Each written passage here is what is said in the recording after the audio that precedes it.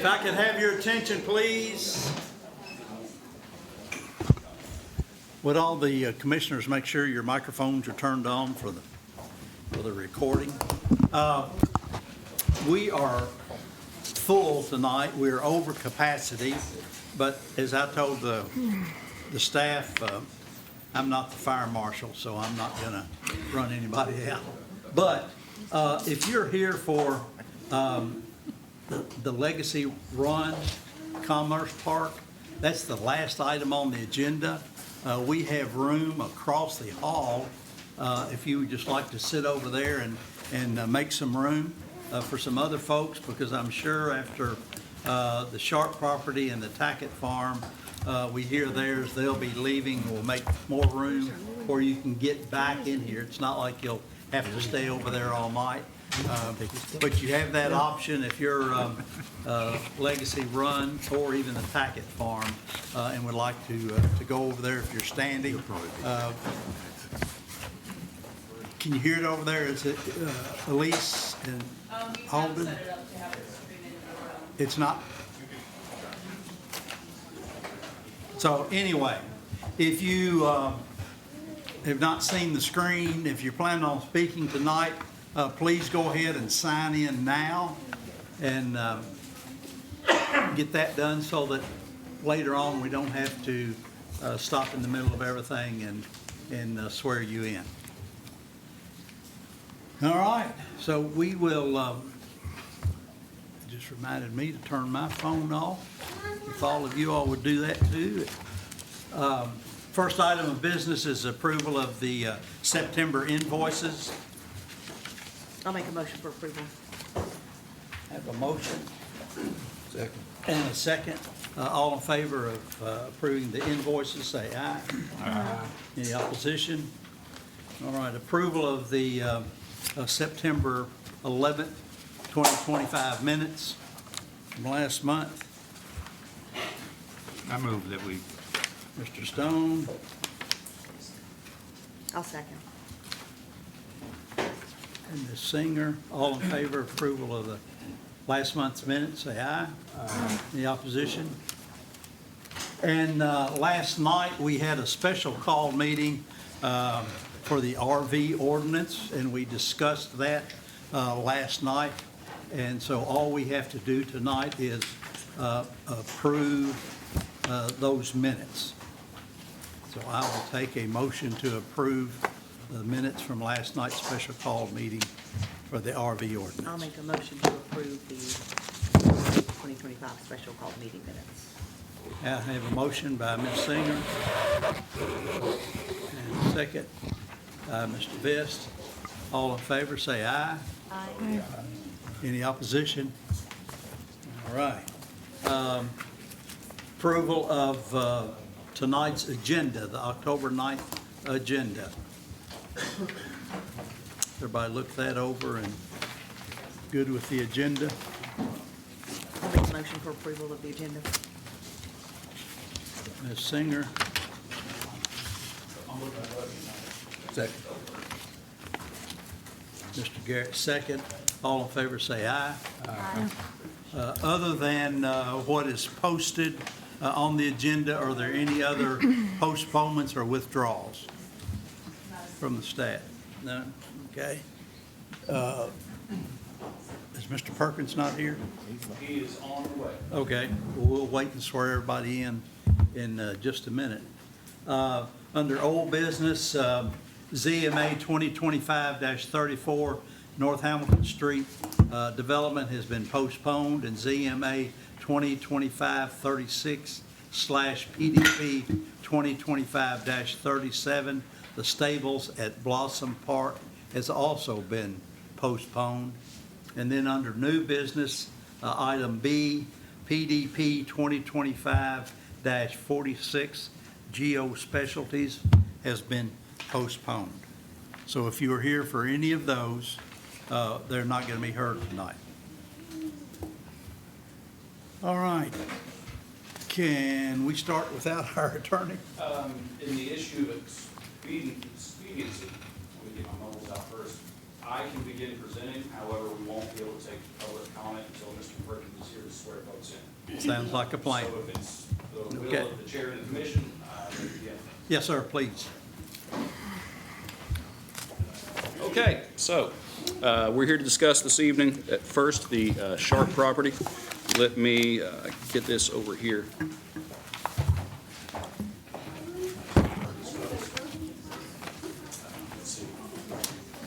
But just first of all, real briefly, I just wanted to thank members of the commission. Had a long week already. Some of y'all done 3 nights this week, some of you 4. So we as a commission and community appreciate your service. So hope we have a good evening tonight. Finish out strong. So again, this is the Sharp property. It's a 2-part application, both a subdivision plat as well as a development plan. It is for single-family detached homes, townhomes, and apartments. It's on the in-town side of Paynes Depot Road, just across from Copperfield. It's a 30 or so acre parcel. The zone is R2 Plan Unit Development. We heard the rezone a few months ago, and we're described this project at that time briefly. It is essentially the same project as you all saw at time of zone change. So here's the parcel in question. Again, it's on the in-town side of McClellan Circle, just across there from Copperfield and South McClellan Springs. Just another view here as it adjoins the nearby developments. As far as the unit count for this development, they're proposing 240 apartments, 15 townhomes, 65 detached traditional style single-family residences, for a total of 320 units across the development. That comes out to a density per acre of 10.78 units.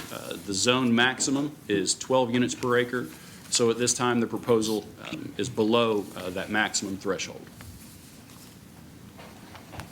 This is an image of the overall development as proposed. Down here in the southeast corner there in the lighter purple are the apartments area as well as associated parking and amenities to include a pool. The darker kind of maroon color there is where the townhomes are to be placed. The peach color is all the single-family detached. The green is all the proposed open space as well as some natural features, ponds, streamways, things of that nature.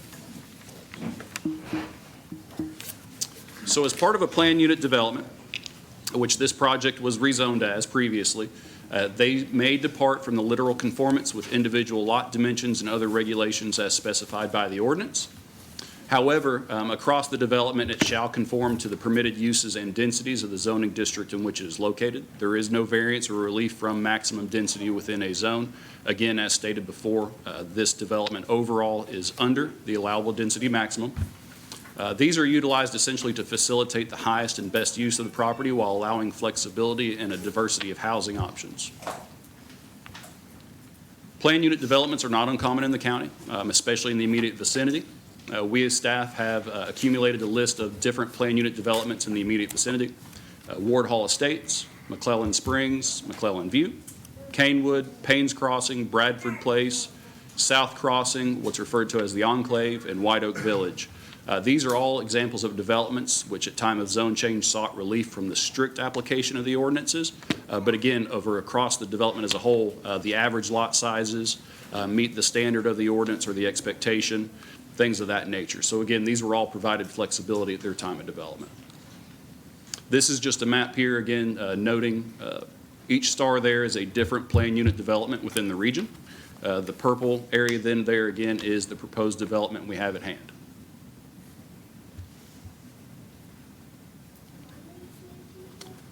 As part of this application, the applicant was required to perform and supply a traffic impact study.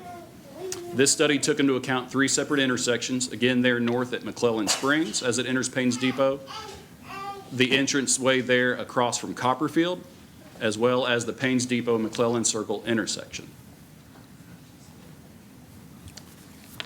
These studies counted weekday peak hour trips, also the 2 times during the day which these are taken are essentially what you would consider morning rush hour and afternoon rush hour, typically 7 to 9 a.m. as well as 4 to 6 p.m. So all these observations collect different turning movement counts, trips in, trips out, and then also an estimate of the impact that the development will have. So the traffic study estimated there will be 173 new vehicles entering and exiting during the weekday morning peak hour and 218 vehicles during the weekday afternoon peak hour. Now, this data is reflective of what they would assume to be a full build-out. In 2035 is somewhat the tentative date that they would expect the entirety of the development is completed. So again, this would be a maximum expectation at time of full build-out. This traffic study also took into account that most, if not all, of the trips would occur at that intersection across from Copperfield as folks came and went through the main intersection. And reason being for that is the only connection that would exist at that time, presumably at the beginning of the development, would be there at Paynes Depot. Eventually, there would be connectivity to other developments, both to the north, south, and west, but those would not exist up until the area built out and grew into itself.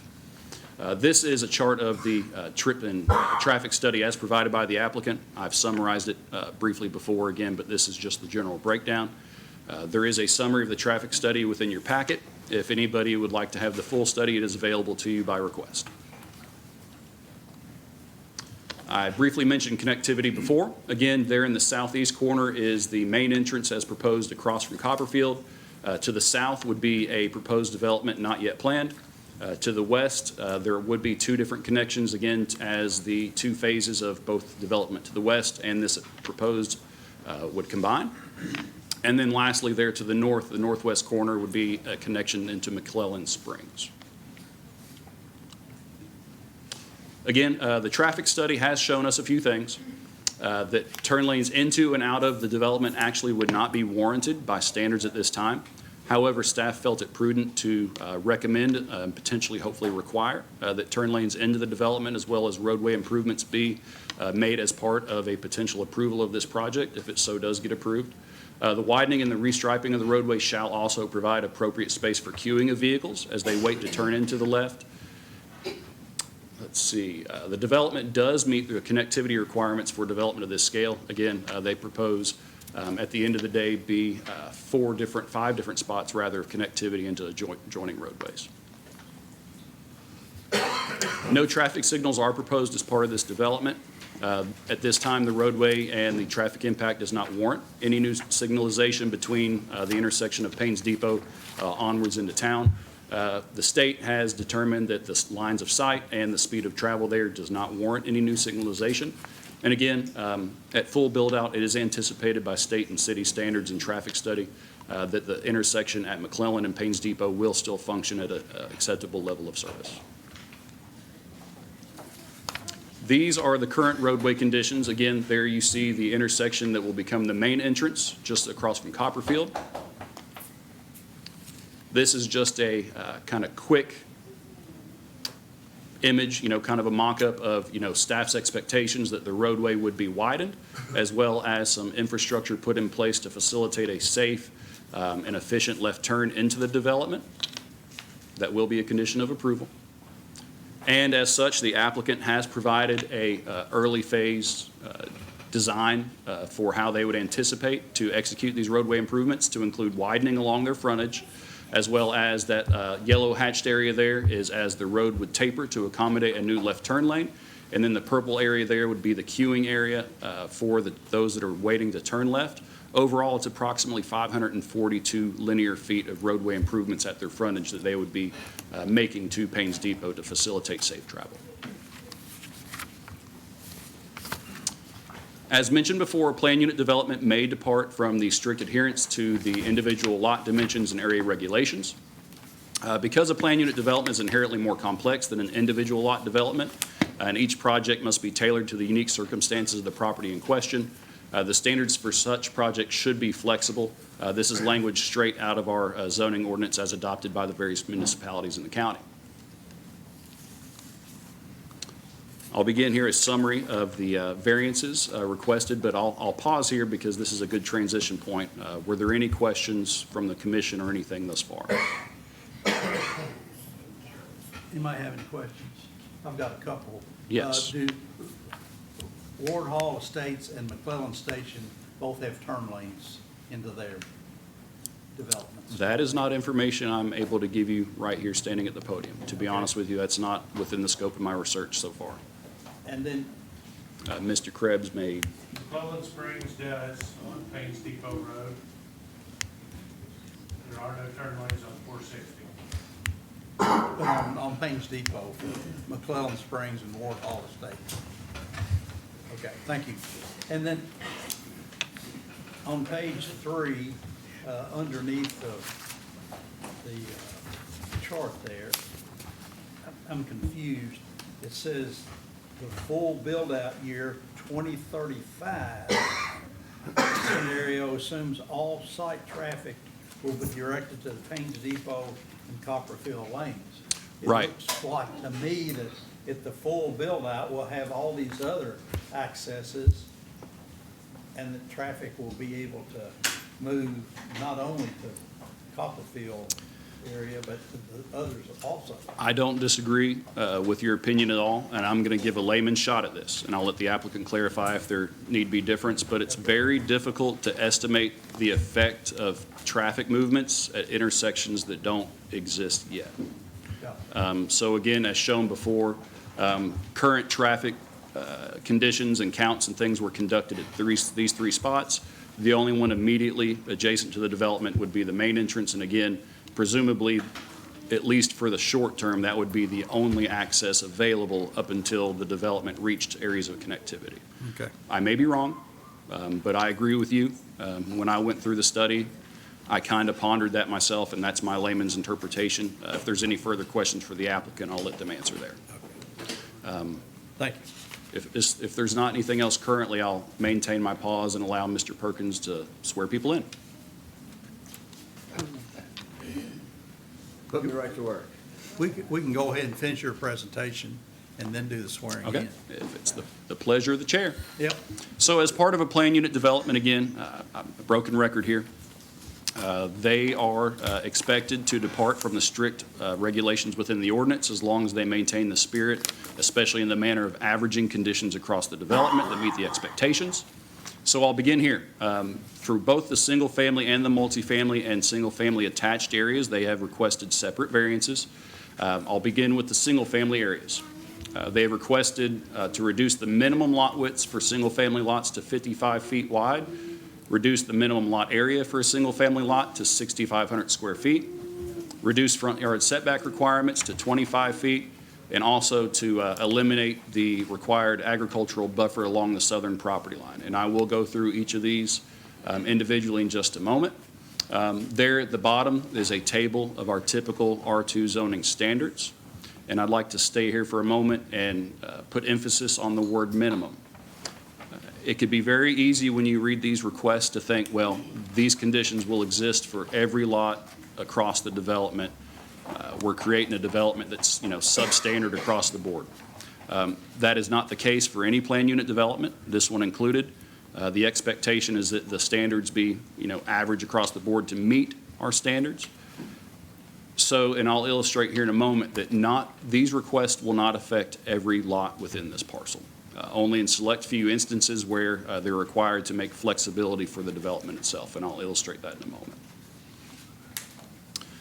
Staff has reviewed all the proposed variances against applicable development requirements while also taking into consideration the justification the applicant has proposed. Variances 1 through 3 in this category, as previously mentioned, are standard expectations within a PUD project. Again, lot width, lot area, and setbacks. Those are very standard requests.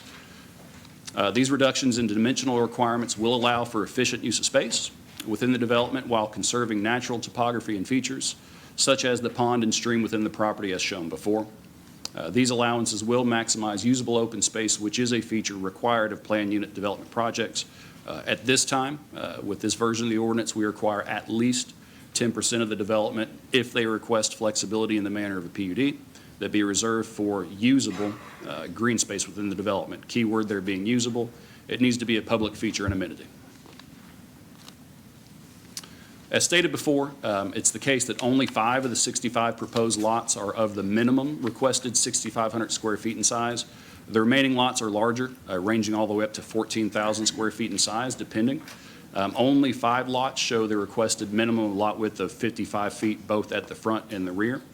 Admittedly, there are some lots that the front is more narrow or the rear is more narrow. However, the way the ordinance is written on the entirety, You must exceed the minimum lot width one way or the other. Again, there are only 5 lots that go to that requested minimum on both sides. In all, the proposed development exhibits no diminution of total equivalent lot area. So again, going back to the minimum request of 6,500 square feet, our typical requirement is 7,500 square feet.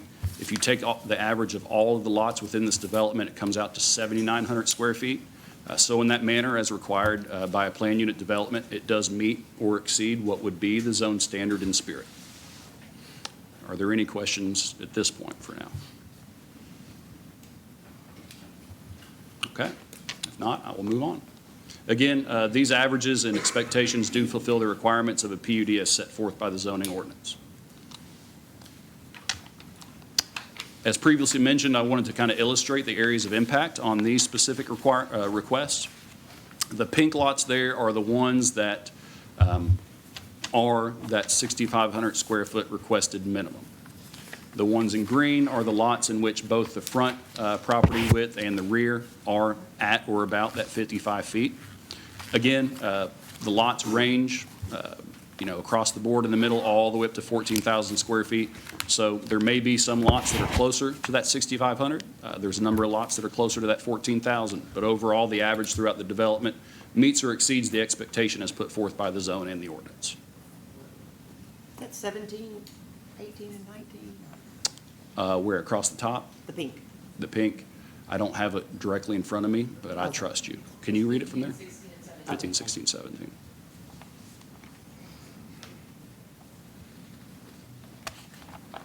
And the green is the setback? No, ma'am, that'd be minimum lot width. And the- Those are the lots that at both the front and rear property lines are pretty well right at 55 feet wide. Okay. Thank you.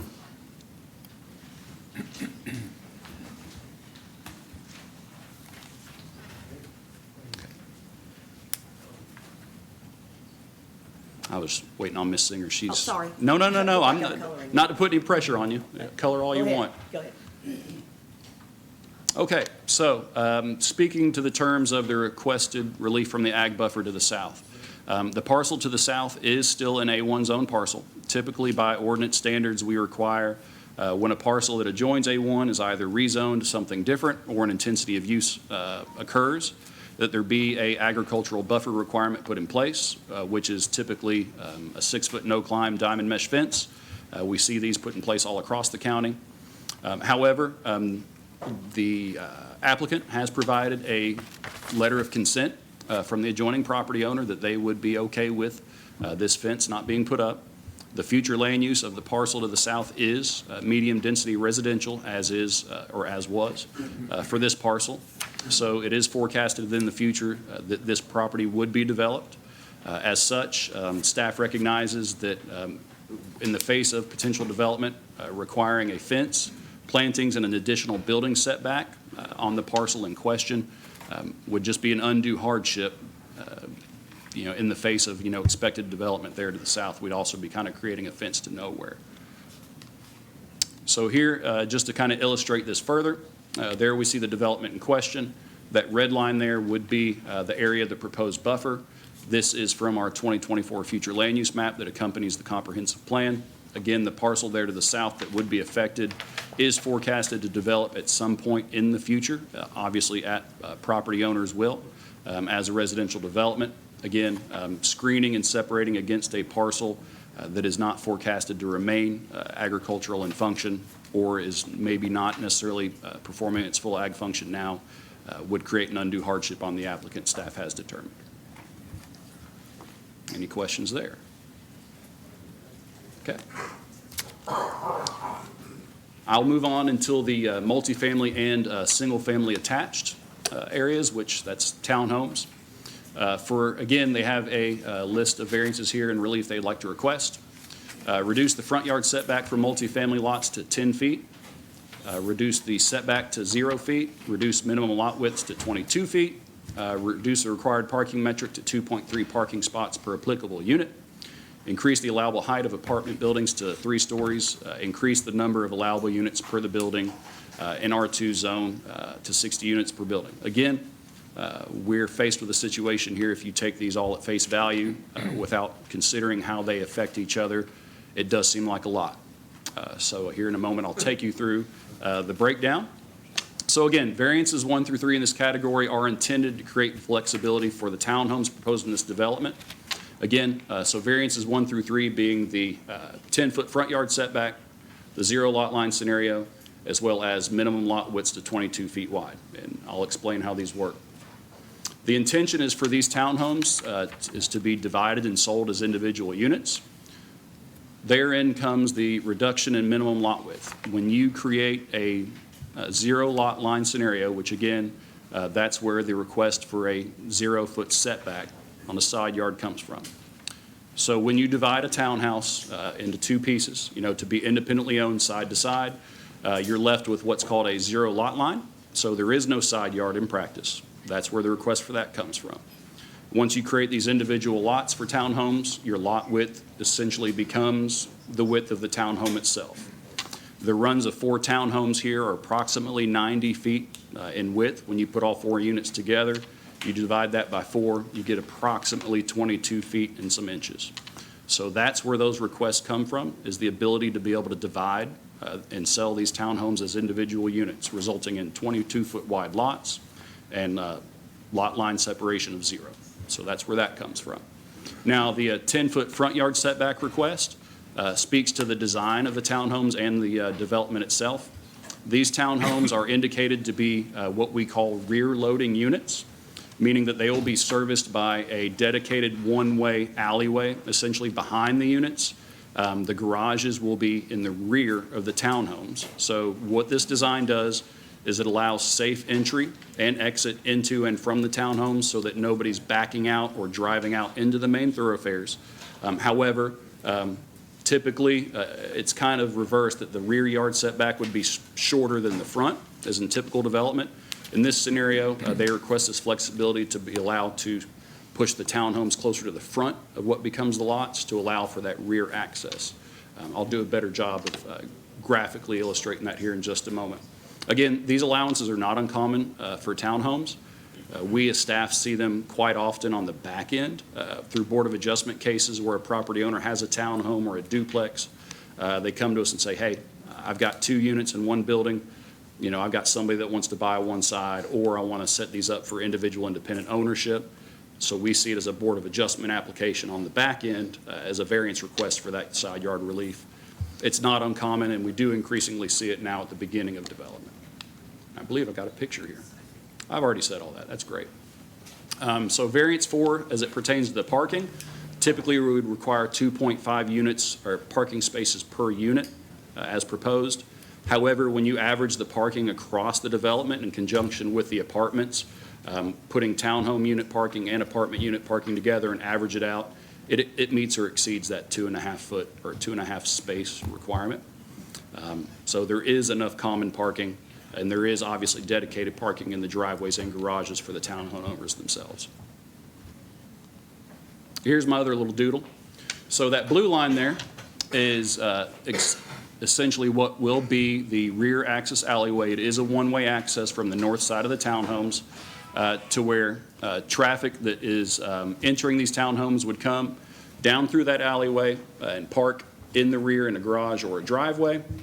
This illustrates why they would be moved towards the front, that no cars essentially would be, you don't have any cars entering or exiting these townhomes, backing in, backing out, et cetera, into a main thoroughfare that runs adjacent to them.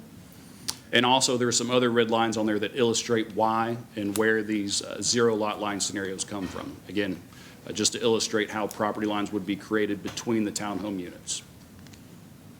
Any questions about townhomes? Is it going to be a no parking zone? Like they cannot I park will there? yield that to the applicant as well as our engineer for The review. road's only 12 foot wide, so if you Right. looked, it wouldn't even leave room to go. That's just for the rear dedicated That's alley only- that's for the access, dedicated yes. road. You couldn't- Now, for the main thoroughfare out front, That's what I I'm talking am, about, yeah, right. I'm uncertain at this time. I'll let the applicant ask that, and that may be a requirement of our engineer as part of the development process, depending on road width and traffic flow. Okay. Variances 5 and 6 pertain to the design of the apartment buildings. Building height is restricted to 2 stories in the R2 zone. Again, this is an R2 PUD. Typically, you don't see traditional apartment buildings in an R2 zone, mostly because of this height restriction as well as a restriction of the number of units per building. However, in the interest of offering a diverse amount and type of housing units, they would like to construct traditional style apartment buildings within this, which again would speak to the request to add more units per building than allowable. I believe it's 60 would be the maximum. I may need to be corrected per building. As far as the height, there is actually a feature within our schedule of area and dimension regulations that for a building such as this, if you're set back an additional foot from the setback requirement, each additional foot of setback gains you a foot in height.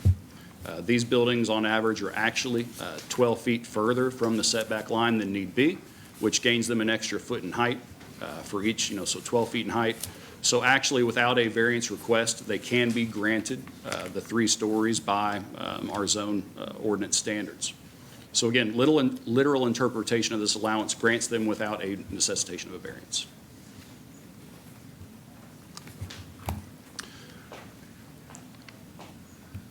Man, I said all that again. So even with the allowance of more units per building, that still does not negatively impact the density across the entirety of the development. I will reiterate, there is no variance allowance from maximum density. Maximum density is a hard line. So taking into account all the unit counts, all the unit types across the development, again, they are about 10.78 units per acre, below the 12 unit per acre maximum in the R2 zone.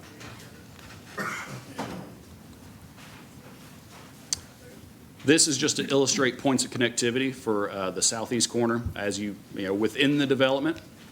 So as you were to enter from Payne's Depot, you could turn left or right into those apartment blocks, or you could continue around the internal road at the north side there, get into the apartments that way.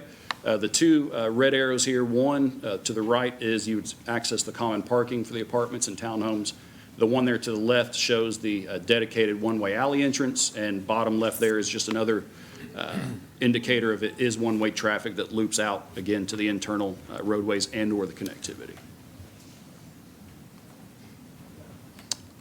In summary, granting these variances will not adversely affect the public health, safety, or welfare, will not alter the essential character of the general vicinity as it pertains to those that there are other plan unit developments in the general region, will not cause a hazard or nuisance to the public, will not allow an unreasonable circumvention of the requirements of the zoning ordinance.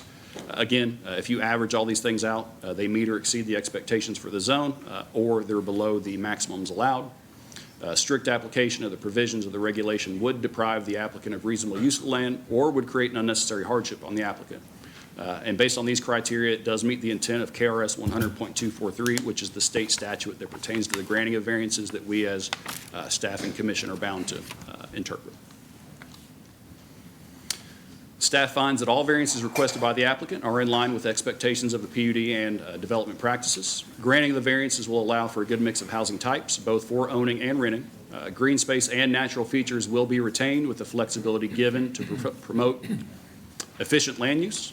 The applicant has demonstrated that granting of these variances may permit such reductions without destroying the intent of the standard regulations within the R2 zone.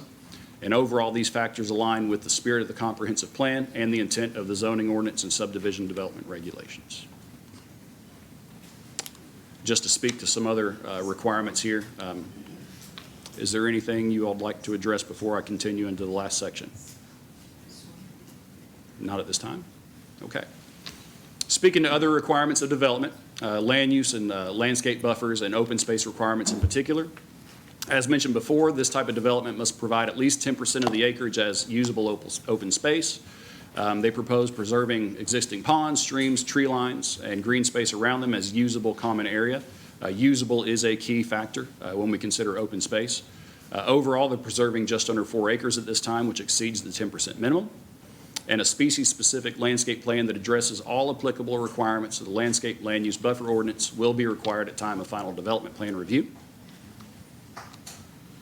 The development will provide open spaces and features that act as stormwater and runoff management areas. Mr. Krebs, you'll have to fact check me here. Just make sure I'm on the right track. This development will accept and redirect drainage from McClellan Springs to the north and Payne's Depot to the east. This general area is pretty well downhill of all adjoining areas, so this will not be sending any other drainage into most other areas of consideration. Drainage discharge through the site through natural features or otherwise shall not be of greater quantity than current conditions. And as stipulation of the final development plan, the applicant will have to demonstrate they meet all the requirements through a very specific set of engineering documents that I will not even begin to be an expert on. But long story short, their input out or output after cannot exceed what current conditions are. Again, this just details the open space and natural drainage areas, things of that nature. And I briefly mentioned our landscape and land use requirements. As part of a development, they must supply a minimum canopy coverage number. I don't have those figures in front of me because they're not due until a final development plan submittal, but they did detail us with an early on landscape sheet. Within multifamily areas, there is more strict requirements for placing of landscaping, specifically trees, especially as it pertains to what we call vehicle use areas, typically interior parking areas, things of that nature. So at this time, just in this southeast corner of the development, these are all the trees and shrubbery lines proposed and required by the ordinance itself. And I will say, through conversations with their engineer, staff did request some additional trees along the frontage of Payne's Depot because we understand that lines of sight are important, especially when you have tall structures and higher density developments. And they worked very well with us in granting us some extra plantings in that regard. So overall, staff does recommend approval of both parts of this application, both the subdivision plat as well as the development plan, to include all requested waivers and variances. If the commission recommends approval of this application, staff recommends the following conditions be attached. Now, this first section is pretty well all our standard requirements for every application that we see. Some ones that I think are very important to be pointed out as it pertains to this application is that the applicant, number 2, shall be responsible for all offside road and road improvements and public water and sewer improvements as well to serve the development. Let's see here. Prior to any construction or grading, final development plan, this being number 5 there, including all required construction plans shall be approved by the Planning Commission staff, and applicant shall schedule pre-construction meeting with the engineering staff as well as review construction policies and establish inspection schedules. To include a grading permit with fee and land disturbance permit with erosion control surety. We spoke also to the stormwater requirements there, number 7. Also especially important when we're talking about higher density development with dedicated parking and internal roads that may need new lighting. Number 8, a photometric plan shall be submitted and approved as part of the final development plan. Applicant shall direct lighting away from adjoining property and not have any off-site impact. What that means is they will have to provide an engineered plan that stipulates exactly the type and placement of lighting and the proposed kind of halo that lighting will create. Number 9, already spoke a little bit to the landscape plan. And these next few are very specific to this development. That they shall complete entrance improvements to Payne's Depot, including center left turn lanes per approval of Planning Commission and City Engineering. Established tree lines along existing property boundaries shall be preserved, and that the applicant, again, must provide that 10% or greater usable open space that shall include only those amenities that are accessible to all residents and the general public. That is the gist of it for now. I do have a little bit of additional information if need be, but at this time, unless there's any other questions from the commission. Any questions? No, sir. All right. Okay.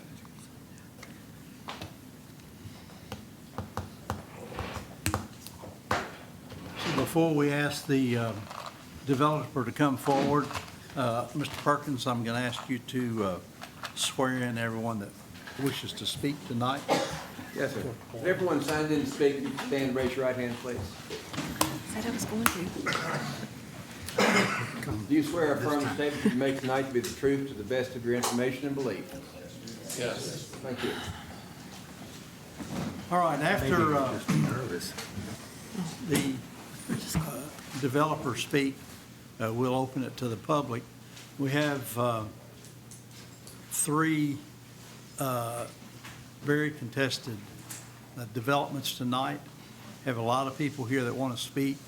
And several months ago, we adopted a time limit on speakers other than the staff and the developer to 4 minutes. So if you would make your comments concise, and we have a timer over here that we'll let you know there, so. Okay, Mr. Barlow, or you representative?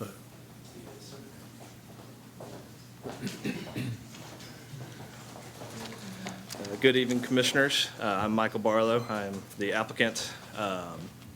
Really, Brett, Mr. Shirley did a great job summarizing and was very in-depth on with his presentation, and I'm really here to answer any questions that anyone might have. The parking in front of the townhomes, that little strip that's in front of it on the front, is that gonna be a no parking thing, or are they gonna be able to park there? Parking will be allowed on that side of the road for the townhomes. It will not be allowed on the other side of the road. With the green space, is there going to be any kind of infrastructure for the stormwater management that will prevent that from being actually usable space? Not usable. We intend to put a stormwater management facility in portion of it, but it will still be accessible for that. But not usable? And usable as well.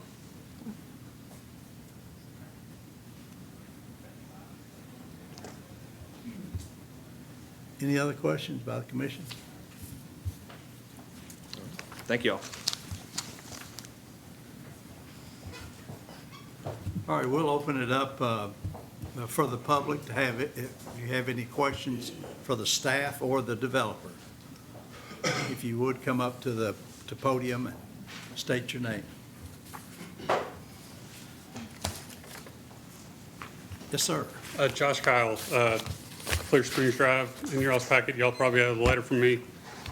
First of all, I just want to point out what your question was about the intended use of the green space. So you see up here in this far left corner is what they're calling usable green space by all of the tenants. There's a little 10-foot wide path that goes behind 5 houses over there to make that usable green space by all members of this entire development. To me, and the green space where they're saying you can utilize it as stormwater management and green space, I mean, they're not doing green space appropriately. Secondly, this neighborhood is right outside of a bunch of neighborhoods with just single-family homes. These townhomes and apartments don't have any place in this area where they're trying to put in townhomes and apartments. Them asking for a dozen at least variances, they're just taking your all's plans and like, we don't care about your plans. We want to do it our way. We're going to do what we want to do. We're going to put 3-story, 60 apartment complexes out there instead of the 2-story, 40-unit apartment complexes, which you currently is in the ordinance. They're going to stack them in there. If you pull into the new Emerson Orchard, there are cars parked everywhere. They're parked. You can't hardly get to GFC soccer complex because they park on that road, which is a no parking area. They don't park behind the building. They park where they're going to go in their front door. Same way is going to be with these townhomes here, these apartment complexes here. It's just way too much density for the neighborhood in which we currently have in McClellan Springs and Ward Hall. There's no place for these apartment complexes. The Mark has enough apartment complexes. Emerson Orchard has enough apartment complexes. Tingle Sames at the last commission meeting said Georgetown's about to the maximum number of apartment complexes they can have to have the single-family homes to apartment complex ratio. She had very strong reservations about this this whole development due to the apartment complexes and the number of apartments in which are going to be put into this development. As I said before, this is an adjoining neighborhood of all single-family homes. There are no apartment complexes anywhere to be seen around this area.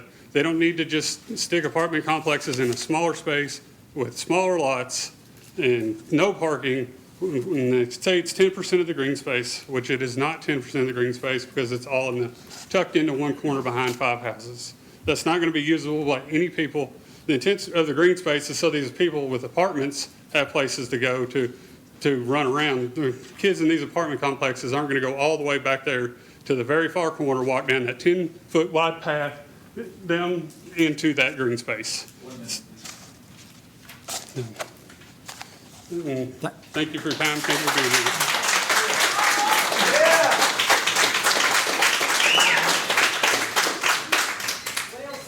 Is there anyone else that has a comment or a question? Yes, sir. My name is Paul Curry. I live at 107 Buffalo Run Court. So if you look on the very top northwest corner there, the little green spot, my property is adjacent to that corner up there. We've lived here since 2018. A lot of the folks here have lived there long before we did.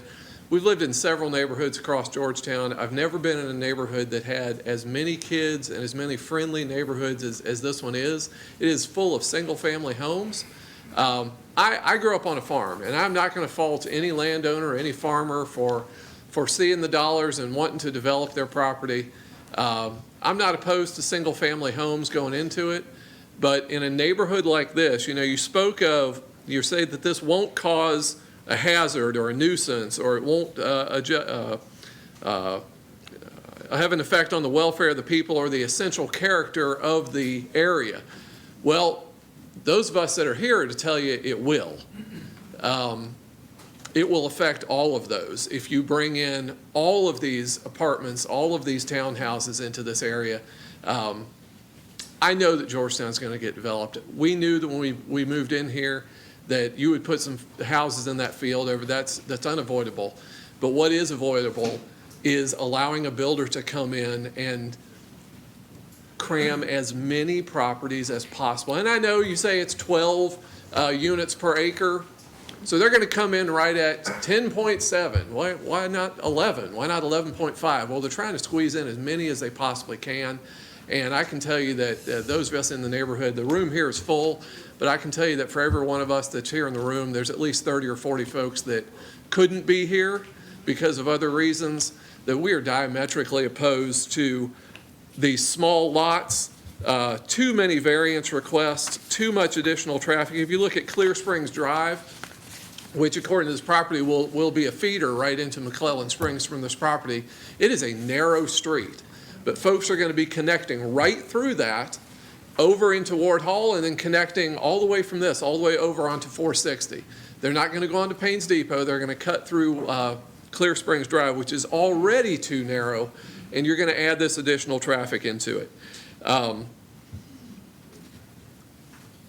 Also, the subdivisions that have been addressed and talked about building on the west side of McClellan Springs, they've been slowed down because we were told that the increased water and sewage capacity on the city was already too low. We have low water pressure in our neighborhood as it is right now.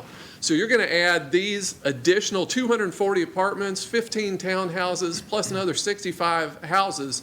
How are you addressing the increased sewage capacity and water capacity that these facilities are going to add? Okay, that's all I've got. Thank you.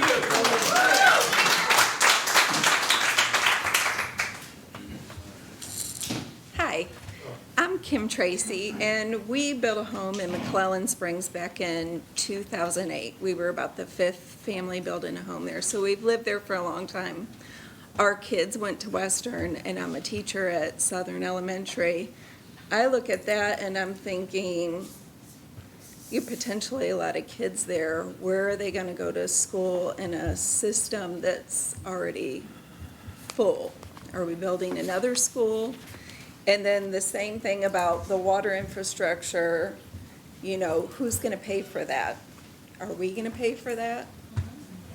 So, and in addition, I don't think anybody really wants the apartments or the townhomes. There's a concern.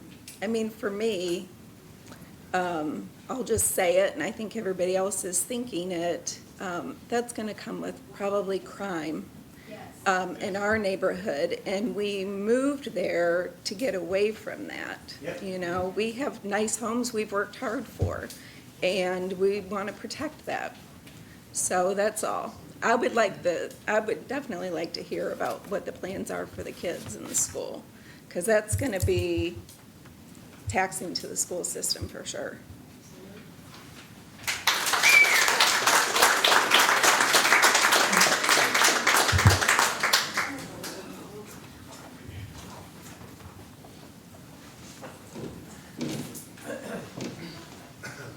Do we have anyone else?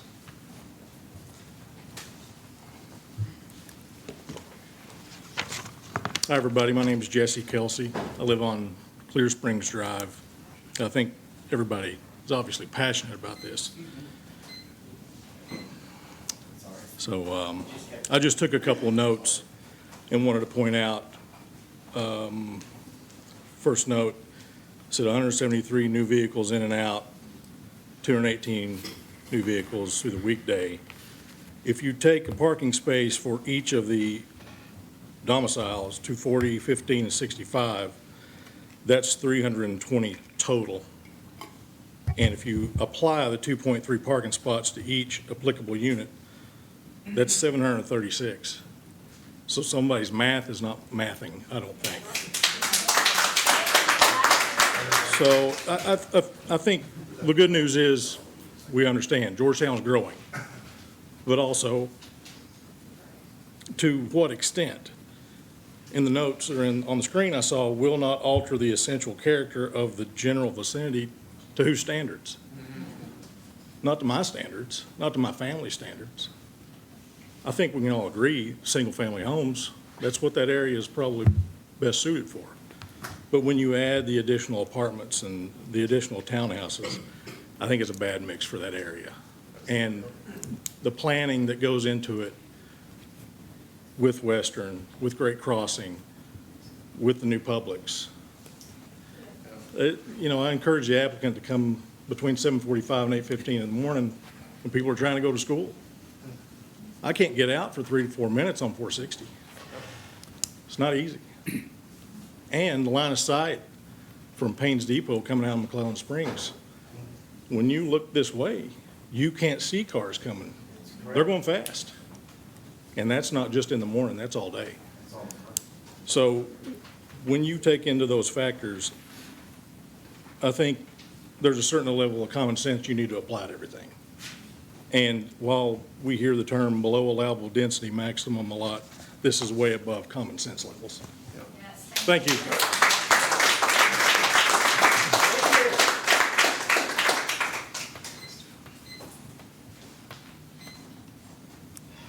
Have anyone else? That's what this is for public input. Michael, you want to address some of these items? Yes, I just want to respond to some concerns that have been brought up. First off, the open space. We have made that 10-foot path to access that corner back there, and it even ties into kind of where the existing open space is in the McClellan Springs subdivision as well. We have it labeled as the park feature to make it usable for the neighborhood. That's our intent with that. We also intend to make the stream area usable as well. We are currently thinking, a walking path down in the spring area towards that pond. We think that'd be great for marketability. So that's our thought on the open space. Some traffic thoughts. Really, this gets back to where we decided to put the apartments.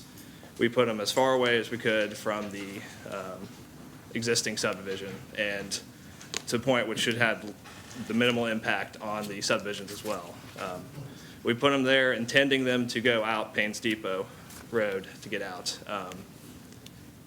I don't imagine that people would be winding through the development to get out that way, but it is there for emergency purposes if needed. And talking about the traffic study, not everyone leaves at the exact same time for all the units. That's the idea. It's a statistical calculation to see who's the peak of when it's going to happen. That's why it's not the full number on the traffic study. And speaking on the water and sewer, capacity. We will have to get sewer capacity approved and water capacity approved from the Georgetown Water and Super Company before we can build anything. We have developed this area along with other developers, and we're going to be tying into a sewer tap that we constructed that will eventually drain to a pump station that was constructed by our company many years ago as well. So, we have skin in the game here. We have lots around here that we don't want to have a negative impact either. That's all. Can you speak to the apartment and townhome demand? I mean, I know as a developer, you're making a decision for mix based off the Hello. market, I would assume. Hello, Commissioners. I'm Chris Hoskins. I'm counsel for Buchanan. There was actually a study commissioned for the local government with respect to housing needs recently, and it was presented at joint session in late August. And basically, the question was, what sorts of residences does Georgetown need? And their conclusion was there needs to be not McMansions necessarily, but there needs to be townhomes, there needs to be apartments, there needs to be one-bedroom apartments and two-bedroom apartments so that they're affordable for folks who are, they call the middle income. One thing that got my attention in that study was they polled employers, and their finding was that, quote, 65% of responding employers believe there's insufficient housing in the region to meet the workers' needs.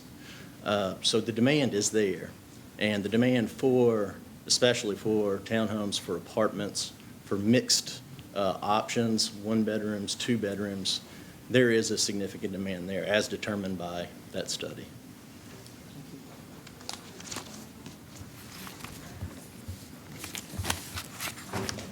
Is there anything that you all, the staff, has to say regarding the schools? I know you all have Yes. done some work in that area. Oh, Sure, are you- please. I thought they were So finished, this, sorry. while this doesn't pertain, and I want to broaden the scope here, not necessarily just about this development, though it does pertain to this development, was part of the conversation. Myself and staff take it very, very seriously to talk with our schools. We had Billy Parker and staff in maybe 2 weeks ago. If we're not talking to them once every 2 months in office, it's not uncommon to speak with them more frequently on a phone call. Staff recognizes that while specific developments in specific areas affect specific districts, bottom line is a child in the county is another child in the county. It does not matter where they're districted, where they live, their pressures are widespread. I believe we have about 10,000 students in the county right now. So as we as staff throughout the planning process, whether it be residential or even commercial or industrial developments that may bring more population in and drive homing expectations, we take it super serious to talk to the schools. I get to plug this about once a quarter. I did work for the schools for almost 10 years in different capacities. My daughter goes to Garth. So we as staff have very tight inroads and very real concerns as it pertains to those issues. So And do this you talk with the superintendent and personnel at central office about capacities Yes. for specific schools? Yes. The most recent conversation, as we all well know, there's a new school going out towards Oxford. That specific conversation revolved around how we could best advise them for districting of that school to best serve that community and also lessen pressures on existing schools. So that was the main conversation there. But also with the realization that this project was upcoming on the docket as well as a few others, that conversation naturally transitioned to, while we're not seeing as much development pressure in the east, it's mostly finishing up what is ongoing. These are the corridors and areas we are experiencing pressures. These are the corridors next as infrastructure continues where we expect to see growth. We help them identify areas that may be suitable for school locations. However, those are public and private partnerships that we don't necessarily get involved in. It's up to the schools to identify new property. That's a very long-winded way to say we talk to them quite a bit about a multitude of issues. Okay, thank you. Mr. Barlow, if you don't mind, somewhere in Rhett's presentation talked about a full build-out in 2035. So we're talking about 10 years to get this development done. What type of phases are you looking at here? What's going to be starting off? And We anticipate constructing the entrance from Payne's Depot first, and then probably connecting to the southwest corner. Can you point on there? Yeah, over here. you got a pointer? Over here. Oh, I'm sorry. Oh, pointer. So we would begin construction here, and then likely that'd be our first connection point from there. Probably build up that way. So you will be starting with both apartment townhomes and single families in the Correct. first phase? Yes, correct.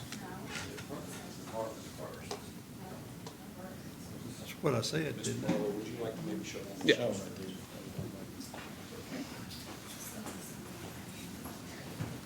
So we'd start construction this way, work down this way first, and then phase up this way.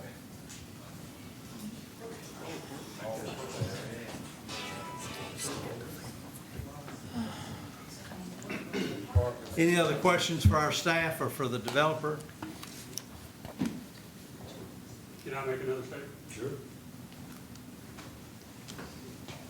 So since I have a chance to rebut. If you don't what we mind, said. restate your names. Josh Kyle, 109 Clear Springs Drive.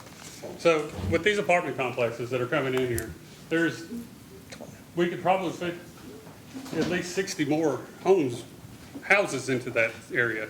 Georgetown does not need any more apartments. The Marks, the Emerson Orchard, that whole side of the bypass, all the way down to the west, to the other side of Georgetown is nothing but apartments. You come in on the interstate, you get down to the interstate, you stop at that stoplight at Payne's Depot, you look up, first thing you see entering into Georgetown is these big, ugly apartment complexes.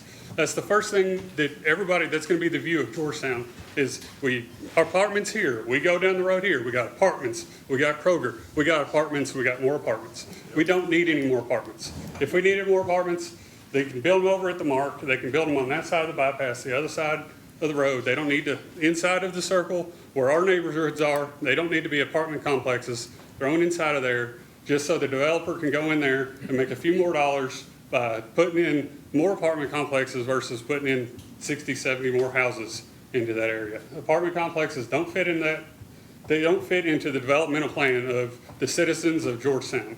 You're all here to represent the citizens of Georgetown-Scott County. You're not here to represent the developer who wants to put in 240 townhome apartments into a development that doesn't need to be there. Represent us as citizens of McClellan Springs, Ward Hall, whatever neighborhoods across Payne's Depot, Payne's Landing, Kingwood.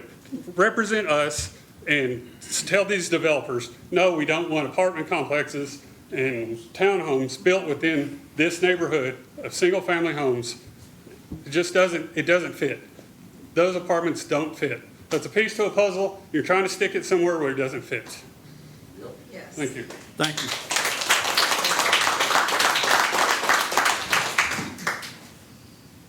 Paul Curry, one of the things that they said that I just feel is really kind of disingenuous, and I know because I live on the green point up there, adjacent to that green point, they said, well, we're going to make that a public space, and they're going to make a big deal.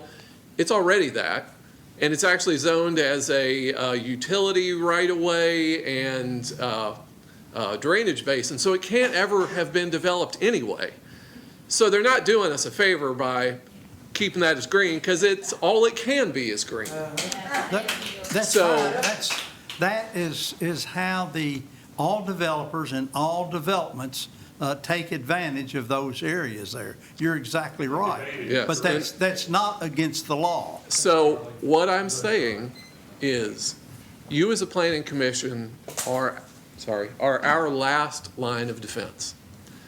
We are asking you, as the folks who live in this area, not the developers coming in to take advantage of a property, we're the folks who live here, that we are asking you to hear our voice and not just listen to the T's that are crossed and the I's that are dotted by the attorneys of the builders who are saying, we're going to stretch all of these variance requests as much as we can.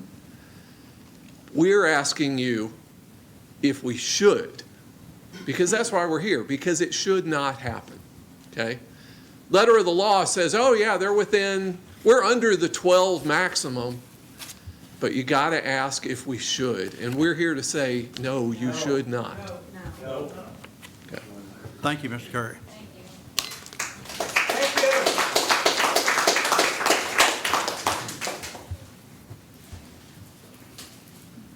All right, anyone else? Staff have anything else? Developer have anything else?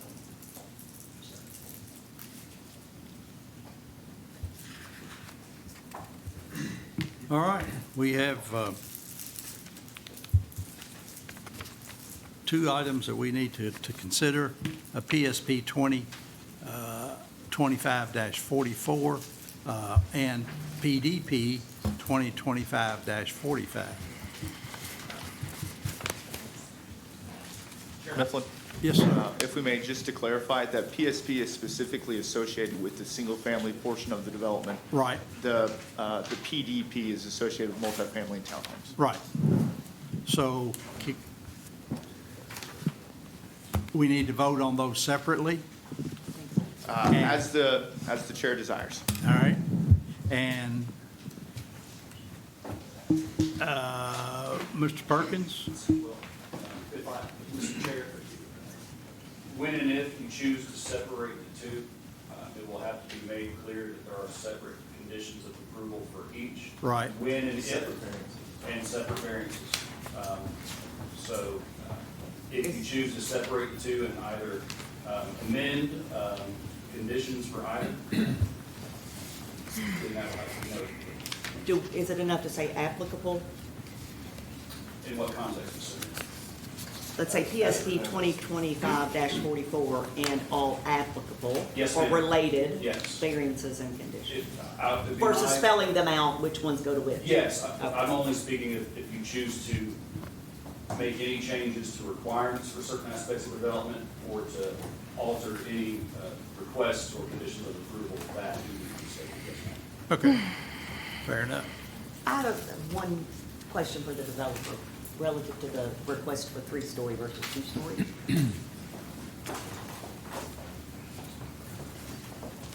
Just obviously, from the developer standpoint, we want to get as many units in as possible, but beyond that, can you talk about the topography and the view of the apartments from surrounding areas for the 3-story versus the 2-story, building height and such? Yes, that's kind of the market norm right now is for 3-story apartment buildings. That's where you have the most demand and most customers looking to rent. It's not too high up, and they don't have to go up into a elevator, and it maximizes the use of the land and provides a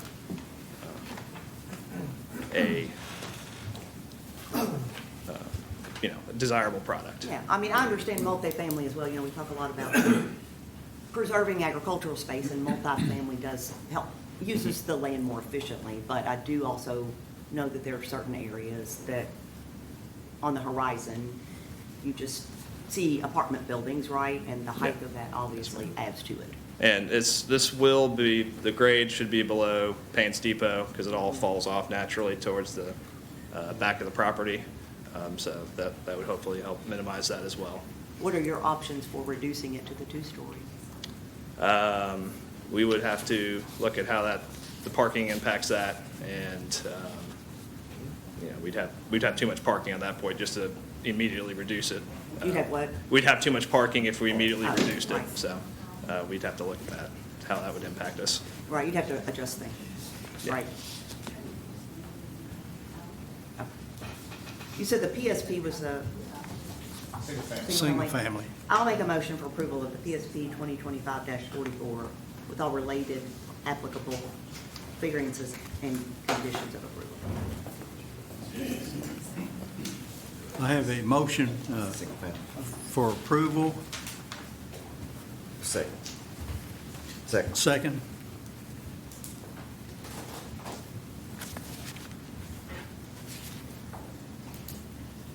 All right, I have a motion and a second. Ms. Singer? Yes. Ms. Canfield? Yes. Mr. Best? Yeah. Mr. Stone? Yes. Mr. Garrett? No. Mr. Green? Yes. Ms. Adair? Yes. And the chair votes yes. Okay. So next on the agenda is PDP 2025-45, and this is for the apartments and townhomes.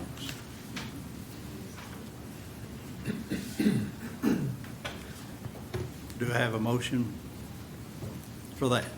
I do understand the need for apartments, in terms of housing affordability, and I understand the demand. I do have a concern with the three-story variance. As a variance, that would be something that you. Right. So I don't know, I'd love to hear other people's thoughts on it. I mean, I know The, multifamily maximizes the use of the land, right, which is something that we strive to do so that we don't develop more land.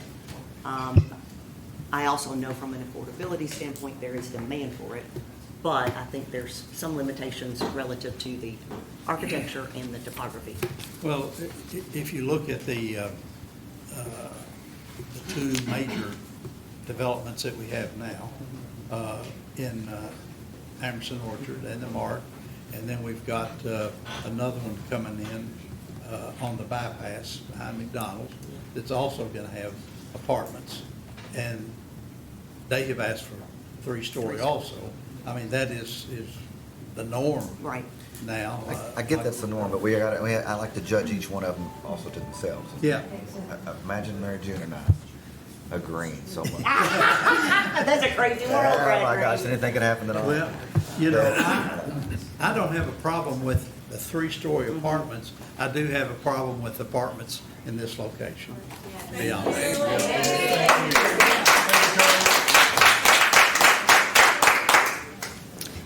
It's very consistent with the comprehensive plan, though. Yes, it is. This development is very, very consistent with the comprehensive plan, and I will say that, and that is our guidepost. I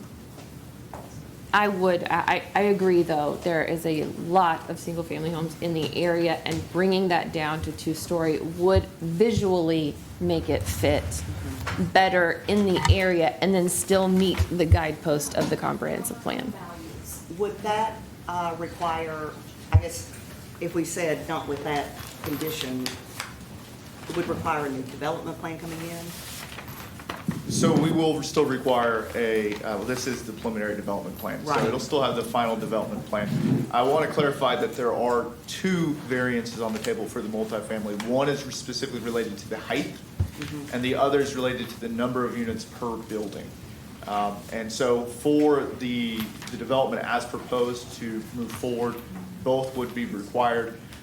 If you were to remove that three-story variance, you would still need the variance for more than 12. Would you without the 12 three stories? You would still need that variance without the three stories? Yes. Yeah, just if it's 60 units per building, 20, 40, 60. Okay. Did that clarify that? There are two variances associated with multifamily. Yes. Which is, those are 5 and 6, right? Under the multifamily law? One more time, I'm sorry, I was answering another question. 5 and 6 under the multifamily. Yes, that's correct.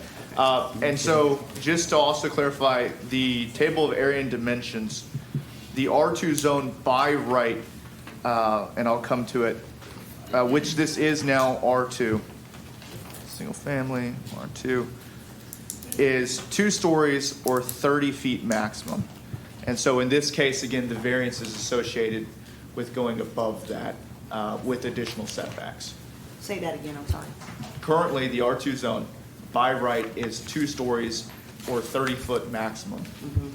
And so in this case, without that variance, the building could still be 2 stories.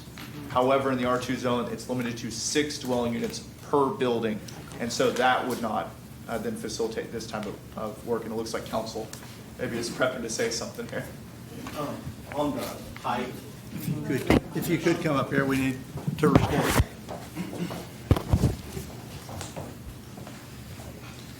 On the height, as Rhett mentioned, there is a mechanism where you can add height based on an increase in the side yard setback. There is, Rhett, I don't know if you, if it talked about if it was a waiver or variance, but it's actually allowed in the ordinance. It says 30 feet, and then every foot you add to, or 2 foot you add to the side yard, then you can add a foot. So that was the that's our position on that, and it's a footnote actually in the ordinance that allows for that mechanism. So I'll go ahead and I'll read that into the record just to clarify. Height of buildings may be increased to 50 feet, provided each side yard is increased by the same amount over the required yard minimum, that the building height is increased over the otherwise required height maximum. And so staff's perspective on this, and the reason it's considered as a variance, is that word may creates a discretionary clause. And separately, by referring to height as opposed to stories, again, it indicates that it's still something that should be requested by the applicant as opposed to by right. I think may make that discretion. So what if we decide not to accept any of the variances, and that was to pass a vote without the variances? Then would they come back and try to get this approved just directly to the planning commission office versus, is that how that would work? So again, I do not want to speculate on the intent of the applicant barring the decision of this body. However, again, staff, if not presented with the variance, has the ability to approve development plans ministerially. If no variance was requested, that could be reviewed in-house. However, again, I'm not going to speculate on the intent of the applicant. It's clear that they've presented a list of variances that they desire at this time for this development, and staff won't speculate further on where they might go, barring the outcome. And there is, you'll see in our request, we consider some of these waivers and some, and the 50-foot buffer with respect to the agriculture on the south side, we do consider that a variance. So just I will specify one other thing, just to be clear. Within the multifamily variances that were presented, there was a series of 6. Only 5 and 6 are specific to the apartment buildings. 1, 2, and 3 would be essential for the facilitation of townhomes. And so even within this discussion, I think it's beneficial to understand that separation there. I do have a question for the developer side. So with the apartments in the townhomes area, I see the concern for the green space and why we kept coming back to that. I don't see anything like that on the actual apartment side. So, obviously if they're 1 or 2 bedroom apartments, there may or may not be children involved. Where's the outdoor activity space in the plan for that side of the community? We have a pool proposed here at the Okay. entrance. We have some open space down here along the backside here, and then we have some open space kind of along the right of way as well. But it's Is there an opportunity? Please. Is there an opportunity to add some green space? We could look at increasing it in front of the, along Payne's Depot, potentially. And Where's there is that? some there as well. I'm sorry, where's That that? pool, I guess? Why would you want to increase it on the through here road? as well. Yeah, I don't think we'd want to increase it on the road. That wouldn't make sense. It's off, yeah. Their 12-foot setbacks is all parking lots. Yeah, it's it is a current, trying to think, it's probably 30 feet off the right of way, which is 5 feet off the road. It's probably 35 feet off of it. Okay. And again, we are complying with the Understand. ordinance, yeah. I do think it's a relevant factor that there probably will be children within the, typically apartment dwellers, townhouses have, Yeah. have high density of families.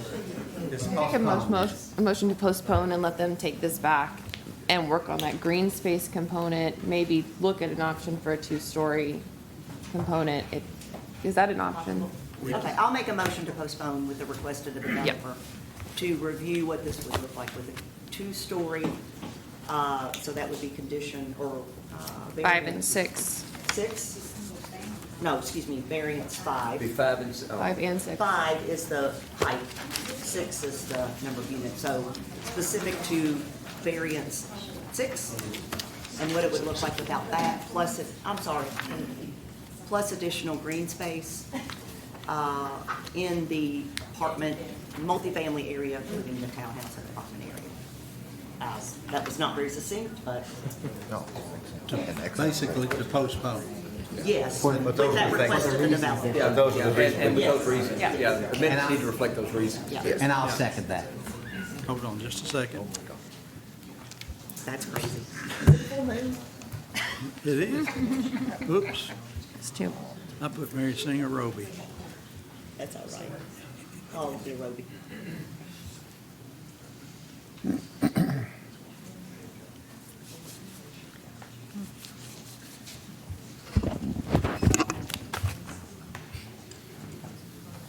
All right, I have a motion, postpone, for the reasons stated, and they can, talk with the staff, and we can go from there. Ms. Singer, Yes. Ms. Canfield, Yes. Mr. Jesse, Yes. Mr. Vest, Yes. Mr. Stone, Yes. Mr. Garrett, Yes. Mr. Green, Yes. Ms. Adair, Yes. and the chair votes yes. All right. Thank you all for your time and being patient with us and It's courteous of other speakers.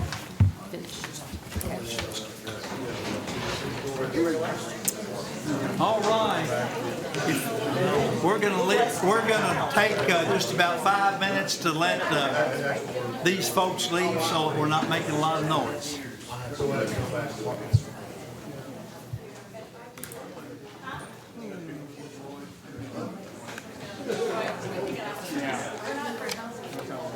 Changing at the dark.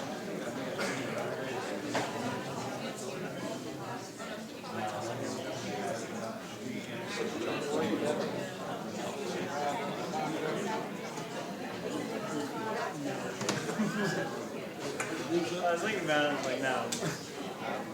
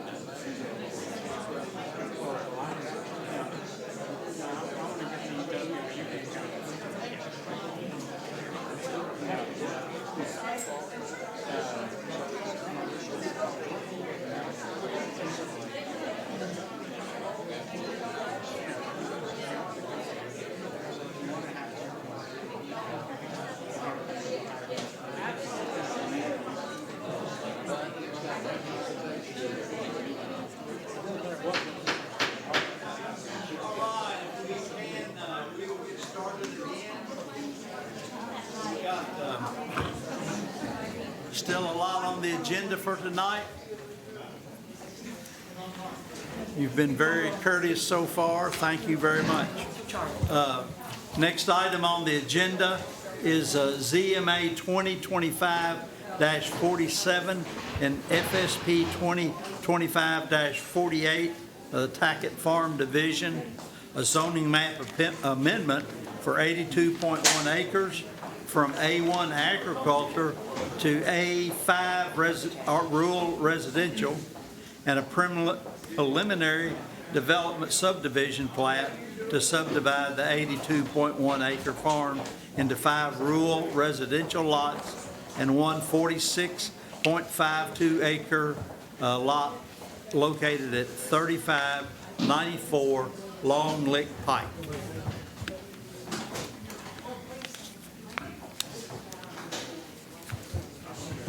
All right, if we don't mind, I'll get started here. Please. At the workshop, it was requested that the presentation be split in half. And so I will start with the zoning map amendment. I believe if you've not opened the public meeting, it is a public hearing, so we may wish to, at least for our conversations, do the public hearing component, and if that goes anywhere, move to the final subdivision plat. Is that the request of the board? So I'm opening the public hearing at this time. Yes. For ZMA? For the ZMA. Gotcha. Thank you. The application before you is ZMA 2025-47, a zoning map amendment for 82.1 acres from A1 agricultural to A5 rural residential, located at 3594 Long Lick Pike. It is 81 acres, currently zoned A1, and is proposed to be rezoned A5. The proposed use on the property is to subdivide the property into 5 parcels measuring between 5 and 10 acres, and then leaving a 46.5 acre larger farm parcel. This is the location of the proposed farm. It is at the southwest of the intersection of East Honaker and Long Lick Pike. For general reference, Long Lick Pike is a state-maintained route, and East Honaker is a county-maintained route. Per the zoning ordinance, rural residential district is designed to provide for very low-density residential uses in order to protect and preserve the existing low-density rural areas in their present or desired character. The zone is intended to operate as a hamlet-style area or a pocket where lots may be smaller than the larger A1 zone farms, but would still meet the minimum lot size and density requirements set forth in the zone. For general reference, the A1 density and minimum lot size is identical to the A5 minimum density and lot size. Furthermore, the permitted and by right uses in the A5 zone are similar to the A1 zone, wherein single-family residential dwellings, the production of agricultural or horticultural crops, and the keeping of forage, consuming, and grazing animals are permitted in the zones. The one difference is the size of the lot capacity, so it does list a minimum and a maximum lot size, as well as the conditional uses that could be potentially applied for by an owner of a property zoned A5. The conditional uses in the A5 are less intensive than those of the A1 zone. For example, kennels and some outdoor storage activities, commercial landscape businesses are not a conditional use permit option in the A5, but they are one in the A1. So it would be kind of eliminating some of those more intense activities that you could potentially see in the area. This is the proposed layout for the property. So along the the top of the TV screen going forward will be East Honaker, and along the right side will be Long Lick Pike. I believe I have not changed any cardinal directions on anybody, so that should hold true for the remaining portions of the application and for the review. When we are reviewing zone change applications, we refer to KRS 100.213, which lists the findings required and are necessary for a proposed map amendment, which states that before a map amendment is granted, the Planning Commission must find that the map amendment is in agreement with the adopted comprehensive plan, or in the absence of such finding, that one or more of the following apply, and such finding be recorded in minutes and records of the Planning Commission or the legislative body or fiscal court. Item A is that the existing zoning classification given to the property is inappropriate, and that the proposed zoning classification is appropriate. And item B being that there have been major changes of an economic, physical, or social nature within the area involved which were not anticipated at the adoption of the comprehensive plan and which have substantially altered the basic character of such area. This is the future land use map, an excerpt of the future land use map from the 2024 comprehensive plan. At this point in time, we are about 15 months into the full adoption of the comprehensive plan by the Planning Commission Board. So this is a generally fresh map. And you can see with the green coloring that this area is designated as an agricultural use. The future land use map, as I've stated, is planned for agricultural, and the plan itself lists the following description for future land use agricultural. It is the general designation of rural lands throughout unincorporated areas of the county, existing outside of urban service boundaries, and including existing rural cluster subdivisions and rural subdivisions. This category allows for the use of land for production of agricultural or horticultural crops, and dwellings for persons engaged in agricultural use on a tract at a maximum density of 1 unit per 5. The standard zone for agricultural use also allows for detached single-family residential use, even if no traditional agricultural use is conducted on the lot, if the lot otherwise meets zoning regulations. There are special, unique subtypes of agricultural use, which are permitted in certain agricultural zones, but those two are not being considered at this point in time.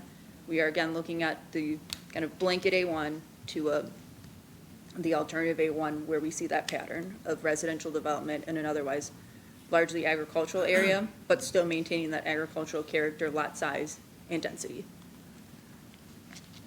After review of all these things, staff believes that as a subtype of the A1 agricultural zone, the A5 zone is an appropriate zone and meets the future land use designation of agricultural at this point in time. So staff finds that this is in alignment with the plan.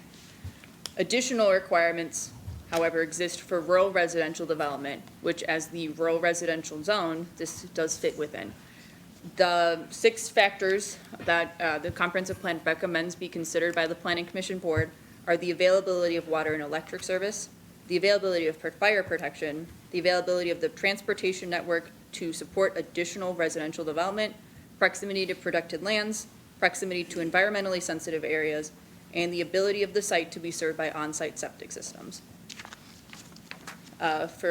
In the staff report itself, I do a very detailed analysis of each of the 6 items to kind of articulate what the condition of everything is, provide context, and then provide staff's general recommendations and findings related to those items. For the purposes of the presentation, unless you guys really wanted to read a huge block of text, I just put it into a chart. But I will start at the top with the availability of water and electric services. At this point in time, both the water provider for the area, Georgetown Municipal, and the utility service provider for electricity, Kentucky Utilities, can serve the site.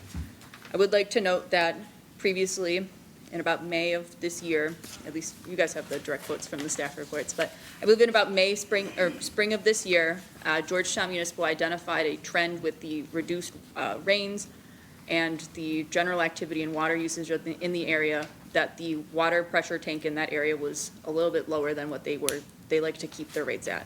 So they had put a pause on any future subdivision applications in the general area until a plan could be organized in order for it to potentially take on additional activity, additional structures, additional just connections. Doesn't matter what it's for. If you wanted a new spout in the middle of the field, if you wanted a new house or a new shed that had water service, they had put a pause on a lot of those until such time that they could ensure that that pressure has been brought up. In August of this year, so about 3 months later or 4 months later, the utility kind of came before the legislative bodies, being fiscal court and city council, and had stated that they had come up with a series of proposals and plans that would address that issue, and therefore they could allow for people to start receiving signatures in this general area again. So in conversations with the utility provider at technical review committee and just in conversations and an understanding of the proposals that they have, staff believes that the utility can continue to serve the property, and that water is not an item that is slowing down potentially any activity in this area as the issues have been resolved. The second item is fire protection. In this area, as we've kind of stated, the water lines are necessary for fire protection and with every area. While the lines may not be essentially wide enough at this point to handle additional areas, there is an existing farm pond on the property, which I'm not sure if I have a picture of it. I'll show it to you guys briefly. But there is a large farm pond on the property, which has been identified as suitable for an alternative fire protection mechanism, such as a dry hydrant. And the fire department has stated that if that hydrant is installed per their regulations and kept in good condition, that it would meet that fire protection requirement for this area, and therefore I've given it a green for the fire protection is available in this area with that dry hydrant. The availability of the transportation network to support additional residential development. Long Lake Pike is a state-maintained route, and all of the entrances proposed onto the site, or to the individual lots, I should say, are going to be off of Long Lake Pike as a 18 and some foot wide road with potentially a little bit of shoulder depending upon the location. It has kind of had a rural minor collector role for a long period of time. I have the average annual daily trips in the staff report. I believe it is about 700. And with each of those lots having one house on them, you're looking at approximately, I believe, 7 in the morning and 10 in the afternoon trips. It's less than 10 trips, I believe, per day or 10 trips per peak hour window. And in that instance, adding additional 10 trips to a road that already sees 700 users a day, or is 700 users a day, would not be so much activity that it would take away from that road's functionality and that road's usability. So staff has identified that the roads do meet the requirements and can support the 6 additional users. Proximity to protected lands, there are none in the area or on site. Proximity to environmentally sensitive areas. The subdivision regulations define environmentally sensitive areas. It includes items such as steep slopes, floodplains, aquifer regions, and the reservoir. And in this instance, the area or the proposed development or subdivision area is not in one of those environmentally sensitive areas. Long Lake Pike does have some floodplain on the east side of the road. However, there's no floodplain on this side of the road at this point. And so therefore, the proximity to environmentally sensitive areas, staff finds that there is none on site that would impact this development or the development of the site. The last item is the ability of the site to be served by on-site septic systems. The minimum lot size established for the zone is that minimum so that systems can be installed on site away from houses or to the size and scale that are necessary to support the proposed uses on the site. And WEDCO would be the responsible party for determining if it would be suitable. We have spoken with WEDCO previously. They've never identified, at least in my time here, that they could not serve a site. There are numerous technologies available that can provide on-site septic systems. So staff identified that the minimum lots have the space for a WEDCO determined system and therefore have the ability to be served by an on-site septic system. Ultimately, staff makes 3 findings and recommends that the Planning Commission Board adopt 3 findings as associated with this plan if this was ultimately approved. Staff finds that the proposed rezoning for rural residential use fits the agricultural future land use designation for the property and meets the requirements for reviewing applications for a rural residential development outlined in the 2024 comprehensive plan. Staff finds that the concept plan is presented as appropriate for the A5 zone. It shows all the appropriate minimum lot sizes, shows appropriate building setback areas, and ultimately meets those expectations. And item 3 being that after analysis, staff finds that the zoning map amendment satisfies the requirements of KRS 100.213, specifically sub-item 1, which states that the proposed map amendment is in alignment with the adopted comprehensive plan. Subsequently, staff recommends approval of the zone change application for the 82.1 acres from A1 agricultural to A5 rural residential on the project site, address 3594 Long Lake Pike. Should the commission recommend approval of this application, staff recommends that one condition be associated, which is just act in full compliance with with all of the regulations our office enforces and manages. At this point, if the Planning Commission were to take action associated with this, it would be a recommendation in favor of, which would then have to be taken to fiscal court for ultimate review, consideration, and potential adoption of the zoning map amendment. I have one question. Okay.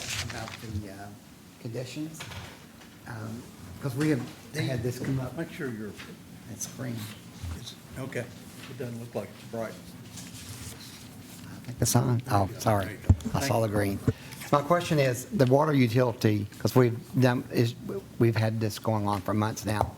So when they have those conversations with you all, do they submit that back to you in writing that they can provide water to these sites?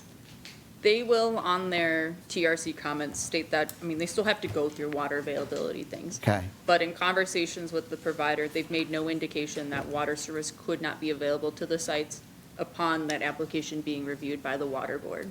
Yeah. Okay. But going forward, is there like a mechanism in place where it'd be more of a conversation that they, going forward, they provide you with some type of, in writing that they agreed they can do this? I'm just curious. I would have to look into it. Could you do that? And speak with Chase about it to make sure that if something of more substantive value is available. I also, the applicant is present. They may be able to speak in a little bit more detail on any conversations about a more concrete answer or guarantee that water service is there.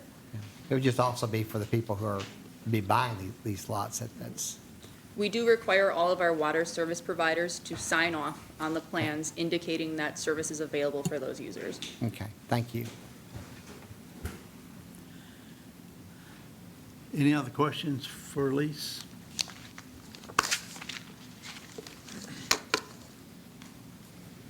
Does the applicant have anything you need to say at this time?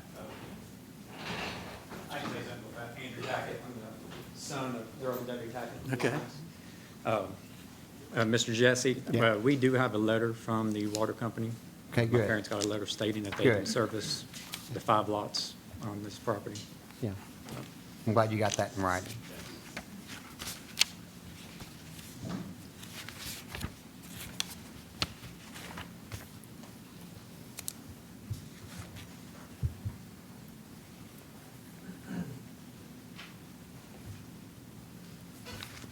Any other questions or comments? Yes, ma'am.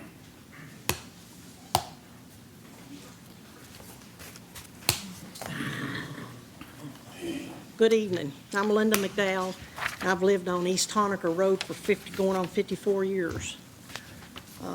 It's all been farmland. I understand my view is not going to make any difference, but it's going to affect our farm, impact it big time. The whole back of our farm, if anybody got a pointer I can borrow? The pointer.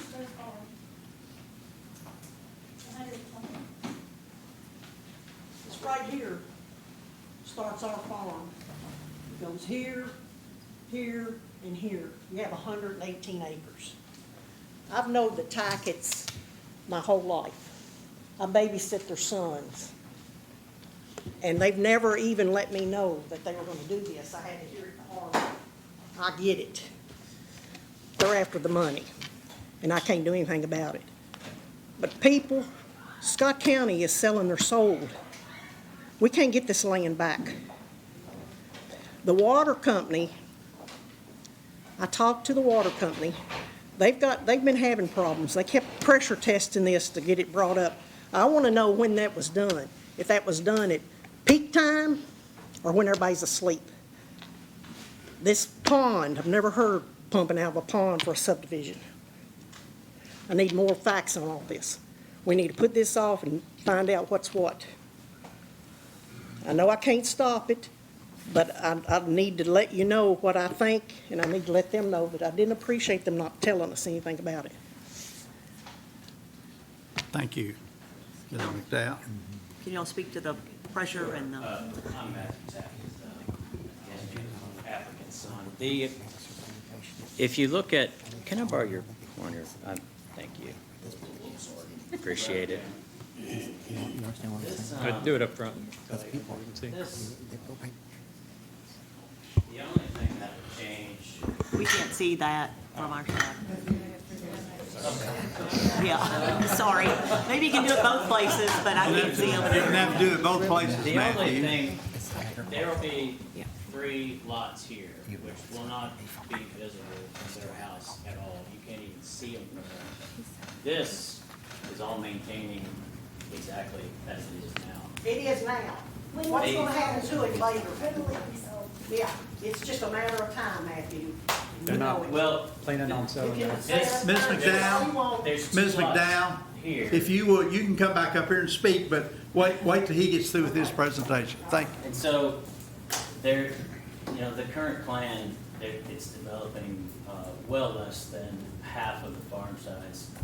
And the only part that's getting split off is this portion here. These 2 lots on the front, all entrances will be off along the, and then these 2 lots on the front, obviously will not border that area. And as far as the water is concerned, they paid for a hydraulic analysis to be done. And this all went through the technical review committee twice. And completely, the water company has no concerns. They have a certified letter to that effect. And to speak on the fire protection side of it, I'm actually Assistant Chief of Stamping Ground Fire Department, and we work with Scott County Fire Department. The nearest hydrant right now is, if you're familiar, Stamping Ground is 2.5 miles away on West Honaker, where it meets Locust Fork. That's the nearest hydrant. The next nearest hydrant to that is 3.2 miles away at Walnut Hill, or Walnut Creek subdivision on Long Lick. We, at our expense, they're putting in $15,000 to put a dry hydrant to tie in to that pond that the fire department will have access 24 hours a day, 7 days a week. We're providing fire protection for free for the dozens of homes in that whole area at our expense. Which should lower their home insurance. At least sometimes that lowers home insurance to have a hydrant, close. So that's an additional, safety increase for the area that doesn't currently exist. Where is the nearest hydrant otherwise, did you say? It's 2.5 miles away on the corner of Locust Fork and West Honaker. Could you point out where that pond is that you're talking about? Sure. And how big is it, do we know? It's 2 acres. It holds over 2 million gallons of water. It will go here, and there's an existing driveway here with an easement coming off of Long Lick straight back to that hydrant, so that fire trucks can refill there, and any of these homes, including Lyndon McDowell's, would have access to that hydrant for the purpose of the fire protection. Okay, thank you. So that would be noted on the plat, final plat, that they'll have an easement, the fire department have an easement. And, it's already a maintained road, and we're gonna do some improvements to make it even better for the fire trucks, but. Thank you much, both of you.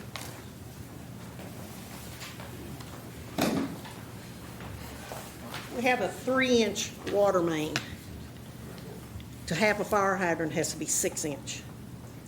So if you're going to approve this, what they're planning on doing needs to be installed and the road fixed and everything done before you approve these lots. It needs to be fixed. If it's at their expense, then they need to do it.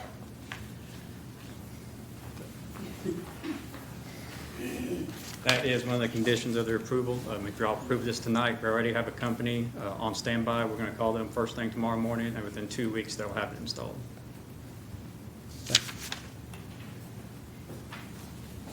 And the fire department will come down and do the final sign off on it. They'll check it and do pump testing and everything on it. Any other questions, comments from the, yes, sir.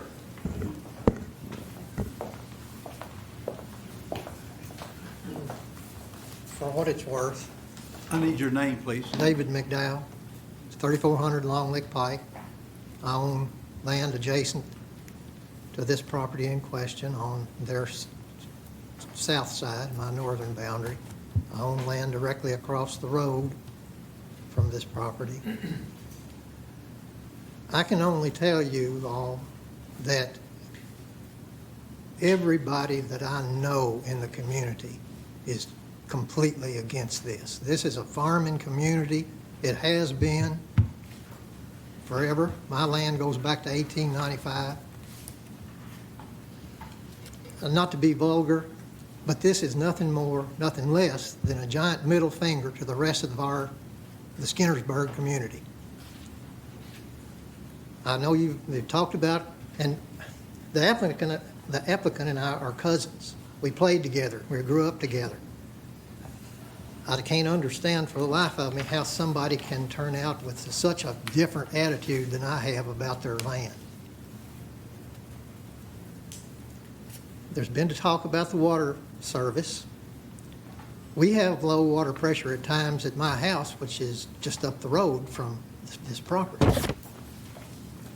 My understanding that the folks further down the road don't have as good a pressure as we do. And you all know as well as I do that the rest of this property is going to be put up for development because it was originally proposed.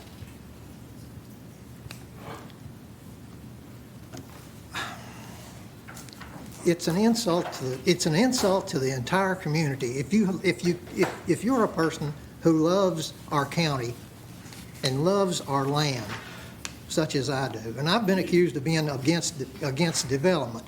That's not true. I'm against destruction of farmland. And just for what it's worth, if you are going to destroy a piece of our most important natural resources, that being our land, you owe a debt to society for doing it. I would encourage you all to think about following the lead of Fayette County, or adopt a significant impact fee on these kinds of activities. That's beside the point for this hearing, and I know it. And I thank you for listening to me, but There is, sir, there is something that this community could do, but it's out of our hands. And you make a good point about that. Currently, the city government and the county government needs to get more involved. The government can, but we cannot do that. They can set regulations where if you do something like this to a farm and you do not end up farming it, it can be taxed at a regular rate instead of a farm rate. There can be laws passed that can do that. But that's not what we can't. I understand that. But we can't do that here. I know that. But I have an agree. opportunity, I just want to make you aware that there are a lot of us who love this county. And it's being destroyed piece by piece by piece. But people need to go see the Scott County Fiscal Court. I know. And request them to change the taxation policies of the Well, county. I'm on the board of the Scott County Conservation District, and I brought up these points several times, and I can't get a soul to stand up and take a position. It's a shame, but that's a fact. And I've gone to some of these meetings that we've had regarding land use, and I seem to be the odd man out on saving our county because it is being destroyed. And I know you all know that, so I know my time's up. But that would be a way for this to be addressed, but like I said, I understand that. We can't, I understand. we can't control that. Yeah, but please think of us that are there and that don't want to see our community destroyed. Thank you, Mr. McDowell. Thank you. Is there someone else? Yes, ma'am.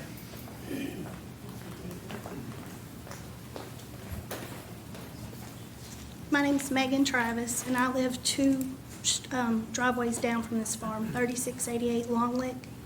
I'm a McDowell, and I've lived there my whole life. I'm 47 years old. My questions are there going to be restrictions on the homes? Because people move out into the county with 5 acres, and they think they have a farm, and 5 acres is not a farm. They start shooting off guns, and it hurts our livestock. It is a state road, but there's no side on it. It's a very dangerous road. The county takes way better care of the county roads than Long Lick is taken care of. So it's a dangerous road. The trees grow out so far into the road, it will scratch your car going down the road to go home in the afternoons. I do know that the water company, the main is 6 inches and it goes to 3 right at Glass Pike. So I live, like I said, further north than this property, and my water pressure is not that great. I did talk to the water company about the testing they did, and they said they did check it at the peak times, but we are on the Burton Pike tank, so I have big concerns about that. And that's it. Thank you very much. Just to respond to that, because of those concerns, that is why the water company and at the technical review process, they required us to do a hydraulic analysis specifically so that they can test peak times, off times, when they refill the Burton tank and all of that. And so that was part of their comprehensive review. And so when it passed that, they're completely fine with that. And so that's all I have to say about the water. It doesn't present a concern.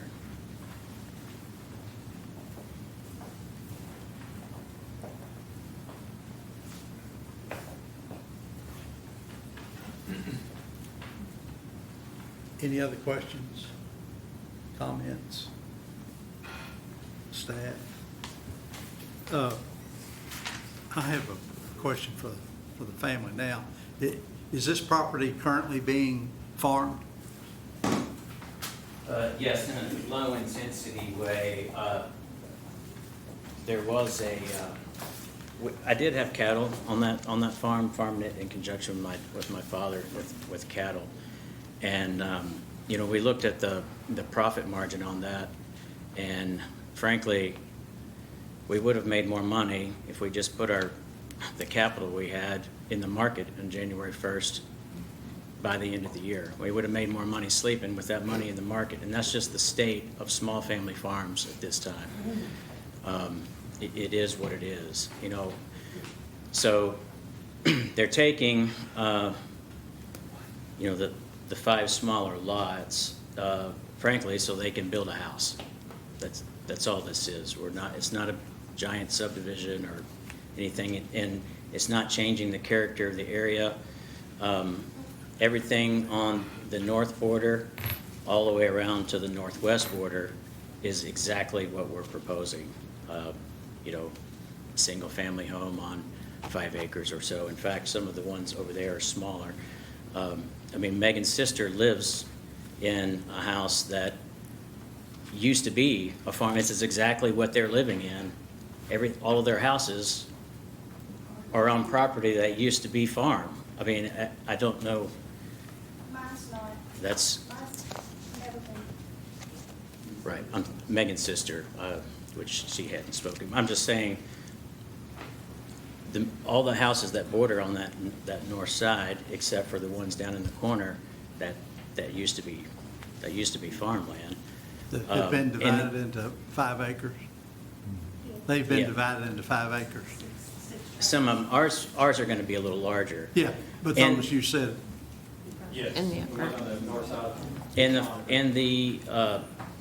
Of course, the intent of the A5 zone is to not change the character of the area. Right. And so when we went to planning and zoning to work with this, that's what they suggested, because our use was in keeping with the existing character of the area.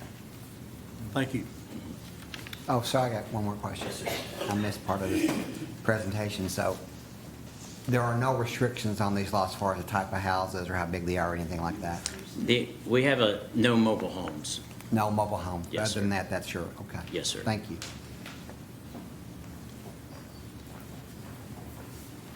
So, oh, I'm sorry. The reference to the lot that my daughter bought, Gerald's daddy, Gail Tackett, sold land 20-some years ago across the road from where this land is. And he did it probably to keep what they've got now. I don't know, but that's how those lots come available. And I still want you to think about everything being in place before you approve this. The pump system with that pond. That pond's been very low.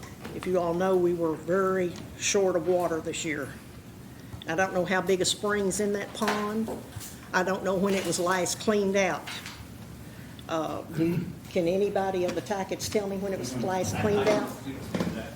So we actually had a guy through the state, who was it from? It was UK. In conjunction with the state UK, come down and do a water analysis on that pond. He went back, he did a 50-year analysis, looking at drought conditions for the past 50 years. And it got as technical as in he could tell the relative temperature and the size of the pond and the square footage of the exposed water, about how much would evaporate with the given temperatures on any given day. And at the worst drought in the past 50 years, that pond would still have 10 times the amount of water needed for the fire protection that's minimum required by the National Fire Protection Association, which is 600,000 gallons. So his report that was given to the planning commission reflects that even at the lowest drought in the past 50 years, there's still 10 times the amount of water needed for that to be a viable source for fire protection. And you all have that within your file, within the paperwork? I believe it is in the office at this point. All right, thank you. But you have it? Let me just say something. They said that, this was a money grab. That's kind of insulting. I mean, it is, but in a different way. It is. My parents, they're getting older. This was their farm. Yes, I grew up on this farm. I love farming. I loved farming growing up. And I'm the ones, I hate seeing land developed. But it's our land. If you don't want to develop yours, don't develop yours. But, circumstances change. They're getting older, they can't keep up with it like they can. You can't make as much money on it like you can. So they want to sell off 5 lots so they can build a house and move to town. That's what they're asking.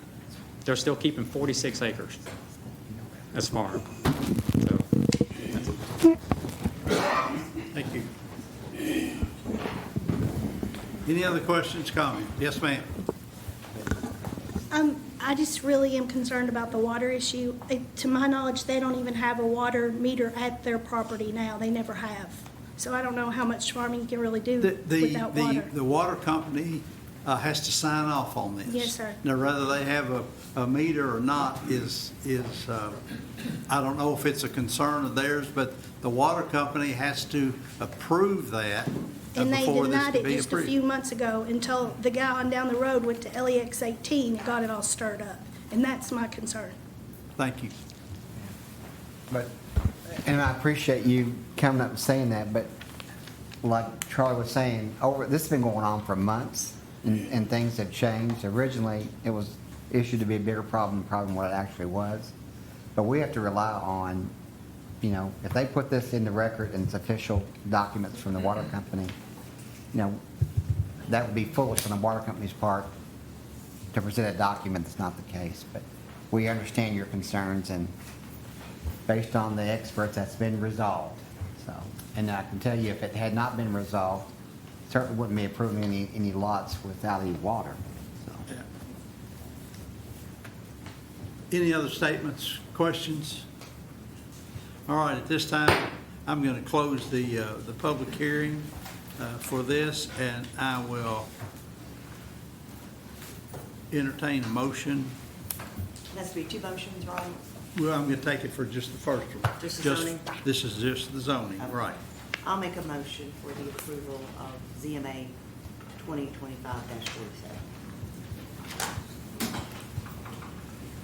I have a motion. I second. And I have a second by Ms. Adair. Excuse me, Mr. Chairman, and that included based on the staff report. Yes. That's on, yes, on the staff report, yes. Ms. Singer? Yes.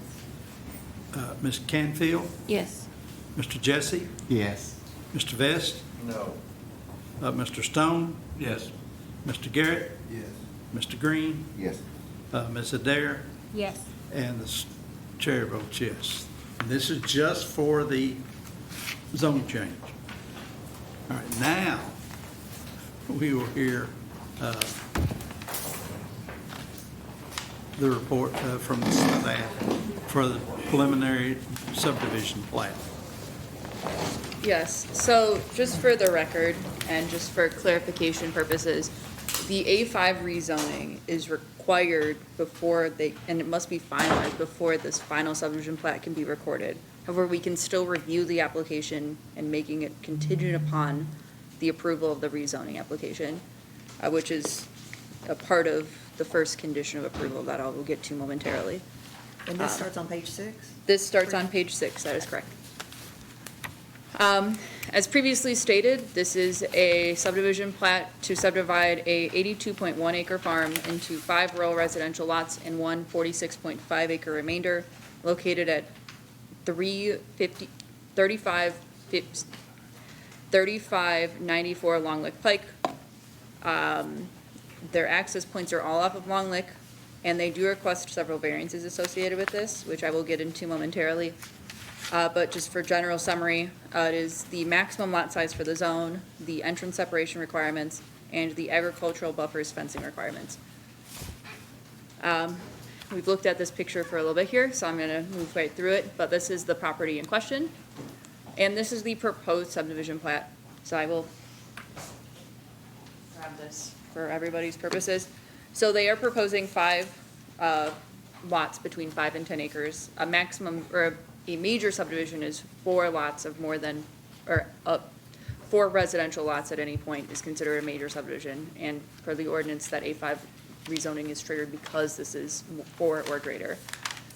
In this instance, we are looking at the large tract 1, which is the 46-acre parcel. 2 lots, one located at the intersection of East Conacher and Long Lake, one due south. And then we'll have the large property with the existing barn and pond on the site. And then directly south of that will be kind of 3 kind of longer lots, measuring between 7 and 8.5 acres. That will kind of finish up this portion of the property here.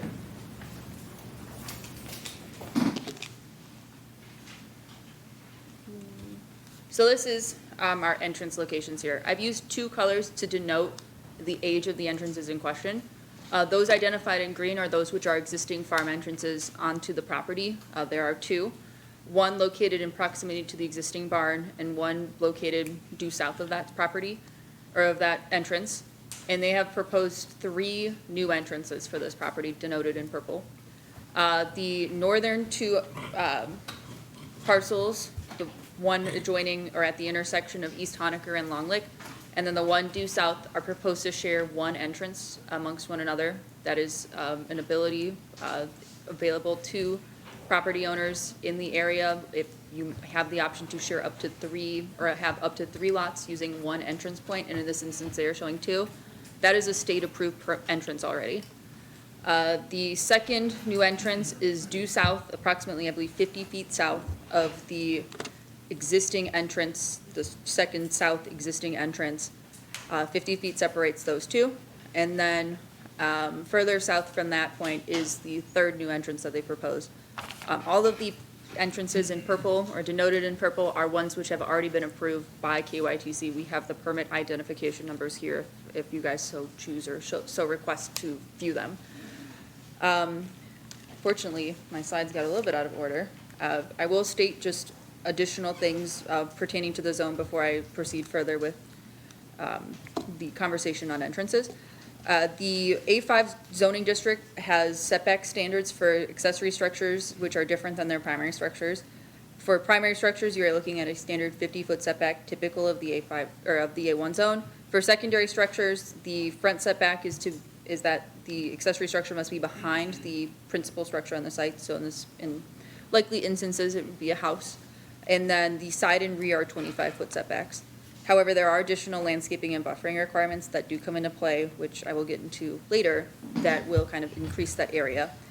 Ultimately, though, the proposed lots that they are showing do meet those setback requirements. All right, moving back to the roads conversation. A variance has been requested to the entrance separation between the parcels. In this instance, the separation between tract 4 here and tract 5, they are requesting to have 2 entrances, both of which have been approved by KYTC either in previous lives or under new permits applied for. And as such, staff recommends in favor of that. KYTC reviews the entrance permits, evaluates sightline and site distances, and has determined that that entrance location due south of the existing southern green entrance is appropriate and has the appropriate site distances and visibility that is necessary for an entrance to be determined safe. And as such, staff recommends in favor of that variance in line with that KYTC permit already requested and approved. While we are still on this slide, I will speak briefly about the tract 1, which is the lot that is proposed to be 46 acres in size. The A5 zone not only lists a minimum lot size, it also lists a maximum lot size. For reference, I'm referencing the item in blue. This is atypical for our zoning districts. More often than not, you just have that minimum, and then you can just go as much or as large as you want. You see A1 parcels zoned over 200 acres. You see A1 zone parcels at 5.1, and those are both legal, approved lots of records because they exceed that minimum. Again, A5 is unique in that they have that cap. Staff, after reviewing the request for their variance, has determined that a variance to allow for the 46.5 acre lot zoned A5 is warranted. The property may be divided in the future, which would necessitate another rezoning of a property at a later date, as we've already established a pattern of 5 acre parcels typical of the zone. And by allowing this property to keep that A5 zone or to be rezoned to A5, would still allow for the same typical uses in the A1 zone. Owners of the larger tract could still farm. They have space to farm. They have the ability to put those singular residents on the property. And so rezoning it and then leaving it allows for continued agricultural activity in the area, does not require any additional activities or rezoning processes, public hearings of those sorts. If it was to be subdivided in the future, if it came down to it, and as such, staff recommends in favor of it. The last item has to do with the fencing requirement. Before you Yes. leave there, let me ask a question. Of course. Back up to the primary structure. Back up from yes. where we're talking about. The primary structure has to be 50-foot setback, and the secondary structure behind that. Correct. Does the entrance determine where the primary structure goes? What I'm getting at is lot number 1 and lot number 2 that are on 2 different roads, but the entrances are on Long Lick. Can the primary residence on track 2 face Honaker and the secondary have to be behind that, or does it have to face Long Lick because the entrance is on Long Lick? Or am I getting too complicated? For track 2, it is double frontage, so it technically does have 2 fronts. So we would anticipate that it would be kind of pulled back from both roads From in both that of them? instance. Okay. For tract 1, if they were so to choose that tract 1 is the same instance. It just, instead of it having a true like corner intersection, it kind of has that L around it Right. connecting the two. So in that instance, if the primary structure was near or closer to East Honaker in that circumstance, they would have to be behind that structure as well. Okay. Thank you. Good brain teaser, I will say. Any further questions before I proceed to the last request? Okay. The third and final variance request has to do with the fencing requirements for the zone. In this instance, fencing is required along this red boundary, so spanning from East Honaker up here, kind of coming down this property line, following the McDowell property to the west, to the west, and then following the other McDowell property to the south. There are 2 regulations which would require fencing in this instance. The A5 zone in the zoning ordinance has a fencing requirement between agricultural A1 properties and agricultural rural residential properties, in which a fence shall be installed prior to final plat approval and shall consist of a number 9 diamond mesh wire or equivalent with a 16-foot fencing plank on top and a post space with 8-foot separation on center. In the similar vein, but in a different ordinance, the agricultural buffering requirements in the landscape and land use ordinances has a similar stipulation, which states that when land zoned anything except for A1 or C1 is developed, the developer shall construct a 6-foot tall minimum height fence of diamond mesh wire equivalent no climb. The applicant's request for variances is to seek relief from the agricultural buffering requirements. The fence that is existing on the site does meet the expectations and requirements of the A5 fencing, which I will show momentarily with the exhibits from the applicant. But it does not meet that 6-foot height component to it. I've submitted into your guys' packets, you have letters from the applicant and photos from the applicant kind of explaining what they are requesting and their justification as to why they would like to seek a variance for the request. Just for general reference, you guys have an exhibit in the packet which shows kind of their picture locations. I'm going to start from the north, go to the south. It is not in number order as submitted by the applicant. I'm going to also pull from my own pictures that I grabbed.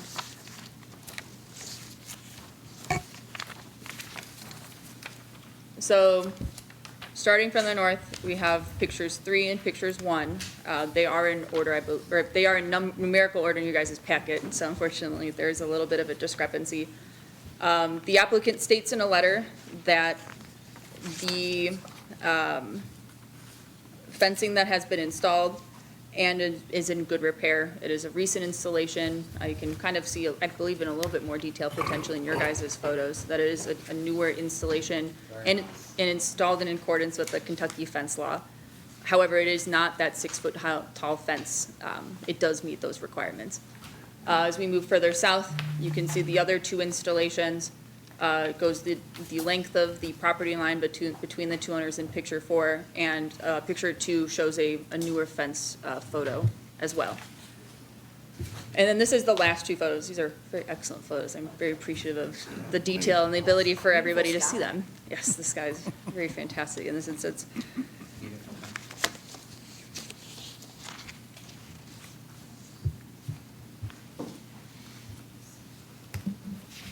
The fences are constructed per fence law, but the fence law does not dictate a height.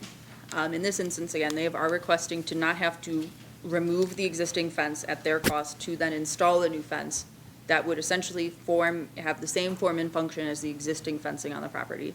It is shielding 2 near identical uses. Both zones allow for agricultural activity and single-family residential components. There would be no additional screening that would be necessary in this instance, in staff's opinion, because it already forms and does that function. Furthermore, the applicant states in their letter that the existing fence, or I have to find the note on here, I tagged it for myself. The applicant states that a 6-foot tall fence would be atypical for the area, as everybody builds their fences to that standard set forth by state language. And putting in that 6-foot fence would create kind of an anomaly in the fence heights. And as such, that is their submittal for us. And after staff review, staff does recommend in favor of this variance request. The fence is built in accordance with all state regulations and is in compliance with the A5 regulations, just not the agricultural buffers requirements. Could you pull those regulations back up, please?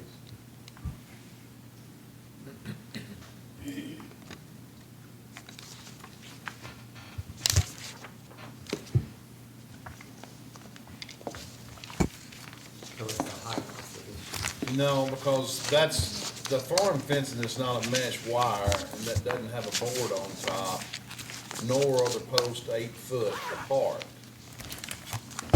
And that's what that specs, is that not correct? Yes, yeah, that is correct. And I think what we're missing on that is the part where it says no climb. Yeah.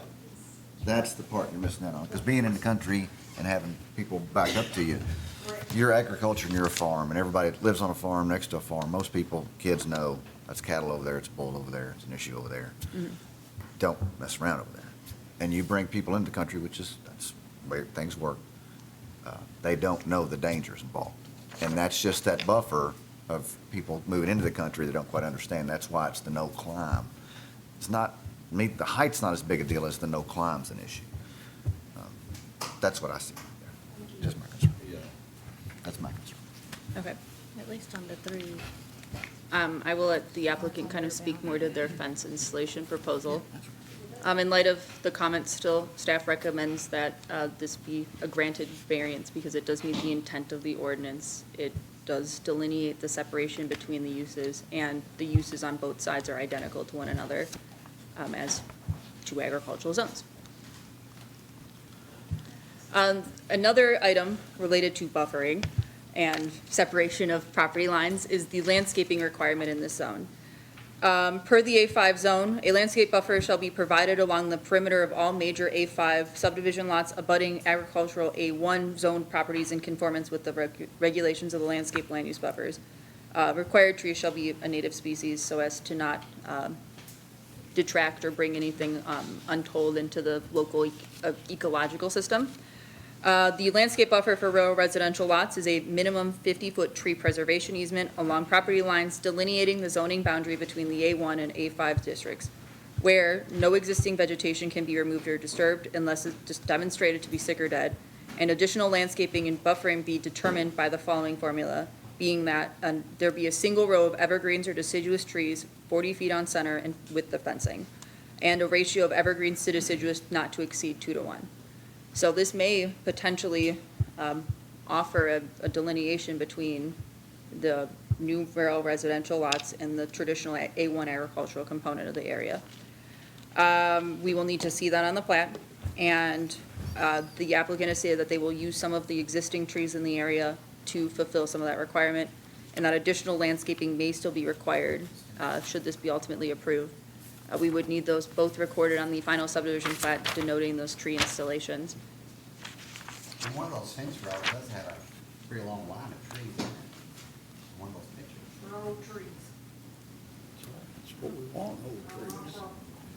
Can I speak again? When she gets through. Thank you.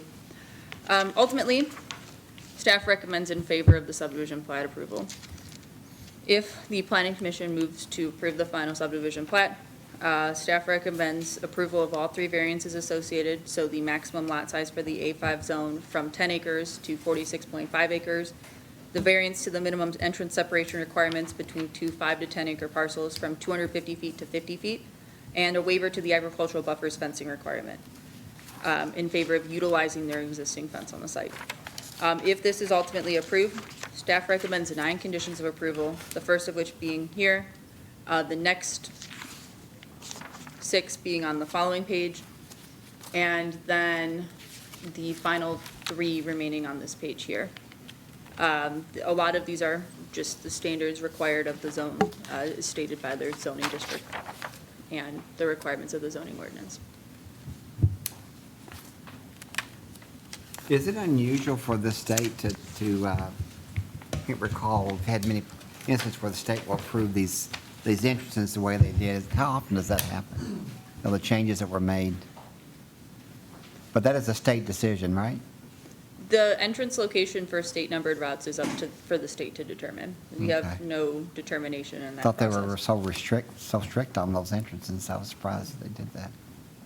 I'm gonna look to our engineer who can potentially describe his process with county roads, but it's not going to be the same as the standards that the state puts forward for their routes.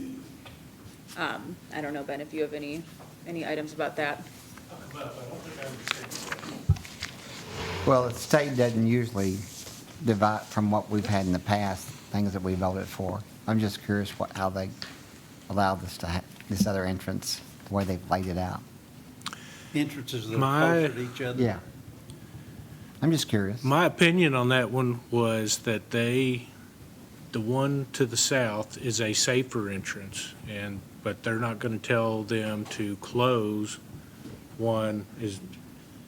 I would ask, I didn't go out and measure it myself, but that's what I understand. Because of the hilly terrain out there, that it would be safer to the south is the reason they would approve that, maybe in hopes that one day the other entrance will be closed. I don't know. Okay, thank you. I was just wondering.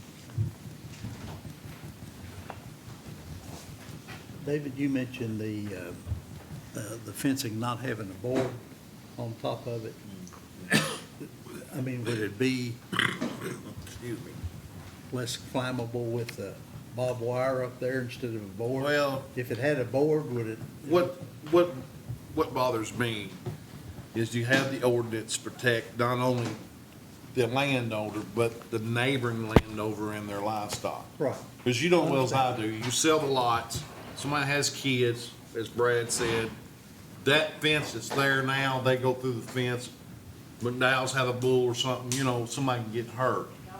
So, yeah, dogs, you have dogs running cattle. There's a whole lot of things there that that I just don't agree with. I think That's it needs to why that's be, written. yeah. That's why it's It written in needs to Did be, you say that there's nobody the neighboring, though, that there was any concern that required the no-climb fence? I'm sorry, I might have misunderstood. no, The there's neighboring farms all the way around it. properties. She was, I think, what, are you I saying? thought she said talking that about the like neighboring use to like properties, it was like Yeah. use, Like use to like use because it's to like use to like use, agricultural. not, Maybe on, Particularly the 40 acre lot. but maybe I misheard. It's a 40 acres. There's Maybe cattle all tract around one. on the big, that's what I Yeah. see, right? Okay. Right, the tract Like one. this track. it Yeah, would because be that gets to same- use same. Like you said. agricultural purposes, right? What kind of our stance on it is that these are two near identical zones, just the difference being the name of them. They both allow for agricultural activities, they both allow for single-family residential components, and both have the minimum lot size of 5 acres. So in this instance, they are so similar to one another that a separation to that extent, which would be required between a commercial and an agricultural property, may not be entirely warranted. And if I could just add one more bit of kind of staff's analysis on this. These are relatively new fences, again, constructed to Kentucky fence law standards. It may be beneficial to clarify for this variance that if and when it comes time to replace said fence, that variance expires and it's replaced at the fence that would be required by ordinance. And so this is only a temporary fence or a variance for the life of the existing fence, and as it's replaced and repaired, it's improved. And that could be added into this? Absolutely. It doesn't exist right now, we'd have to. Correct. Fences are down, we're gonna pay for a more expensive fence down the road. Basically, that's what you're Ms. McDowell? Linda McDowell. I didn't state when I first got up here, we live on 118 acres that joins them. We've got 52 acres across the road where they're planting this, and we've got 118 acres that I've got leased from Randall's cousin just up the road, less than a quarter of a mile. I've got 60 steers right now at home on my farm. I've got 55 across the road. I've got 100 cows at the Lee farm. We have had neighbors move in, police officers, start shooting AR-15s, bringing their buddies in, drinking beer. They think we're in the country. We've got a big pond, 3 ponds on this farm that's going to back up to this. If we have that wire fence, that diamond wire fence put up, if they construct that, that's going to keep kids, that's going to keep dogs, that's going to keep people off of our property where they're not going to be happy with that little 8 acres they got. They're going to want to, oh, look over there. It's happening all the time. I see it. I live it every day. You have to fight to keep what you got. That needs to be installed, not later down the road. It needs to be installed now at their expense. They're wanting to subdivide this, not us. We need to keep people away from our livestock. We're still farming every day.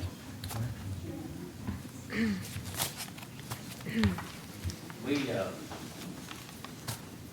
as the planning commission stated, there's really nothing about our proposed development that changes the use of the land whatsoever. Right. They're both agricultural zones. They both have the same opportunity for livestock. In fact, it's had livestock on it recently, and it could at any time in the future, whether, I guess it's A5 zoned already now, but we could, So you're gonna stand there and you're gonna tell me the guy buying the 5.7 acres is gonna come in and run cattle on, and build his house there? No, That's what- no, that's sir, what we're because saying. that lot is on, that doesn't even border their So property. the 7 or 8 acre lots, because that's the ones more, I'm like you all, the others that border you all. I mean, they can have horses, they And can even, livestock. and even the big part that borders, I get that's farm to farm. Right. That is not two like things. The 8-acre tracts. Yeah, I mean, I know, I get it. It's We, still I would zoned the expect same. horses, probably. Go out I for fishing read- mill. which is worse for a short fence. What's that? That would be worse. Horses are worse for farm fencing. They reach over, If they you look tear at down. any I'll 5 acre tract in this whole area, all these homes, they have regular farm fence. But to me, we have This those is a things new for a ordinance reason. that We have these just- ordinances for a reason. That's why, because they're a Mhm. problem. We're trying to fix that problem. We only own half that fence. KRS 256 fence law states, when you're looking at that fence in the middle, everything to the right, the property owner owns. And while you're stating law and stating ordinances, ours says, you do this, you have to build this fence. That's. But I can't tear their fence down. You leave our fence. Ms. McDowell, please. That's my point, is that we can't make them tear their fence down, and I can't go tear their fence down. I think like the And state first, law trumps local law. but the big track, I don't think is the concern because it is similar. But if you're looking at the bottom three down there, the concern Yes, is so that if I'm looking those are gonna be more central residents. There's a possibility that they'll use them for agricultural, but those I'm looking three. at this fence, I only own this house. 3 lots. He owns this house. Yeah, but you're subdivided. I cannot make them tear that half of this fence down. Staff, how does that convert into law? Staff's, We could amend this to where it just be those 3 lots have the fence, is that right? absolutely. So a partial variance. Yes, yeah. In this situation, I am not legal counsel. However, it is staff's job to enforce our ordinance as written. So in this case, Commissioner Green is correct. Our ordinance specifies that the cost of the fence installation shall be at the expense of the developer. It does not get into clarification as to what rights they have to remove an existing fence that's maintained by another property owner. Yeah, the problem is they're both right. We require the developer to build a fence. We cannot, or they cannot, nobody can, make the neighbors do anything with their fence. So the only way that both of those things can happen is they replace their half the fence and then their half, they put it inside the fence, which basically takes away some land. I'm not sure how legal that is. It also is a waste of what's in between. It is also a nightmare to maintain. So. And that's it what just- we were. It's one of those things that frankly, I think was kind of overlooked when they put this ordinance together. It's like a nice little. It does happen. Oh, yeah, I'm sure it does. We just- And in fact, I can't, for the life of me remember where it was. But they brought it back like 2 feet or something like that because the neighbor would not cooperate on it. And now there's this wasteland. Yeah. You can't do anything with it and it's hideous. Well, that's kind of what this ordinance creates, because they can't make them do it. We can make them build the link, even though it doesn't work so well. Yes, sir, and that was exactly why we were requesting the variance from the ordinance, is the entire intent of A5 is to not create a different look to the area. It's simply so that somebody can, put a house up. And so, by making the fence taller or making it chain link, it just completely changes. Oh, diamond mesh is beautiful with a plank on top. I mean, that's. You like the diamond Yeah, mesh the diamond, horse. because that's what it is. Fence. That's what it says, not chain link, it's the diamond. Diamond V mesh with a plank on top, and Yeah. it's lit off. Yeah. And this, the 6.8 required it to be on the property line, which would mean we would have to replace existing fence, which of course was going to be problematic.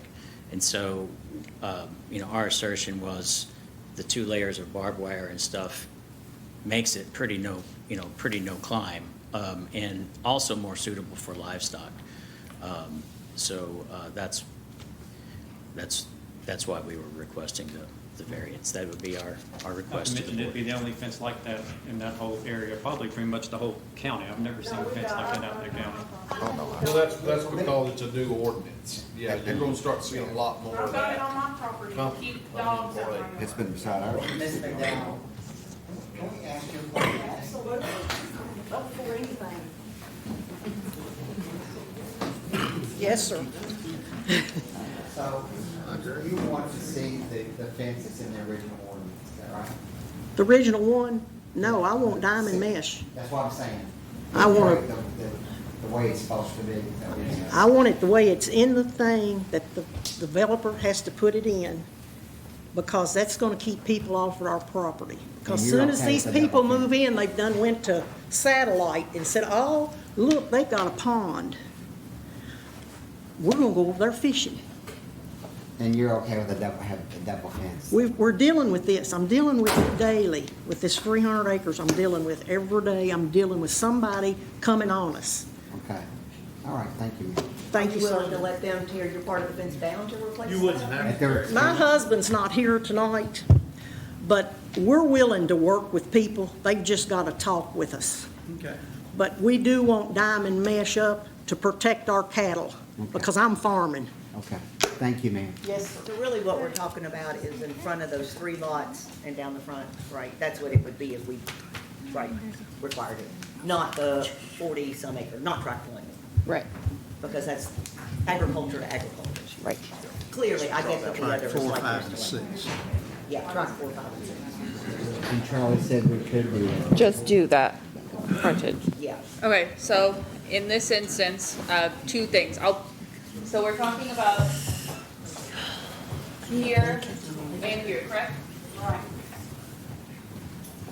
If that is the case, we will, for procedural purposes, we will need to have an amendment to that variance request, wherein the portion, if that is the planning commission's board's so choosing, the area where the 46.5 acre parcel, if that is not meeting that additional tall no-climb fence, you would need to essentially exclude that portion and only say that it is for that, until 3 the lots. other is developed. until the others are Yeah, developed. we need to put that stipulation in there as well. And if it is the planning commission's so choice, potentially it may be appropriate to require that as a plat note, so that future planning commission staff and planning commissions know where and when that is triggered.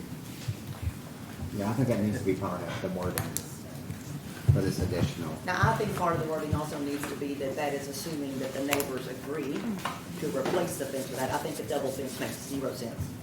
It just creates an eyesore for everyone. It creates difficulty for mowing in between. It doesn't make any sense. Yeah, if you have 2 If fences. you have Right, the two fences, that's fences, nonsense. yeah. Right, Yeah, you either you should replace it or you don't do it. replace it. So if the neighbors don't agree, then it stays as it is, other than that one portion that they own. Okay, all right. Oh, no. That's crazy. Creates an eyesore.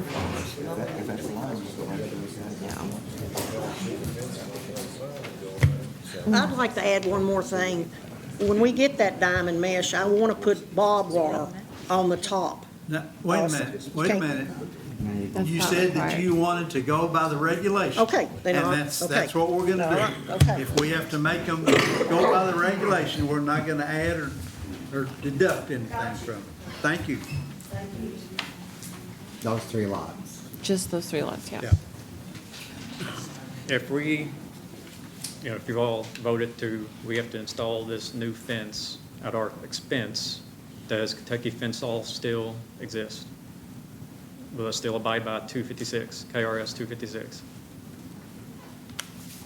We have to abide by, Well, that law is applicable to certain circumstances. It does not apply to our ordinance. This ordinance is a separate thing. In exchange for what you're requesting, this is a requirement that we can impose because it's a local ordinance. It's not an action between 2 adjacent owners who are trying, to take care of their mutual fencing. So that's a different situation than what we've. But got. once this fence gets put up, they're going to own half that fence. Now, by Kentucky that fence you're law. probably right about. Once it's up there, you're probably right about that. Which That's means what- they're gonna have to maintain a more expensive fence. So it's gonna put a burden That's on the probably- other, it's gonna that's put a probably burden quite on the true. other property owner. Yeah, that's probably quite true. Okay, that's what I wanted to verify. thank you. Thank you. So we're talking about variance 3, right? Well, I want to clarify again that there are 2 separate variances at play here. One is related to the A5 fencing requirement, which is the number 9 diamond mesh with 8 foot, with the plank on top and that 8-foot spacing. Separately, there is the Yeah. 6-foot fence Those are good. with the diamond mesh or equivalent no-climb wire. And so most of the discussion we've just had is, I think, related to the second part, which is the 6-foot tall with the minimum no climb. So just, The landscape and land use buffers ordinance. Yes. Right? Yes, that's correct. So just as the variance language is being modified, I would just be clear if you're granting a total variance from one of them and you're focusing on the other, or if you want some sort of dual requirement where it has to both be, the post on top as well as no climb wire, as well as 6 foot tall. Variances, there's a lot of discretion, and so you could waive part of one ordinance, part of the other, all of one, none of the other. That's your discretion to figure out the wording on that. I would like our people who have a lot of experience in farming to suggest how we do this. Build a fence. How does it go? Build your fences tall, something like that. But I will say from when they developed that on Devil Plain back to us, that was one of the requirements before they made anybody do it, was they did that. And so we farm on that side, and no one has ever crossed that fence because you cannot climb diamond mesh fence. You just can't. I So mean, you're you've got to saying be the good money. 6.14 is what you're recommending? Yeah. Yeah. Okay, good, thank you. Do have one last thing regarding that. I actually like Mr. Perkins' opinion on this as a lawyer. This is from 6.14, and the first paragraph just talks about when land zone anything except A1 or AC is developed, and it goes into the 6-foot fence. Second paragraph says, property boundary fencing as described above, talking about the 6-foot fence, shall be required for all parcels adjoining A1 zone land, regardless of the subject's property zone, when there is an approved change of use, either through the conditional use, variance, or development plan approval process to a use other than agricultural or single-family use. So that paragraph states that above fencing requirement is only required when it's other than agricultural or single-family use. And I have it right here if you want. It is in the staff report for reference as well. What'd you say? What's that? It is in the staff's report, it's a direct quote. Okay. So then it's not required. Nobody uses a 6 foot. It sounds like it's not Sounds like required.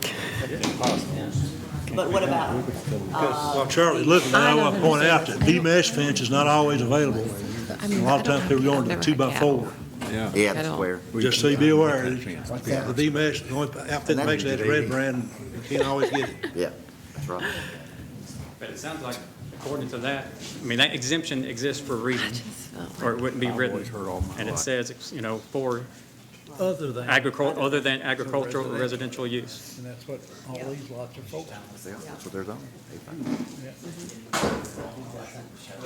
Because we think that was there, for like a cluster development, a higher. you mean this landscape? Yes, that Yeah. You're joining some type of commercial property or industrial property, not agricultural property. Yeah. And we've come across that with industrial, commercial, and back. Well, the way to do that is you go to the A1, A5 side and just make it the no climb fencing. But it backs up to agriculture. No. And that's But what. that's the A5 zoning fencing ordinance, see? Yeah. But it says except. Yeah, but we're talking when about the it other backs up to zoning ordinance. agricultural or But residential. that's the, That's the- that's that's the that's the right ag side. buffering. But the Yeah. Left zoning side side, is just the A5 fencing. yeah, I see what you're saying. That's exactly. And I'm not against, I don't want you to think that I'm against what you're all doing, that's not what I'm saying. I just know how when people move in, they have kids, they have dogs, you've got cattle, you have problems, and you have a lot of problems. Because most of the time, not saying you all would, most of the time when they sell, the guy that sells it, he's gone, it's not my problem, deal with people that bought it. That's what I'm trying to eliminate. That was put in there for a reason, not because it was just made up, because there were problems and they had to solve them. So, yeah, we would go to the A5 part. Mr. Chairman, if I might attempt an answer to this. Yes, sir. This is terrible to read, but after you read it 5 or 6 times, I think it's There was a lawyer in charge of that. And I will be sending an extra bill for all this extra advice in the morning. The first paragraph is when land is zoned anything but A1 and C1, you gotta put this up, period. Paragraph 2 is even though you're still A1, if you change the use to a conditional use or some other thing to something other than ag or single family, then you also have to do this fence. So if they go to A5, they've got to build a fence, unless, of course, there's a waiver given. If they stayed A1 but did a conditional use and put feedlot or, school or something else on it, then they would also have to build this fence. So number 2, or paragraph 2, does not take away the requirements of paragraph 1. Those are 2 separate requirements. And they end up in the same place, but by 2 different paths. So, yes, this requires the A5 to build a fence, absent, to some degree, a variance from those requirements. Now, please take this away from me. The pressure's killing me. So, Mr. Tackett, do you understand or agree with that there? What Mr. Perkins said? I guess I'm gonna have to. So we could, Unless we want to postpone I it. don't think that's gonna get us anywhere to you. No, well, Yeah, but I want to come back to the, you all got. So, you are saying we need to go with that. The 6 foot. 6-foot fence, yeah. And we can do that. Just cause those- of the kid, dog Yeah. perspective of some kid getting on the Safety. fence, some, getting trampled by a bunch of And it- cattle, because the McDowells have a bunch of cattle over there. And according to our attorney, we are allowed to still do that, correct? Okay. But you're also saying only for tracks 4, 5, and 6. To me, that makes sense. Yeah. Yes, Yeah. until they The others develop the to other. Track 1 gets developed. We'll attack If that. we can put in the language, if that happens, then they need to do, right? And then it wouldn't be a Point out, double. yes, sir, I think we can. That's awfully tough to enforce, because somebody's got to think to go back, check those records, and see what those requirements are. And while I'm sure this staff does that, But then should we just go ahead and say it has to be the water commission? It could, I really would not suggest that, because that's an onerous burden. But I just want to point out, yes, we can do that, but somebody's still got to look look back when the time comes to confirm that, and then make sure that that's part of the next round of. That's why we always make sure everything's in the record, right? Yes, sir. Yes, sir. Everything's in the record. I would also just state from a staff's perspective that yes, my staff would 100% catch that 7 days a week. But in the event that something else were to ever happen, as a major subdivision, which would be any future re-subdivision of the larger parcel, they would be held to that section there, 6.14, that requires this fence for any development. Now, at that time, they could obviously request a variance, but just by requesting that variance, it would put it back in front of this body, we'd be having the same conversation. Yeah, we come back up here, whoever's sitting here. Yeah, and so I agree with plat note is handy, because then when somebody purchases the property, they will be aware of that.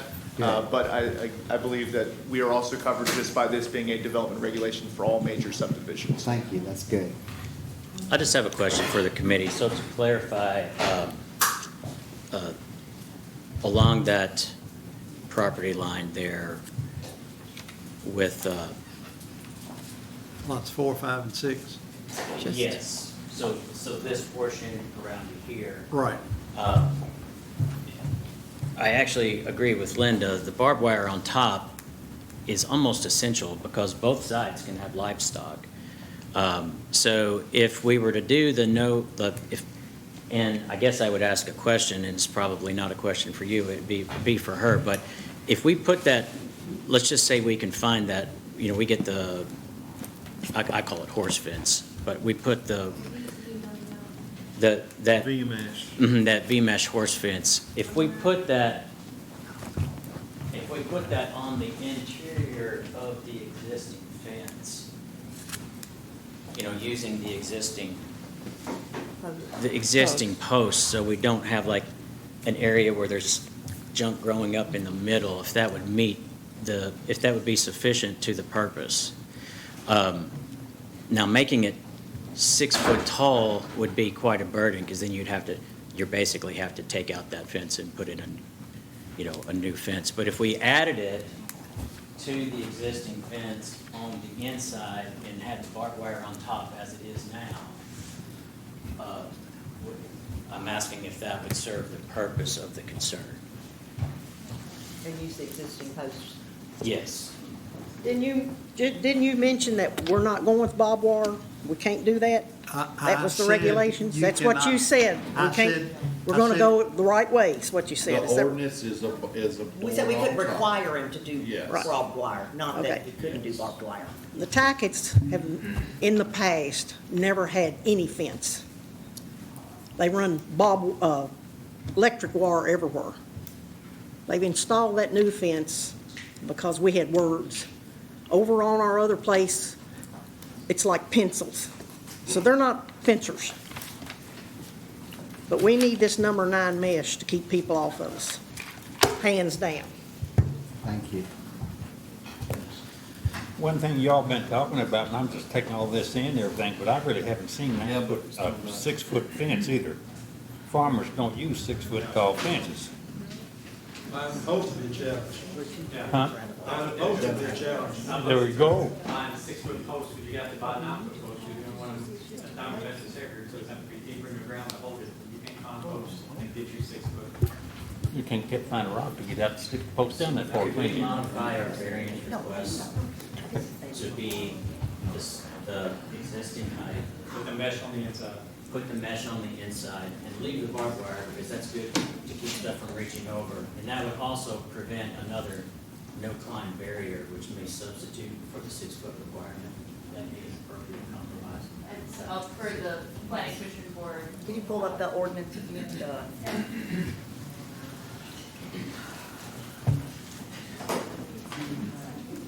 If we're gonna have a problem with 6-foot fence, can we go, will you all agree to go with the regular fence and barbed wire on the top with the V and the barbed wire, like you said, Matthew? Say that again? If we're gonna have trouble with the 6-foot fence, James said people don't put up 6-foot fences. Fence comes 48 inches. It would be odd. It would be odd.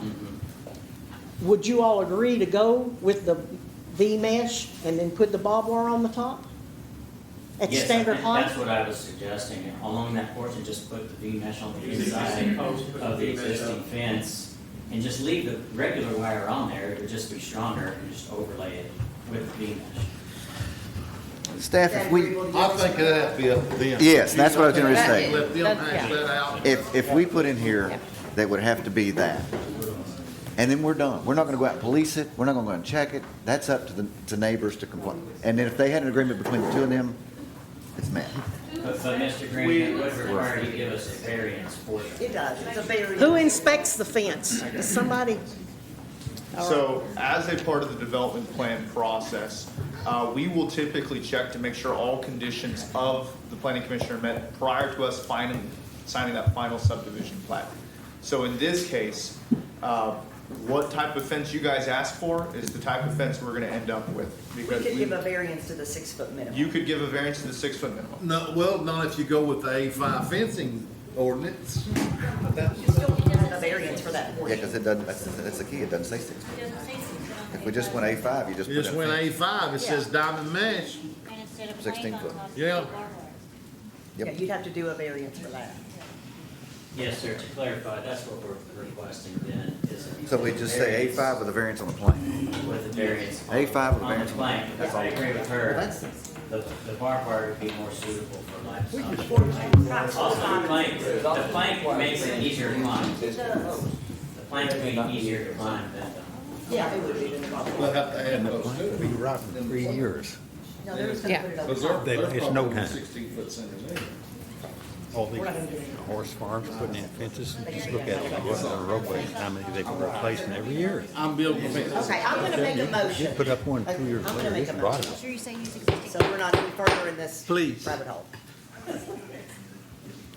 For approval of FSP 2025-48 with the change to variance 3 to include the fencing requirement for zoning ordinance section 4.191A5 with the exception of replacing the plank on top with barbed wire.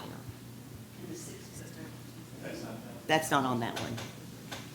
Is that acceptable? Are you in that motion waiving the agricultural? Waiving the 6.14, yes.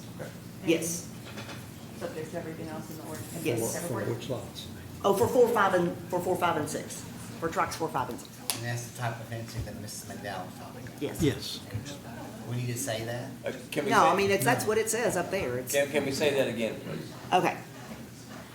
I don't need to say the beginning part about, You're moving that we waive, that we waive 6.14 landscape and land use buffers ordinance, but that we don't waive section 4.191A5 fencing with the exception of the replacement of the plank top with barbed wire. So it's a substitution, not an exception. Does that make sense? Or those. yes, but what about the existing posts as opposed to 8-foot centers? We're not gonna tell them how they're gonna do it. Using Well, existing. then you got to waive it if you're not gonna require it. Using existing centers. Using existing centers. Yes, posts, Existing posts. whatever, yes. We will not have conditions of approval completely done for signatures tonight. You're gonna have to come back and sign. Is there a second? I second that. Second. Okay.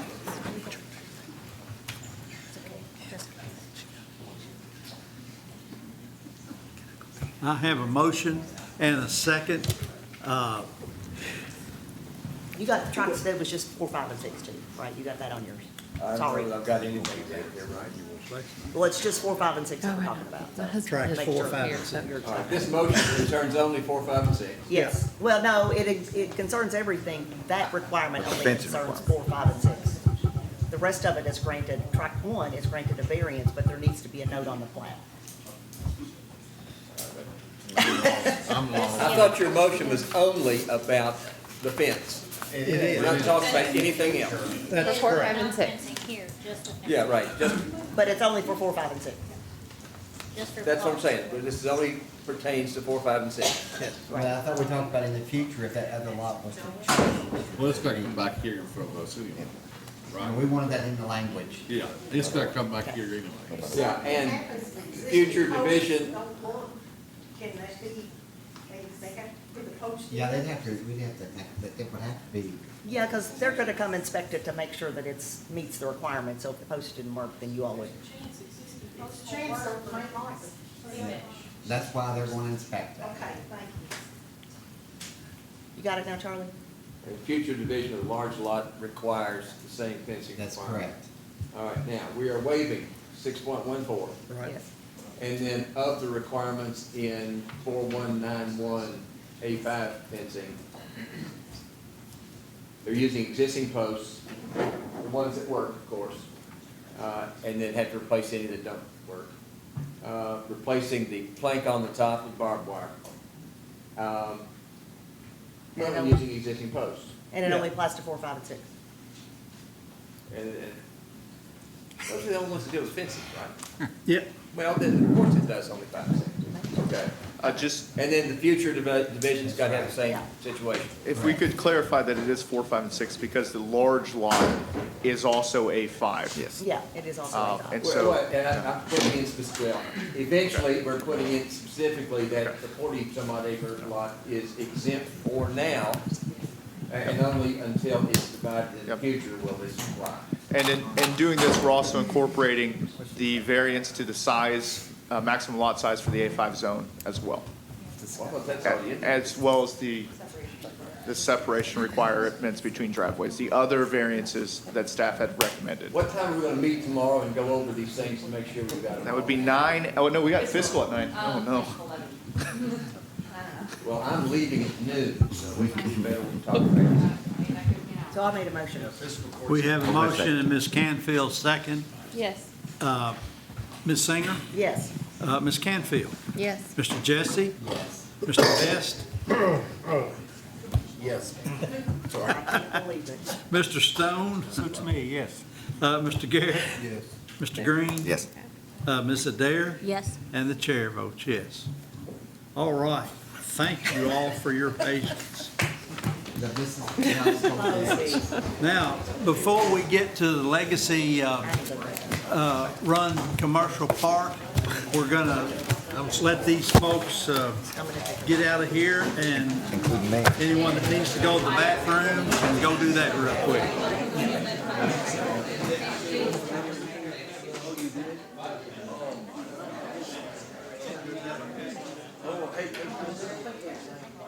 Elise, we have, Elise. Is it the same ones? We'll leave that back. Let's just go with that. Okay. We'll use all of them. We'll have the same slides 3 times in a row and be like, yeah, same slide, same slide, same slide.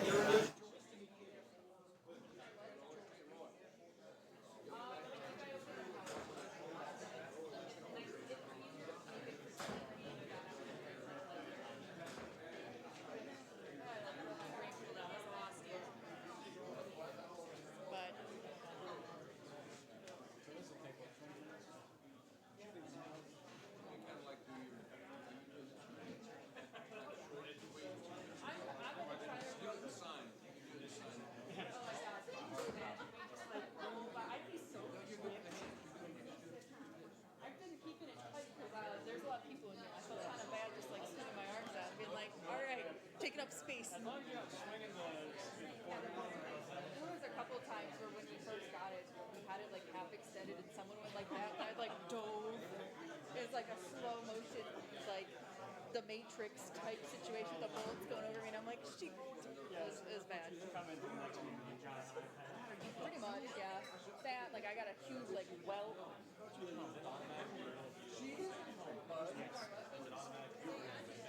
I think so. Yeah. Everybody gets 10 hits. Let's go. Yes.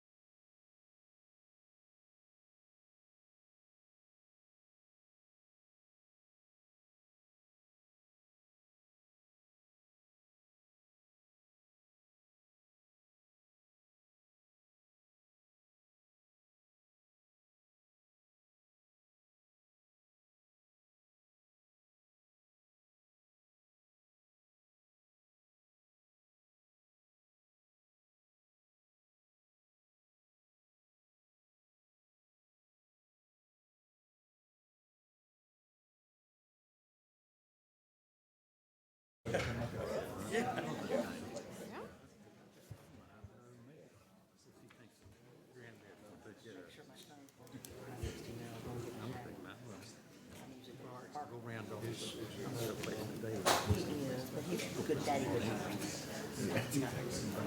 He's 16-year-old, you live.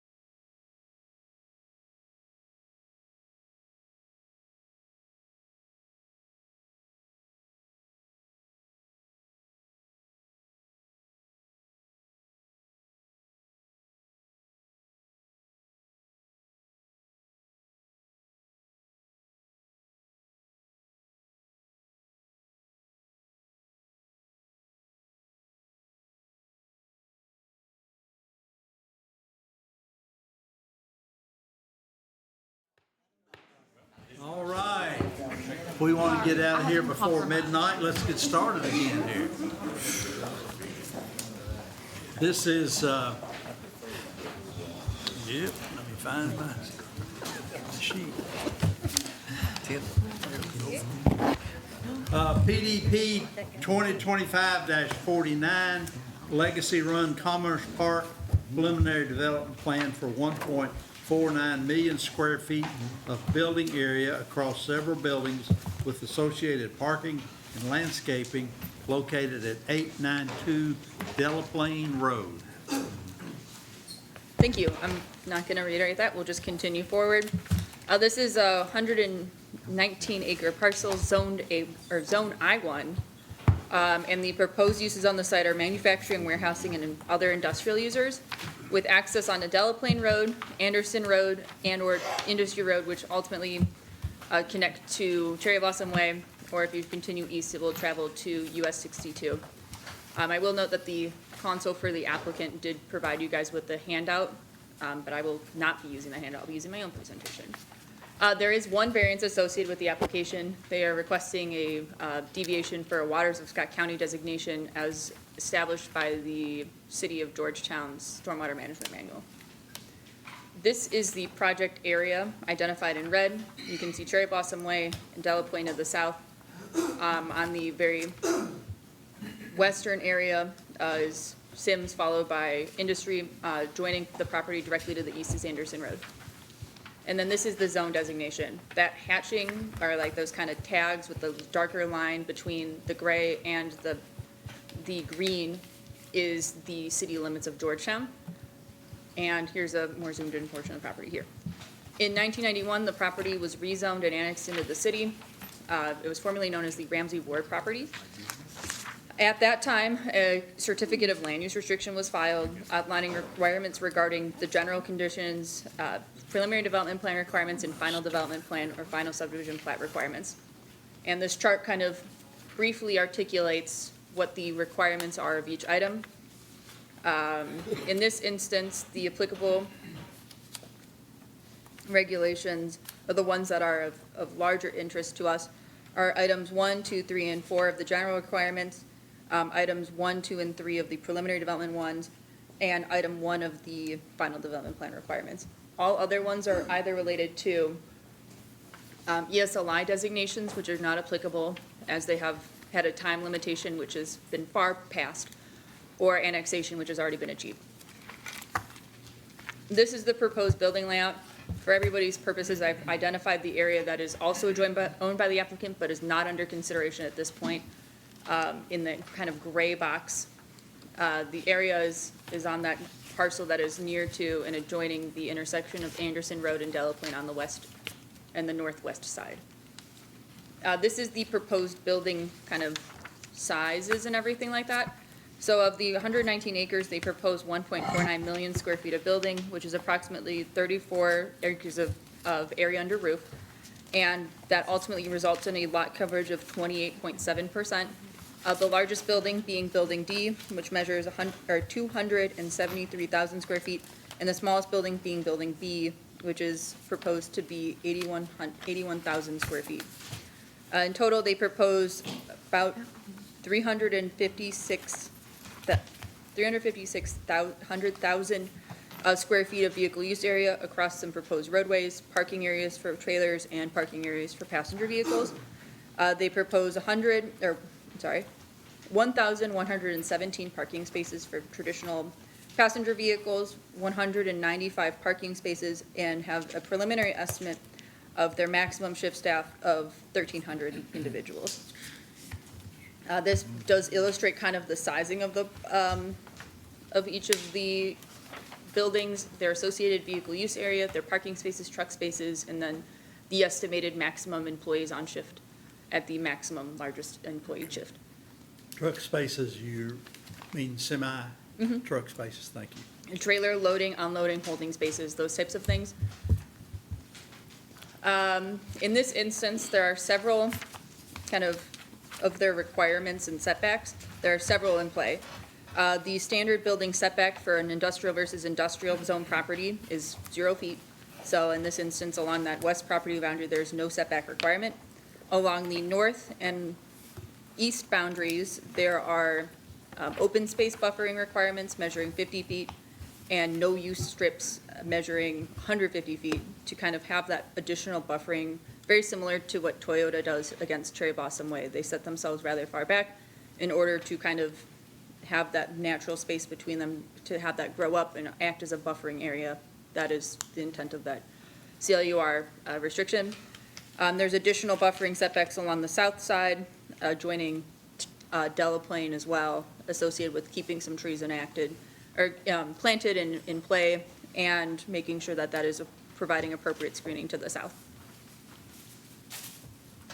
In this image here, this kind of articulates the access and circulation patterns on the property. Areas in blue are existing public roadways. Areas in orange are proposed new roads that are anticipated to be built to public standards. And the green pocket is existing public roadways that are proposed to be realigned as part of this project. Finally, the areas in purple are those existing private or proposed private driveways that would serve the passenger vehicles or trucking vehicles on the site. At this point in time, the applicant is proposing 2 connections to Anderson Road, 1 connection to Delaplane Road, and 1 connection through an easement of an adjoining property owner to Industry Road. I've circled them all kind of in red in this instance, and I've included the widths of each of the roads in question. Anderson Road is 18 feet wide, maintained by the county, with a 25-mile-an-hour speed limit. And Delaplane is a 24-foot wide road with a 25-mile-an-hour speed limit maintained by the city. Finally, Industry Road is a 24-foot wide road, 25-mile-an-hour speed limit maintained by the county. And all of those roads are existing public mechanisms and roads in the area.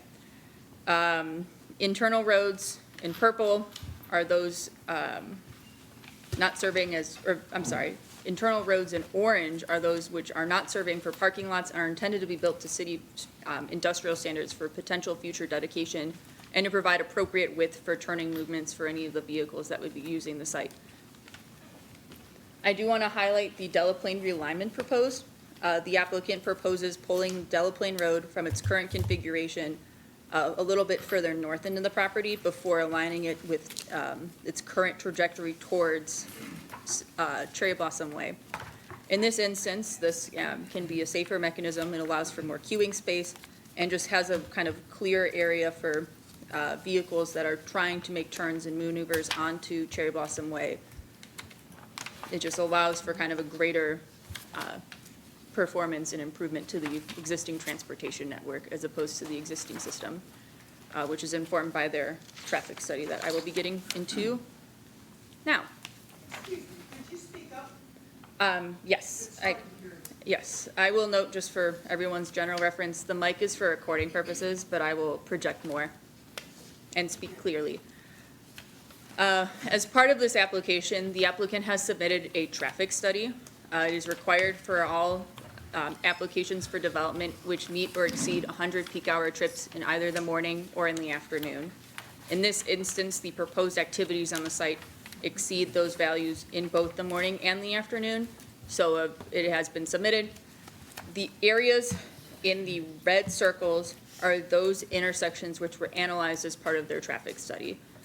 Several of them are a little bit further off-site, but they provide an important context to understand the performance of adjoining roadways that could be impacted by a development at this location. KYTC provides traffic study requirements for all areas that are being impacted in this instance.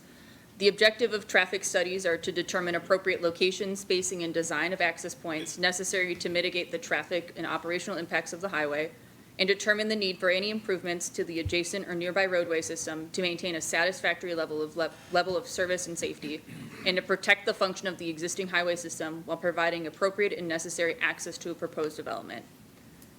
As a direct quote.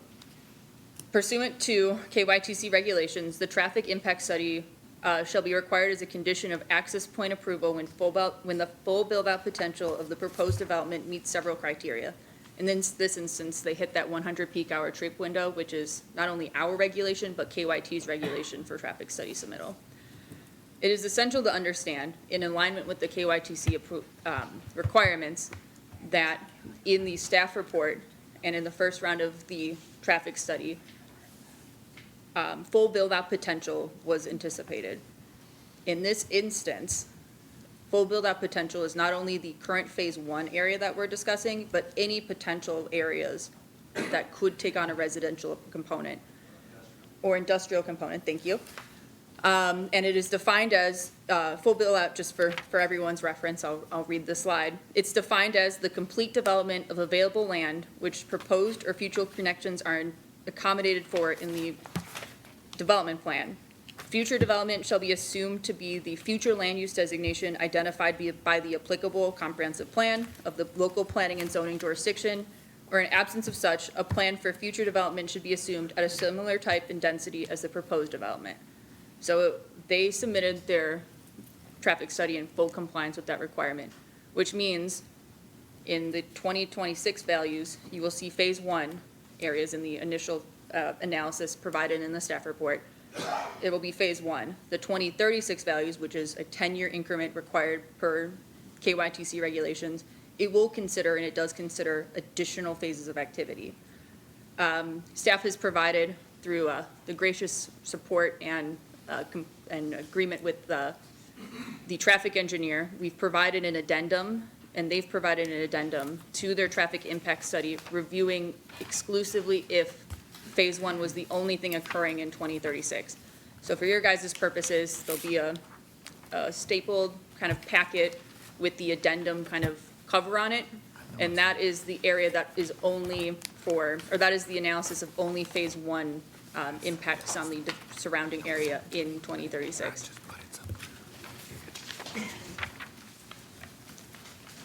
When we are looking at phase 1 trip generation, they've just stated that they will have a mix of manufacturing and warehousing users and have provided the following distribution of land use codes on a per square footage basis.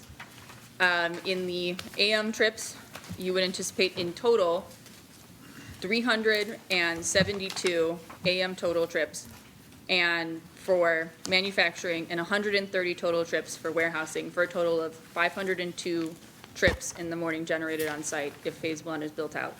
For phase 2, or I'm sorry, for the PM, along that same lines, you're looking at 405 manufacturing trips, 137 warehousing trips, for a total of 542 total trips anticipated on the site in the PM window.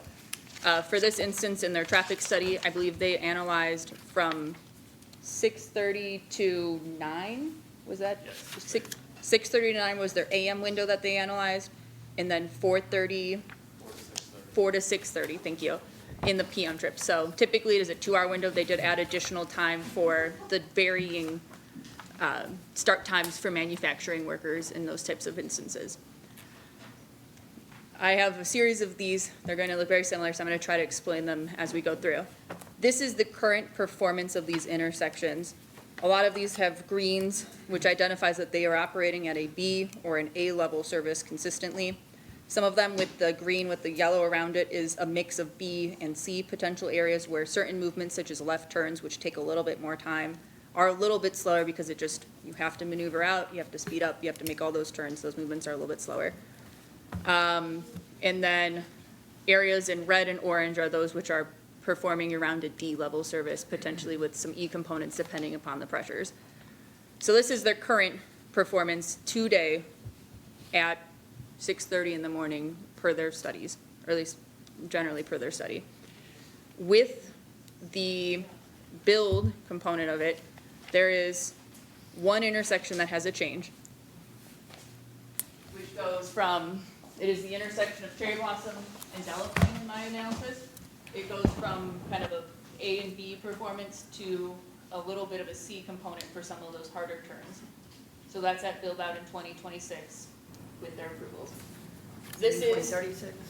This is 26, so I'm gonna go to 36 in a moment. Not full build out then? Yes, this is full build out at the immediate term, which is that 26 value, and then 36 will be that 10-year lookout. This is the current behavior of these intersections reviewed in 2026 today. And in this instance, this is the performance change. So you can see the impacted changes are to these two intersections here, where they go from green with yellow to just all yellow in this instance. These intersections at Enterprise and US 62 are anticipated to continue to perform as they are. Per their study, there are existing delays in certain areas, but those are areas that are off-site that can be mitigated with signal timing or other things, and therefore outside of the purview of the traffic engineer in this instance.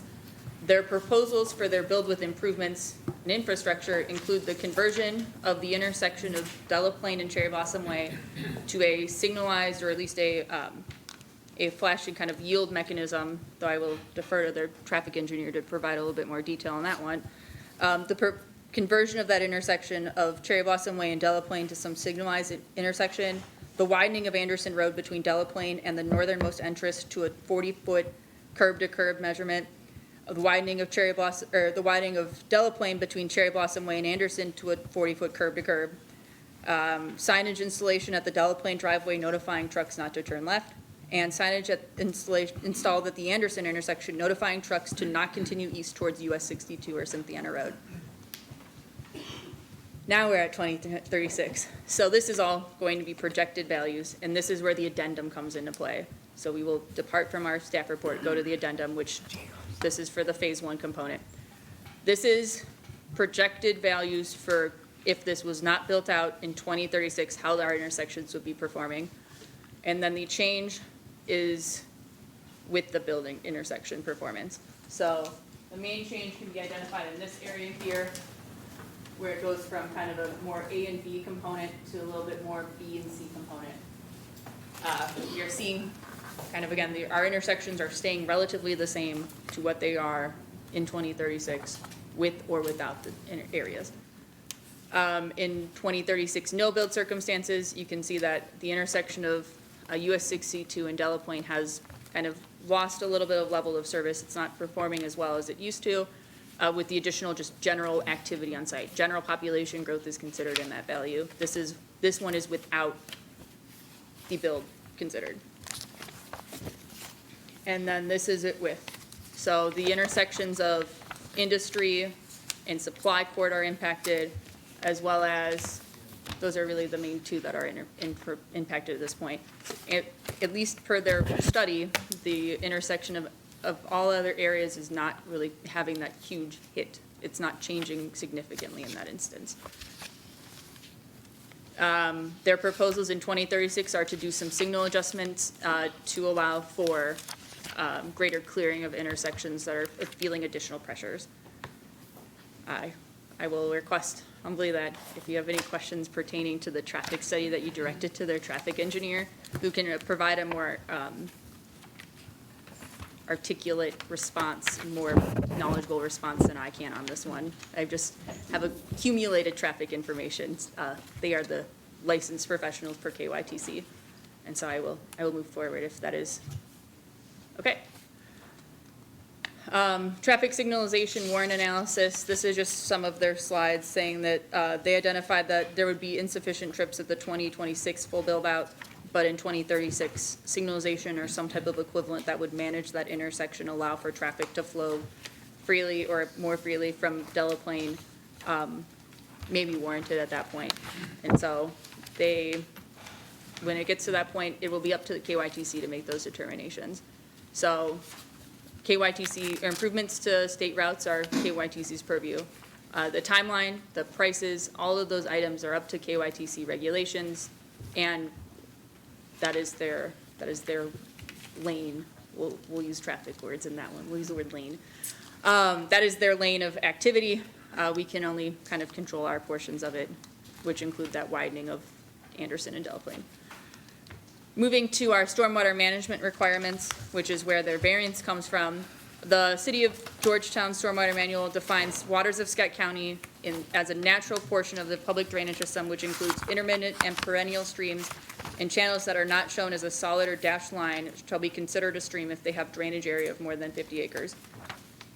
In this instance, there is a identified stream, or what is now being qualified as stream per the ordinance, through the property that has an area of more than 50 acres of drainage, and therefore is under that designation. The stormwater management requirements kind of list out preferences and requirements to kind of protect that stream and have it be as least amount of impacted by development as possible. The applicant is proposing a variance request to alter some of the course of the stream. And in doing so, they propose kind of an exchange where the stream would be removed in part or in whole, and in exchange, they would have a higher level of performing stormwater management plan, where everything that could be brought up to a higher standard for better infiltration, they would put in bioswales, they would enhance the environments where they physically could. So all of these kind of, unfortunately with the lighting, it's a little bit difficult, but all of these kind of legally blue lines along this north boundary between the buildings and this proposed road here, as well as around this portion here with all of these smaller basins and forebays, would be installed in exchange for being permitted or having their variance to the Waters of Scott County designation being granted. Can I ask you a clarifying question? Mm-hmm. Does the state of Kentucky have any input in this issue about the water in this plan? Ben is giving a nod yes. It does? Okay. They can speak to that. They Okay. pay lots and lots of fees. All right, thank you.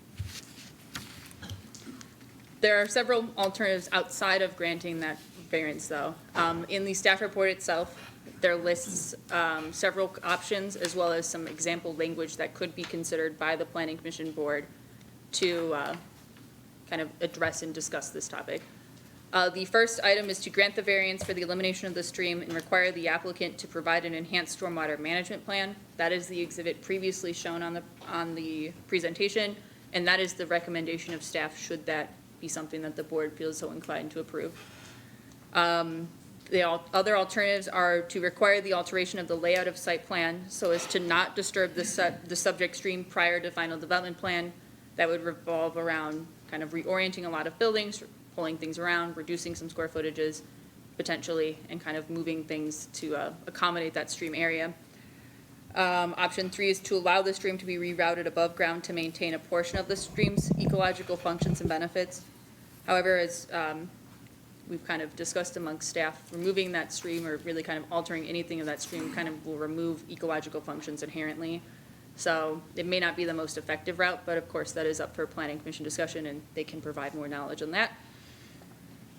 The fourth option is to require the applicant to enter into agreement with the City of Georgetown for off-site improvements to streams and wetlands within the existing Lanes Run watershed.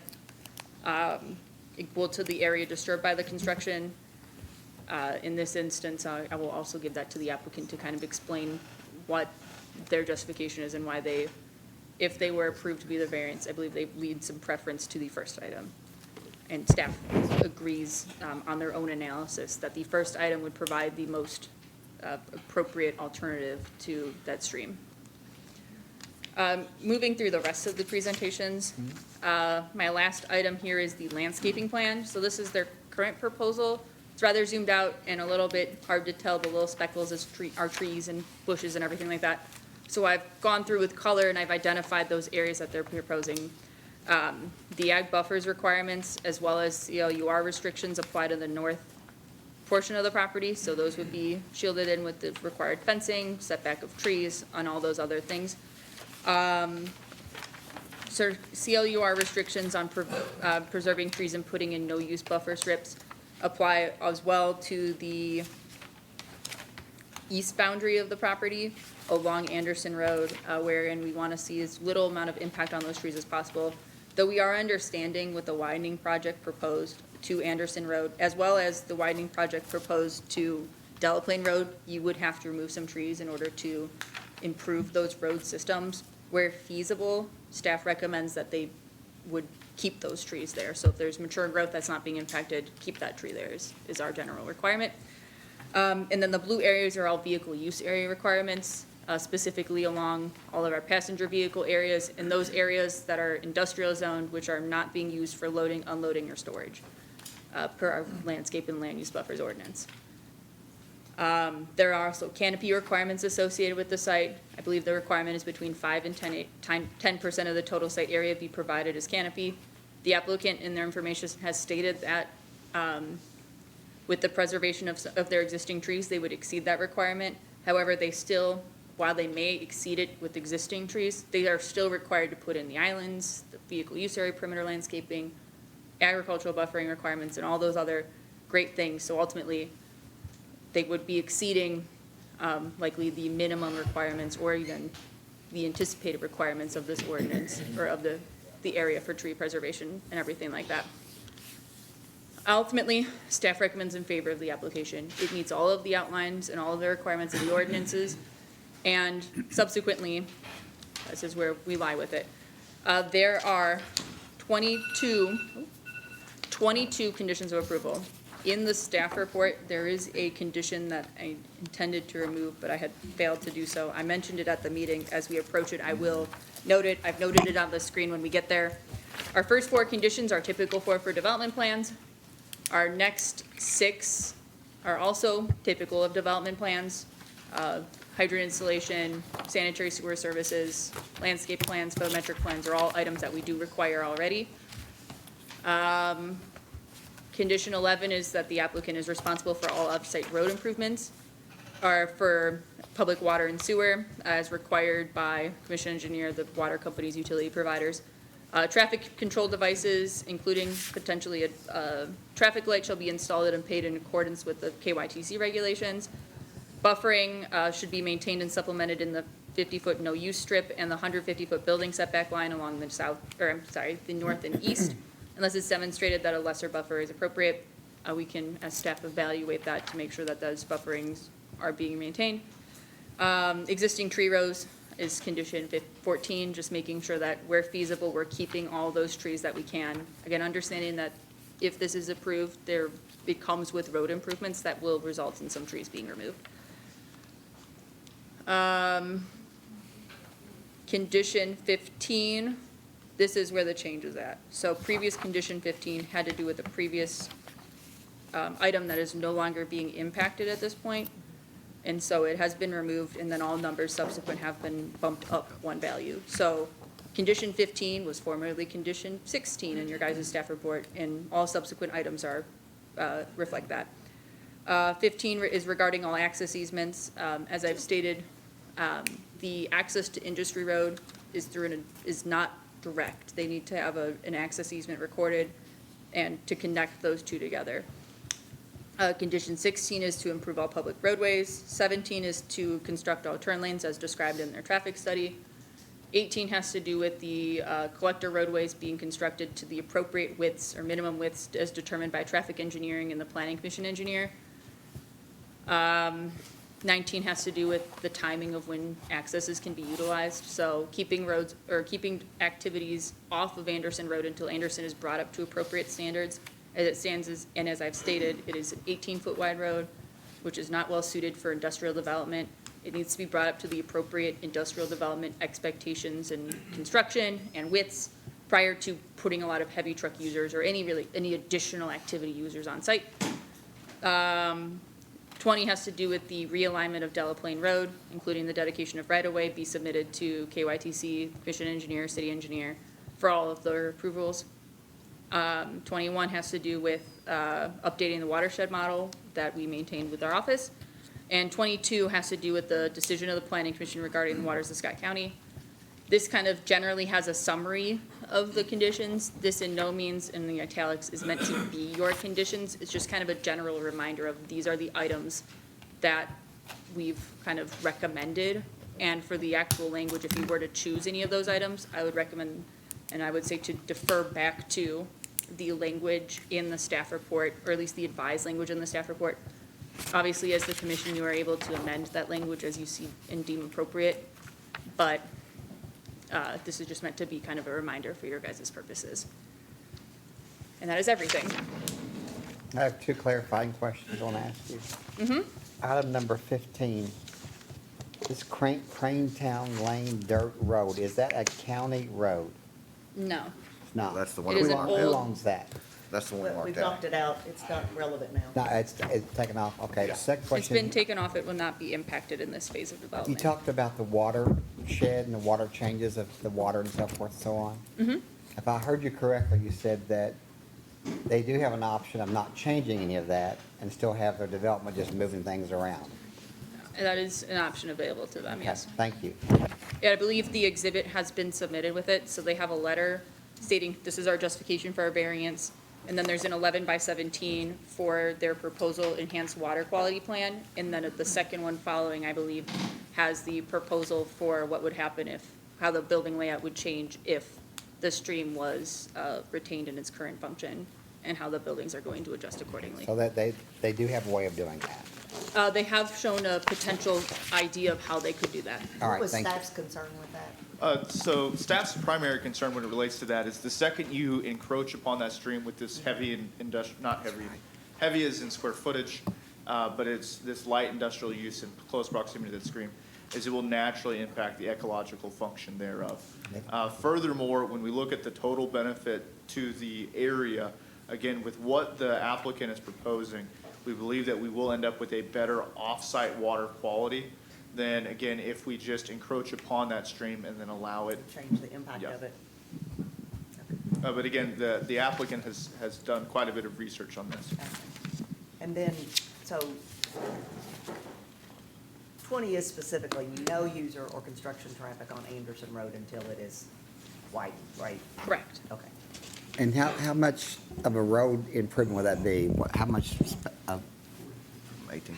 know it's The- 40 feet, but how much lane, I mean, how far does that go? I don't know. The proposal, at least as submitted by the applicant on their development plan, is to get to their northernmost entrance. So in this instance, I have a picture. You will be getting from, this is it, you keep getting kind of poked at today. This is the intersection of Anderson Road and Delaplane Road. And improvements in width would be brought up to at least this northernmost entrance, to allow for kind of that circulation route in and to essentially stop or try to prevent as many trucks from going up Anderson Road as possible by giving them an option to turn off. So that would be 40 feet in that area. 40 feet, or the language is 40 feet, or the minimum width necessary to have the 12-foot lanes as discussed by the, or determined by the city engineer, PC engineer, and the traffic engineer. Okay, thank you. Where did you measure Delaplane at that's 24 feet? Oh, I didn't say it was 24 feet. I said it was 18. Did I? Oops. Oh, I'm sorry. I mixed them up. It's okay. There are parts of it closer to the intersection around Yes. Supply Court that are wider. As you approach Anderson Road, the road just kind of deviate and does kind of decrease over time due to. 17 and a half, I measured it today at that bridge. I see. At the bridge past that, now that's past that. Yes. I know that we can't do anything, the applicant can't make them do anything beyond that, I know that. But it's 17 and a half feet, that little bridge that you, two cars can barely get through. Yes. That's just, oh, there's no semi, there's, yeah, you could not. Yeah, there are, but you couldn't pass one there, there's no. Yeah, But anyway, yes, we're we good. measured on the project and along their frontage. Yeah. So Yes. the areas that we can Yeah. compel additional improvements are the areas that we measured it from. I don't know if this makes sense to ask you or the developer. It might be helpful for us, because Mr. Green and I were having this conversation before we started, as well as maybe the audience, to distill down succinctly, if that's possible. That's why I didn't look at Mr. Woodall to say succinctly. The changes from the last time we heard this to now, the significant change points. I'm going to defer that one to the applicant, who Okay. can express a little bit more of the details of their application. Okay, Basically, to stop a train down the road. yeah. I just think it's helpful if everybody understands what the Yeah. difference is. Is there anything else for me? Anything else? Well done. All right, we'll take, hear from the developer. Don't make us call you Nathan. Not tonight, I promise, I promise. Thank you. John Woodall, tonight, I have the honor and the privilege of representing the applicant Vertical Realty, and CJ May with Verticals here, Jacob Cassidy, and then Brian Ward and Josh Coburn with Palmer Engineering. I'm going to make a few brief comments and then let them get up here and talk about the technical things so we can move on. But as far as, Commissioner Singer, as far as what happened the last time, I was here. I wasn't representing Vertical at that time, but I was here and sat through a lot of the comments and so forth. And I will say that, yes, this property was zoned 30 years ago. There was a lot of talk about that. But in the package I gave you in our PowerPoint presentation, behind the background slide, you'll see another background page, which is actually from Elisa's report.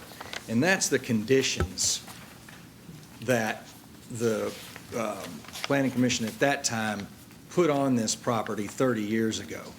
And they're 2 pages long, and in fact, on the second page, if you look at the section pertaining to the preliminary development plan, and you read that, you figure very quickly that the intense analysis that you all gave this plan last time around, it was not only warranted, but it was contemplated by that particular planning commission, and that's where we are. And this is an important project. Yes, it is for the city and so forth, and the impact it's going to have economically. And, you'll see in here the talk of 1,500, 2,000 jobs, but it also is going to impact the public. So when the first iteration of this plan went through, and this body addressed it we rejected it. And I think even Commissioner Green said it just didn't like the plan. So, many applicants, many developers will just go back and go away mad and either quit or give up, unless you're a serious developer, a serious applicant like these guys and gals. And how do we know that? Well, Vertical, and Mr. May especially, we're already ingrained in this community. If you look at the Parkview Medical Development, Georgetown Community Hospital, and the Qdoba out on Lexington Road, second phase of that coming soon, where Lowe's, Kohl's, BW3s, that area, Mr. May developed that. Also, the apartments behind Lowe's, Washington Square, that was a redevelopment where the Kroger was before. The state office building at 1031 Lexington Road, bypass rental, and where Varner Baseball School, and probably most importantly, something that Mr. May had a part in and didn't even get a really benefit from economically. In fact, it went the other way because of the recession, but he was involved in the proposed development of the Whitaker property, which led to his design, and in fact, Brian's design of the 127 exit. And along came the recession, and real estate fell apart, but those plans were provided to Toyota, who took them over, and that resulted, in the Lexus plant coming. So this is an applicant and a group of individuals that are committed to this community and to this particular project, and that's why they stayed with it. And one of the things you have to do, one of the things that was contemplated, by those conditions, it tells us what we had to look at. You've got to not only be willing to listen, but you have to react, and that's what they did. And so in terms of the changes that were made, there was a lot of talk about the traffic and what were the access points and the pressures going to be caused by this development. The width of the roads was a big issue. So the developer committed to widening those 40 feet curb to curb along all the affected roadways. And another big change was to eliminate, prohibit left-hand turns for tractor trailers coming out of there. And Brian's going to explain the technical side of this for you all. And in terms of stormwater, Mr. Jesse, you're exactly right.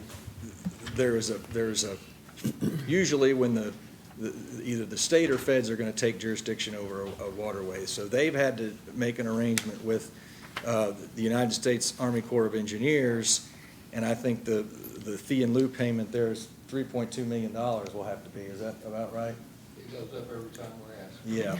So there's that. But what the law says is, as a locality, as a municipality, you can have your own rule. And it can be more stringent. So you have a waters of, just like there's a waters of the U.S. and there's a waters of the Commonwealth, there's also a waters of Scott County. That's your ordinance. So as an applicant, we have to deal with that situation. And there's frankly a few ways to do it. One, they can engineer right around it.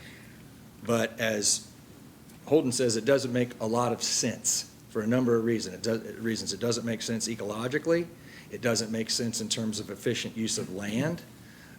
So the alternative and the talk was, what can you do as a betterment? If you're going to affect that stream, what can you do to make it better as water leaves the property? And that's where Brian will explain the concept of bioswales and so forth, and how they're going to treat the property and install erosion control and other measures that actually make it better than it is now. That's the goal. And that's what we want to do, instead of just working around the stream, which doesn't make a heck of a lot of sense from any standpoint. This is, it's a large project, but this is a preliminary development plan. There's going to be the final development plan, and this is just phase one. Those will exist. There will be, I'm sure, with each building or deal that's signed. But this is a large project, and it deserves the kind of scrutiny it's getting. And the fact that the kind of changes that have been made to this project have been made, as far as, in my humble opinion, it means the process is working. This is, like I said, it's not just about listening, but you have to react, and that's what they've done. So that said, let me be quiet, and let me get Brian up here, and this thing scares me to death, so I'm going to let him go through that and explain what we're doing technically. Now, I got a pointer, I can do that. We're good. Okay. Okay, go right ahead. Thank you all for the opportunity to talk regarding this project. First, I'm just going to talk. You can see, everybody kind of knows what the property is, but here you can see Toyota down here to the southwest. That's the 119 acres, we're looking at 150. If you look here, phase one is this. We're going to come out here and catch improvements on cherry blossom. We're also going to come over and improve Industry Road here as well, and we'll talk some about Anderson and Delaplane. Again, like John was saying, it was rezoned in 91, and I listed some of the land use restrictions that were impacted, that were complying with all of those. Here's a blow-up of the development plan. You can see some of the things I've listed on the right side there. You know, the property size, property area being developed. That includes the road over to Industry Road. The setbacks, where we're increasing the width of Anderson, Delaplane, and Industry. And one thing I was also going to point out is we're looking at some controlled access signs. One of the main reasons is we're stopping the widening at this second entrance is we don't want truck traffic to go on up Anderson Road.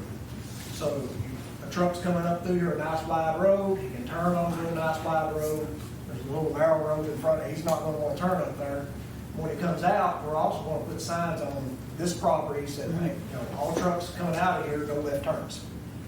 So you turn right. You come down here, we're going to put signs on this property down here on our property. All trucks, no left turns, only right turns. Come out directly the way they need to go. Okay? And that's in addition to the roads we're widening where we need to widen, and we leave basically where we don't want trucks to go. And that was a reaction to the comments. Yes. The first time around. It was, that is correct. Can I ask you a question about those signs? Yes. What would be the consequence, say I'm a truck driver, Uh-huh. which, you know, no one knows that would happen, but anyway. Say I was. So if I was to turn the wrong way deliberately, do we have within, that person would get a fine, or what would, or we could? It's enforcement, city, that's outside of. No. Thank you. I was just wondering if there's something that could be done to No fine. make that enforceable. I would think it would discourage. But a truck would not want to go down a small road and get stuck. But they're saying there's not, their trucks, I know. they're doing it now. That's what And we're I grew hearing. up moving mobile homes in eastern Kentucky, so I know all about narrow roads and big rigs. So, Well, maybe that's a community thing that but we I mean, have we to can solve. sign it, we can encourage it, we can, you know, tell the trucks that come on the property, we can put, but, you know, But you that- know, the maybe old that's adage, for our lead a local horse to government. water, can't make it drink, yeah. Maybe that's an enforcement thing that we can do as a community, Okay. county government, city. Yeah. Yeah, moving on to stormwater, here, the stream in question is this red line here. The 50-acre mark begins about right here and comes down and goes under Delaplane. We would really like to get rid of that stream, and we propose to do so if approved, with, you know, 4 bays to the detention basin, which we would have to have anyway, but we would improve them beyond what would be required.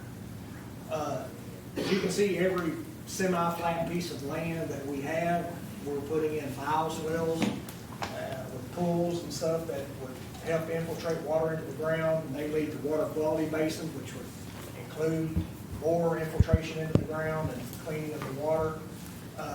Hey, Brian, for the record, tell us what a bioswale is. Well, bioswale is basically a grassy swale that meanders, that really slows the water down, and you don't want it to, you can have some steeper parts to it, but you want flat areas in it where it kind of pulls and infiltrates down into the ground is what you're really looking for. It's a biological swell. You're not looking for flow as much as it's a place for it to go down. Place, and then go to you've got to catch create basin. opportunities for it to infiltrate into the ground. Yes. And improve groundwater. Yeah. It's the same with the water quality basins. Some of these may end up being rain gardens, but we're trying to utilize every opportunity that we can to improve water quality. Be more attractive. And an attractive aspect as well. However, you know, it is a regulation, it is a rule, and, you know, if denied that opportunity, we feel this is the best approach.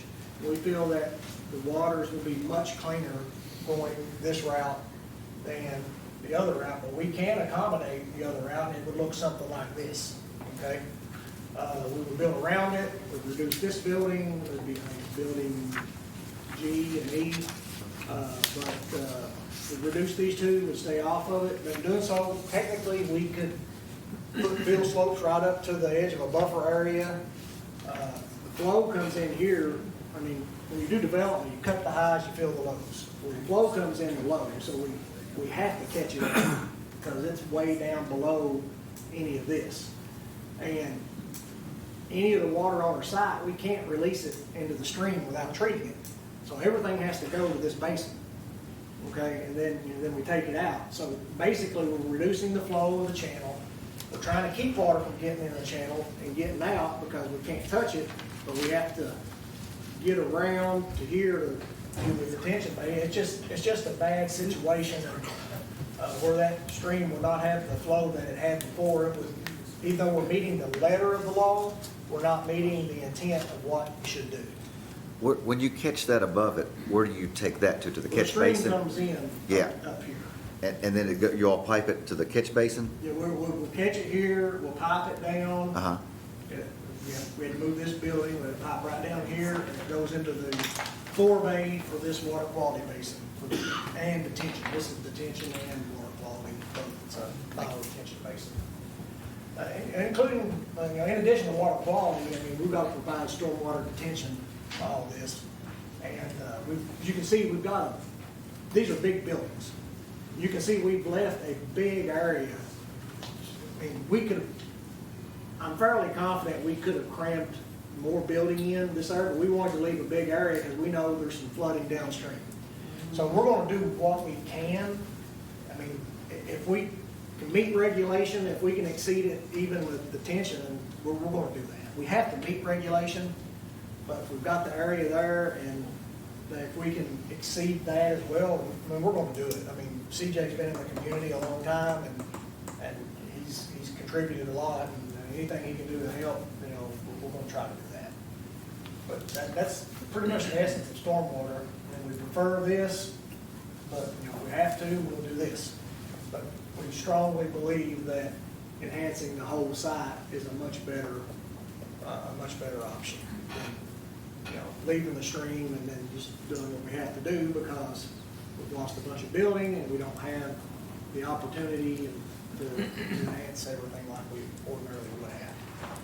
So, Brian, let me ask you one quick question. That stream, is it a spring that originates right there on the property? No, it's a channel that comes. It comes all the way down? There's one that comes this way, and it meets right there. There's one that comes down this way. Okay. And it meets right there. And our high points are in here. Actually, there's a high point here. There's kind of like a ridge there. So, and then you cut the highs down, you fill in the lows, so this will be well above this stream. I mean, to be slopes grading way down, it'd be in a hole.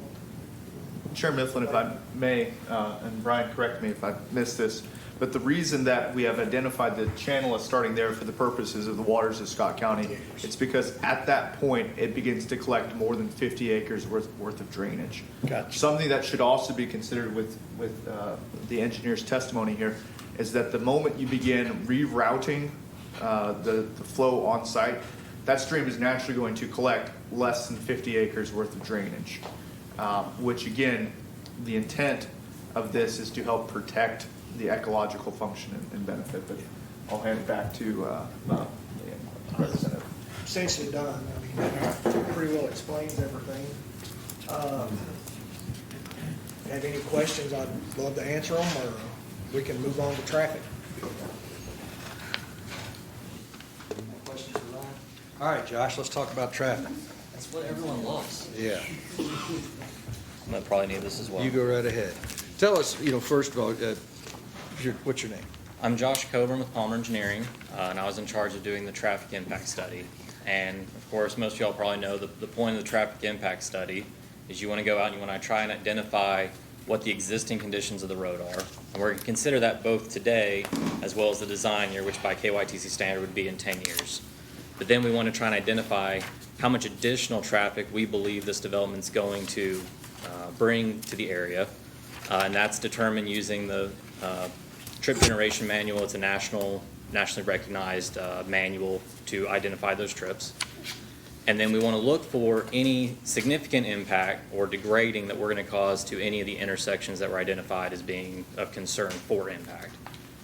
And so, make sure I do this right. Aha. These intersections, if you can see, were the ones that we identified. In summary, because that's smaller than I realized it would be. Along Cherry Blossom Way, we started, we're at Sims Pike, and we came around to, blanking on the name, I apologize. Enterprise, is that the right one? Industry? Thank you. Industry? Past Industry, I'm sorry, so Industry to Delaplane down to, I believe that's Enterprise, that's at Gate 1 with Toyota. And then on Delaplane, we started at Cherry Blossom, we did the main entrance to the development, we did Supply Court, identifying that it was close to that main entrance. We did Anderson Road, and then we went down to 62, which was not in the previous discussion we had a couple months ago, but with the comments that were made, we wanted to make sure that we hopefully identified that as an issue. You just mentioned that there was an area that was studied that wasn't put before the commission back in August, but based on comments, added that. Right, we added US 62 at Delaplane. Elise probably had a much prettier picture than mine, but we tried to accomplish a similar goal here. So in this slide, just for hopefully the sake of understanding, the first column is the no build condition. The second column is the build condition. On this slide, this is assuming we do nothing. You leave all the roads as they are today, and you just throw the traffic at it. The top row is 2026, and the bottom row is 2036. So I tried to cram a lot of information in one slide. But what I really want to try and identify here is I acknowledge at Cherry Blossom and Delaplane, you can see what was level service C and D, which are considered acceptable based on national standards, do degrade to a level service F. And of course, that's because it's a two-way stop control. All this additional traffic's coming down there. They're looking for the gaps to be able to exit Delaplane onto Cherry Blossom. Also worth noting, the other issues really identified were down at US 62 and Delaplane, where there is an existing issue already there. You can tell because it's already level service F. And of course, it's going to continue to be an F if you even added a single car, or you add no cars, it's going to continue to be an F. This slide is very similar. The only difference is that second column now includes the improvements that we are recommending.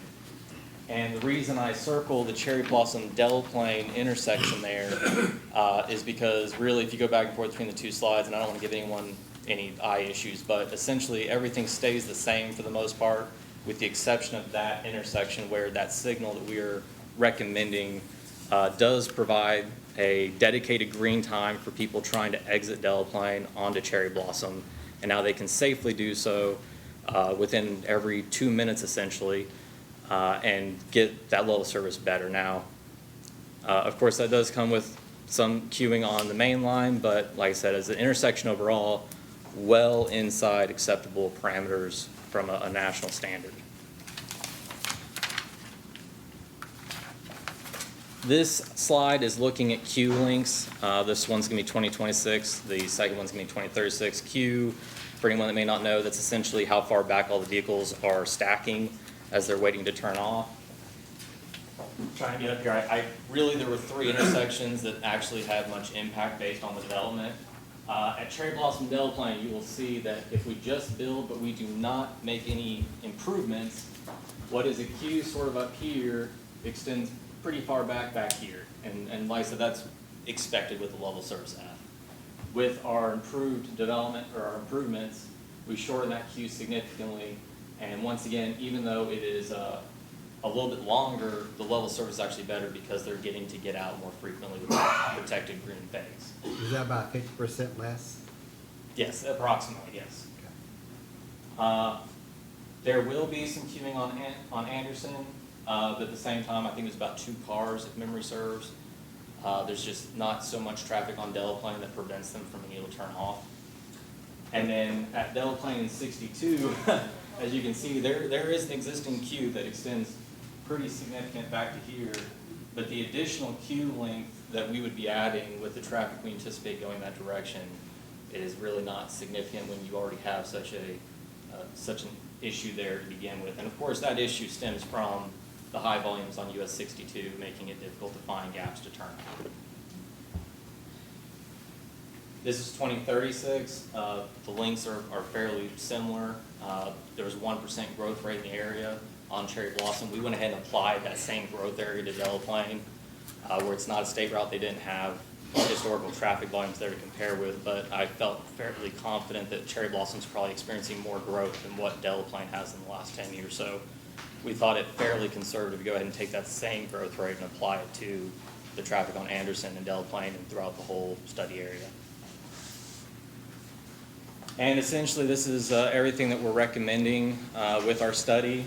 We included the widening of all of the roads that were mentioned earlier. We do show the signage to try and prevent the truck traffic to go along Delaplane. We identify you. Everyone knows it's a very narrow road that direction, and it is best that semi-trucks not be that direction. So we do want to try and do everything we can to discourage any semi-trucks for going that way. And the signal here, we show an option for a flashing signal. And to clarify what we want to do, we want to propose a fully operational signal. But it is up to the Kentucky Transportation Cabinet to allow us to do that. And because we don't meet the original warrants, there is a chance that they may not. Now, I will say, based on experience, KYTC is very good about trying to listen to local officials if they have a strong desire to do a particular installation. But in the instance that they will not allow a fully operational signal in 2026 based on volumes, we would then try and ask them if they'd be willing to install the signal and let it run on just a flashing red, flashing yellow. So a cautionary light on Cherry Blossom, a stop condition on Delaplane, but the infrastructure would be there as soon as the volumes met warrant to then turn it into a fully functional signal. And that sort of is everything I have on traffic. If you have any questions. Will the state let you install flashing lights, or does it have to get their approval? It would still be part of their approval process, and any improvement along Cherry Blossom would require their, discussion with them, plans, approvals, the whole process. But you feel like they would at a minimum allow you to do that, or at least that would be the fallback, but hopefully. Yes. Enough pressure, a fully operational system. Yes, and once again, I really think that if the local officials agree that they feel wholeheartedly that this is in the best interest of the community, that would factor into their considerations. Okay. I'm going to say something about traffic. So that was our issue before, was traffic. We appreciate you coming and doing this, and I asked for the 62 and found out exactly what I expected to see. It's terrible. It's awful. And I understand, well, a little bit won't add much, and it reminds me of 'Tis But a Scratch from Monty Python. Yes, We sir. lost one arm, lost another arm, lost one leg. It is a great movie. It's kind of like that. And that's not it's not solving a problem, saying it's just a little bit more. And I hate to really poke a bad subject here, but you said something that the development of the Lowe's and what else is that, Qdoba and the apartments, they've all been great things, and they have one thing in common: Connector Road. We have been, since all that started, trying to fix Connector Road. And all I want to be a part of here tonight is doing it right the first time. And I hate that y'all are first and have to be a part of this part of it, but I just want to see it done right the first time, because something's going to go here. This is zoned for this. This is going to go. Something's going to go. We just want to see it done right the first time. That's what I'm asking. And I feel like we're headed down that path. I just want to keep going down that path. I think those no left turns, you have your regular truck drivers that come in there all the time. Yeah. They're going to know. Yeah. That they've got to stay on the wide road. Yeah, But at the same time, I don't understand. They do it anyway. Why hasn't anything been done about this? I mean, people live on, if it's happening, it's not supposed to be happening. Who do we need to talk to, or who do you all need to talk to? Is it not Now, I will say that. Police. We're not. And that's beyond, I know a lot of that stuff's not your all's stuff.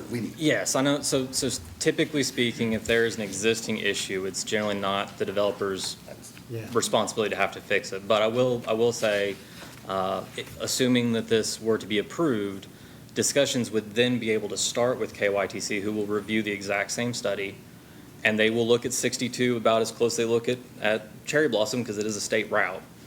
And I do think that intersection could potentially become discussions for improvements that maybe KYTC would participate in or something to that effect. But like I said, there will be an opportunity to have these discussions with KYTC, but based on the path it usually takes, they don't typically entertain those discussions Yeah, till we in put a depth plan in until they've place sort of gotten and past say, a certain level at the local level. Yeah. And, Okay, thank you. Go.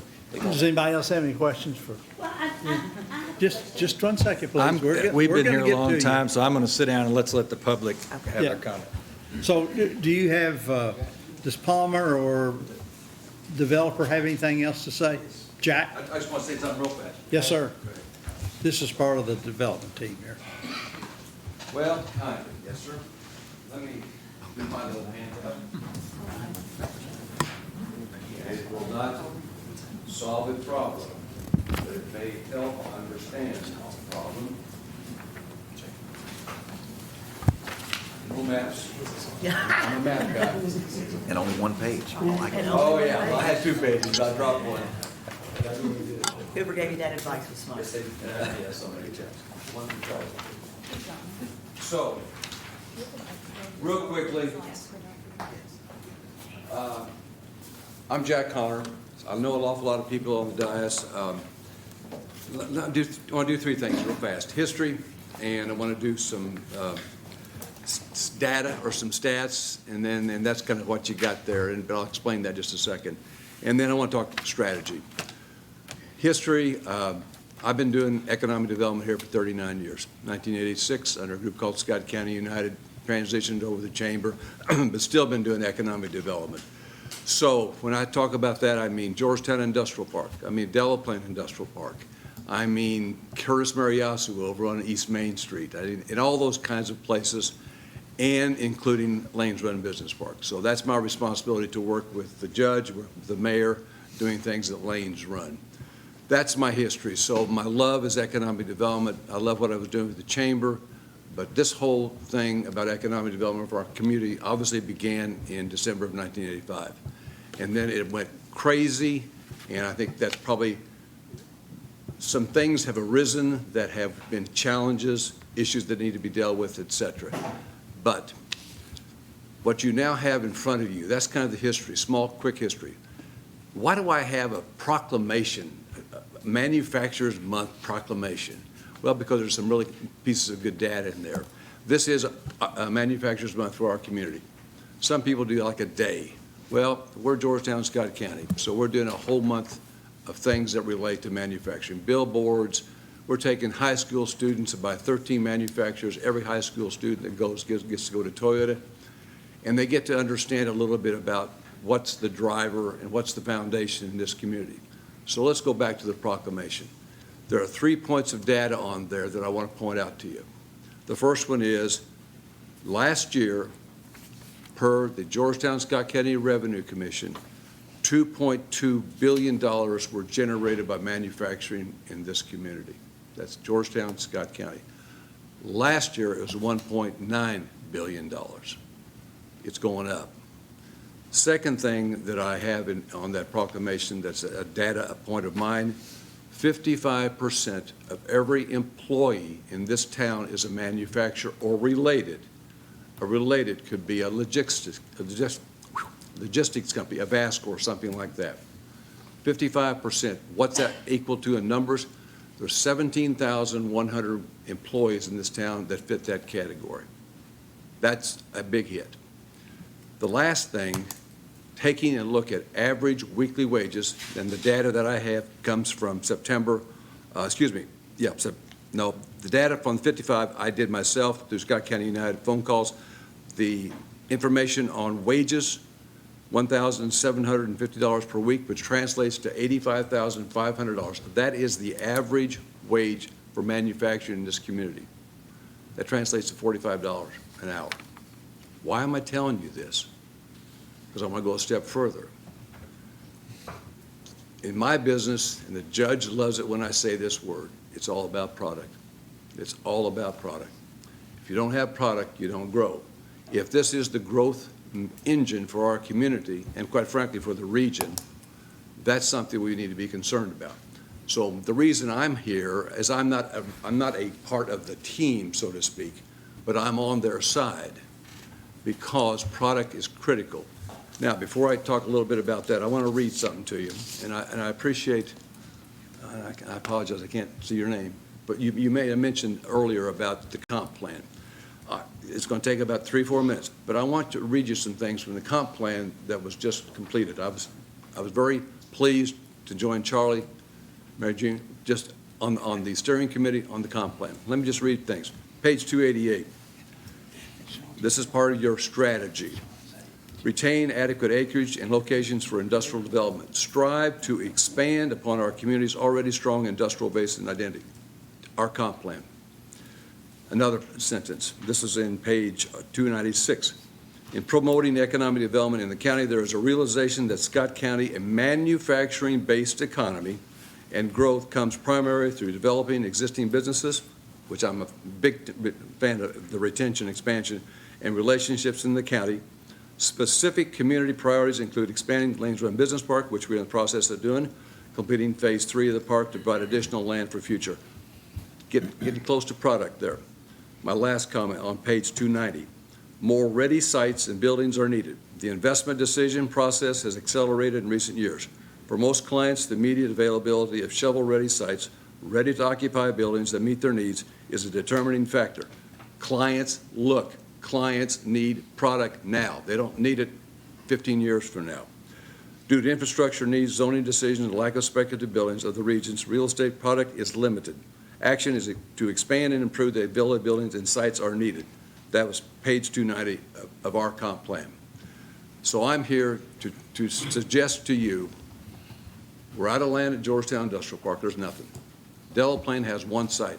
It is literally, it's like that. It's absolutely terrible. Lanes Run Business Park, without Phase 3, we have about 60 to 70 acres left. Some of that is what I call undevelopable. If we go ahead and spend $4 million for Phase 3, which we intend on doing, we should have some additional land next year. That's it. That's all we have. Other issue, product. There are no buildings in this community. I've had call upon call upon call.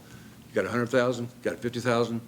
I'm not talking about out in the hinterlands, folks. I'm talking about in property that's zoned I-1 and or BP1, which is what the business park is.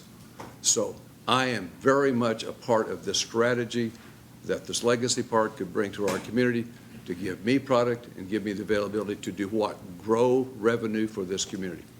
Thank you. Can I ask you a question? You sure can. So you serve on the chamber. What is your? Yeah, that's that. Thank you. I want to know your two titles, though. Well, I just resigned from the chamber, so I was the executive director of the chamber from 1990 till this year. I'm also executive director of Scott County United, which is a separate 501c6. So I still do economic development under them. But if the question, I don't know where you're going, but I'm paid by the chamber. Effective January 1, I'm going to go back to being paid by Scott County United, which is who I was working for 86, 87, 88, 89, and 90. Is that? Yeah, well, there's a two-part question. Yeah, sure. The other part of the question is, in manufacturing. Yes, sir. That's part of our economy. There's another 45% that's not Absolutely. manufacturing. Absolutely. So my question is, as a community, and that's part of the reason why all the people from the community are in here, it's got to be a balancing act between this growth and quality of life. People Absolutely. 100%. That already live here. They've lived here for decades. Yep. Their whole families have been here. So I would like to just, and this may not be the right forum for it, but at some point, more time being spent on what are we doing to help, along with all the economic development, which is good. At the same time, we got to balance the quality of life of people in Scott County. So we're a part of a regional effort of which we're spending about $1,600,000 to look at just that. Talent attraction, people who want to come and visit and live and work in our communities. We don't have the money to do that. They're doing that. We have a couple of websites that we're trying to get stuff out. How much was that again? $1.6 million, Commerce Lexington. It's a regional project. We have $25,000. What's the number, Judge? We have $50,000 invested in that project. By the way, let me give you a data point before I get back to your question. Let me use Toyota as an example. How many people work at Toyota that live in this community? Percent. Guess. 60. Yeah, 35%. Oh, so we're getting the advantage of the region coming here, paying the occupational tax, but we don't have to provide a service. That's regionalism at its best. Harold, to answer your question on the quality of life, has always been my charge and my case. You build the foundation, that's the manufacturing, and then you work back up that quality of life circle. So you have a business downtown. When I came here in '79, there wasn't nothing here. So what has happened since Toyota came? There's not a vacancy downtown. There are some second floor vacancies, but there's nothing down there. Look at other things that CJ did, other people have done to fill that quality of life circle. The horse park, second or third highest attraction, the Ark up there. We get people from all over the country that come to this community and see this beautiful, quaint little, man, I like to live here, and we get those too. We're trying to do that, but it's a big challenge. But if I look around and see what I saw in '79 versus what I see today, we're doing something right. We're not doing it all right, though, but we're doing something right. So, thank you, Jack. Let's get back on our. Well, with the numbers he gave, I just wanted, do you know who the second largest employer? Yes, Scott County School System. Okay. And how, I mean, yeah. that- 1,000. The 2,000. Manufacturing-wise, only in manufacturing. Added And what do they employ? almost about 1,000. About 1,000. So this would be as a whole, and I know we'd have individuals in it. There's, of the top 10 schools, the hospital, College? no. Yeah. But College, I'm just, less than 300. manufacturing was all I wanted to Yeah. compare it to. That's all. That's good. Thank you. Somewhere's in there. Yeah. It's got government somewhere. My name is Jacob Cassidy. I'm here with the applicant. I'm going to run through this, I promise, very quickly. I do just want to say, as someone that lives in Georgetown, I've been listening to a long time about the budget constraints of the city, and whether it's development impact fees, what we can do to help pay for water treatment plants, off-site infrastructure, public services, whatever it may be. Projects like this is it. These are the answers. These are the big economic development opportunities that fund the tax revenue to make projects like that feasible for the city. So when looking at this project, just very quickly, and you can see some of the assumptions that are put in there, and at least on the payroll tax revenue, based on Jack's numbers, I think we may be a little bit low. But we're estimating roughly 1 employee per 1,000 square feet for 1,500 employees. Assuming 1,500 jobs at $70,000 a year, that's $2.1 million in payroll tax, occupational taxes at $85,500. That's a higher number. On property tax estimates, I'm assuming we're going to have an assessed value of around $100 a square foot based on the square footage at a tax rate of 1%. That's another, call it $1.5 million a year in tax revenue. So that's $3.6 million year after year, every year. And that doesn't include the net profit taxes. That's kind of hard for us to quantify because that's based on the profits of the end users at the property. And also the indirect economic activity. So, they leave their job, they go get groceries, they go back to their house, they go out to dinner, they shop in town. There's a huge indirect economic spinoff of these types of projects, especially for high salary job bases like this. So this is something that we're excited about for the community, and Commissioner Green, to your point, on doing things right, the first time, we are adamant believers in that. You look at the Parkview development in particular, getting that new traffic light, it was a heavy lift, but that was necessary for the project, it was necessary for the community. We dramatically improved the safety by moving the US 25 first entrance, we moved it farther north to help with the visibility. And based on Ben's recommendation, the west entrance, moved that 70 feet to the north. To do that was a significant cost that was not in the budget, but it was the right thing to do. And it made the whole project safer and flow better. So that's something that we believe strongly about, and that's what's going to happen at this project as well. Very good. Thank you.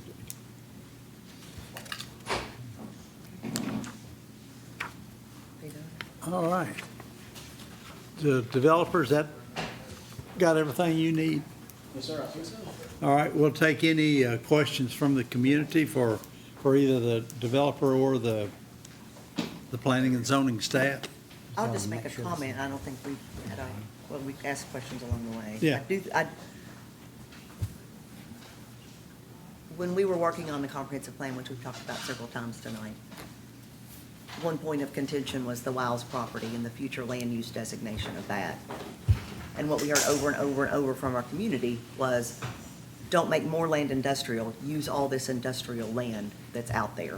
And when we talk about our goal to preserve agricultural land, one of the things that we have to be focused on is the best utilization of property that we already have zoned industrial.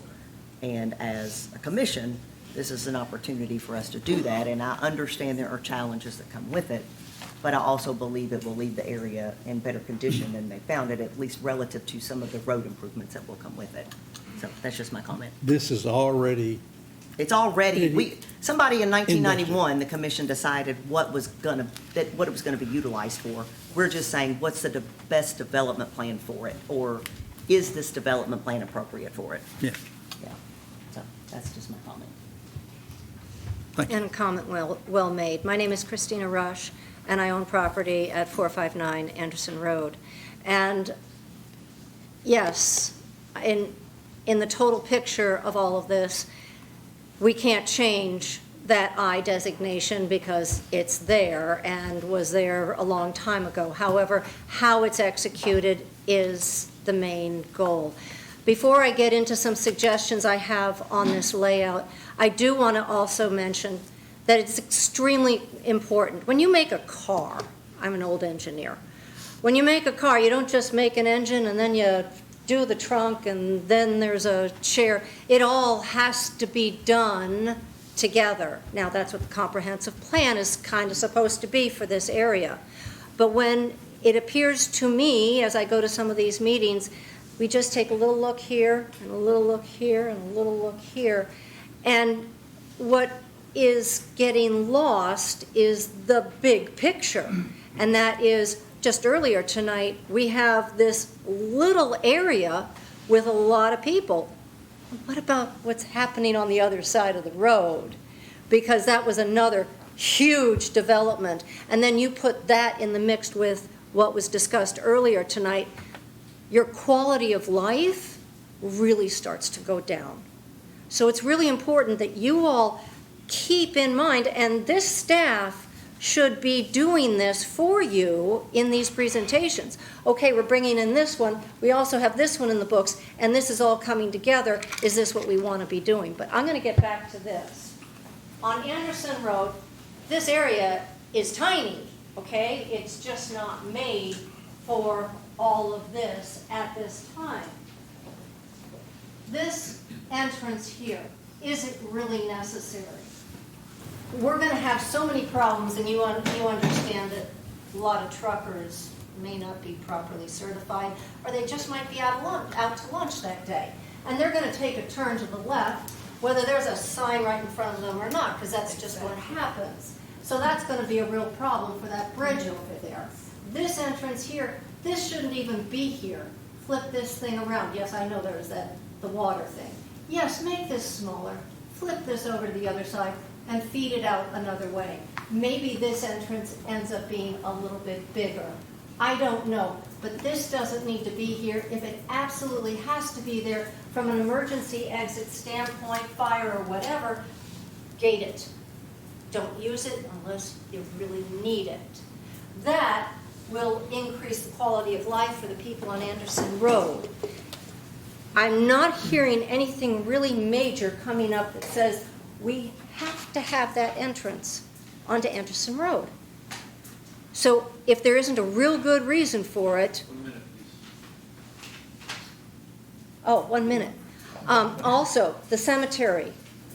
Item number 22 in your report says, oh, we're just going to move a cemetery. I don't know if that can really be done. I brought that up when I went to the office the other day. I'd like to hear what the results of that were.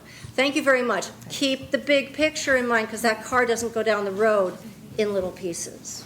Thank you very much, Christina. Can I speak to something that was just said, just to Andrew. clarify something? I did not mean to pull that off.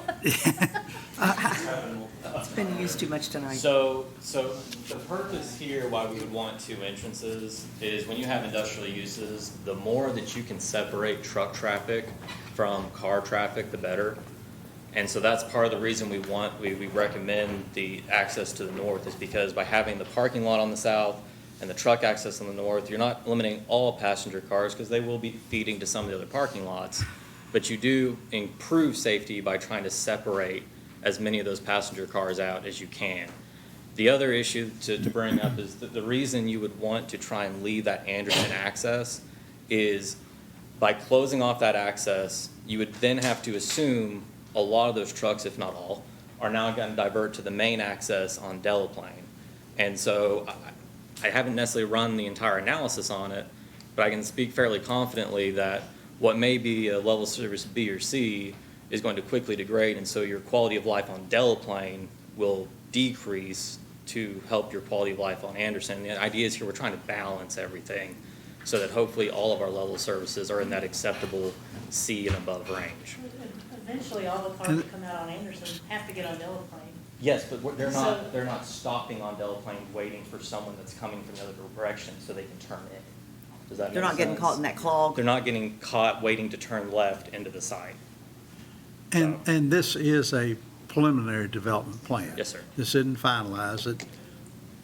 We may end up putting two entrances on Delaplane and or routing everybody out of Industry Road here. Like I say, this is a preliminary. Yes, sir. Anyone else? Yes, ma'am. Hi, my name is Bobby Hednon. I live at 476 Anderson Road. My question, and I don't know if anybody knows the answer that's sitting here in the crowd, we've heard different things were coming to this industry. What is coming? What is it going to do? What are you manufacturing, making? We want to know, what is this plant going to be? We've heard it's a chicken plant. We've heard there's going to be a scrap yard on the other side of it. We just like to know, what is this going to manufacture? I'm not with that team, but I can answer the question. Okay. Nobody knows. But there are limitations within the zoning. There are, And I think that's important to say, here are the things that could be, but they don't have tenants yet. They can't have tenants How are until you building a business when you don't know what you're building Because you it can't get tenants until you have a development plan that you can start with. When they to knew get the Toyota tenants. was coming, they knew Toyota was coming. Yeah. It This is wasn't like, different. well, let's build this This is going to, humongous I don't want to factory. explain for the developer, but Yeah. I think the difference is Toyota is one business. This is going to be different But things nobody within can that tell zone. us what is coming. I'm sorry. Somebody else was looking at that site, somebody else. We don't know But yet. nobody knows. I think Okay. it's best, maybe we could clarify though what can be done in Yeah, that that's zoning. good. Yeah, what else? I think that's a good point. If I could, so our light industrial zone has the following permitted uses allowed. A, non-retail commercial. B, light industry. The Board of Adjustment shall distinguish between light and heavy industry according to the definition in section 2.1 upon application by the enforcement officer, that is myself as the director, when the classification is in doubt. Separately, item C, research laboratories. D, planned development projects for industrial use. See above, section 2.32. That was that planned unit development that we went over earlier tonight. E, manufactured building systems used as office buildings. And then F is adult-oriented uses. And G, commercial landscape operation. Just because it is relevant, I'm now going to read the definition of light industrial as it relates to the zone.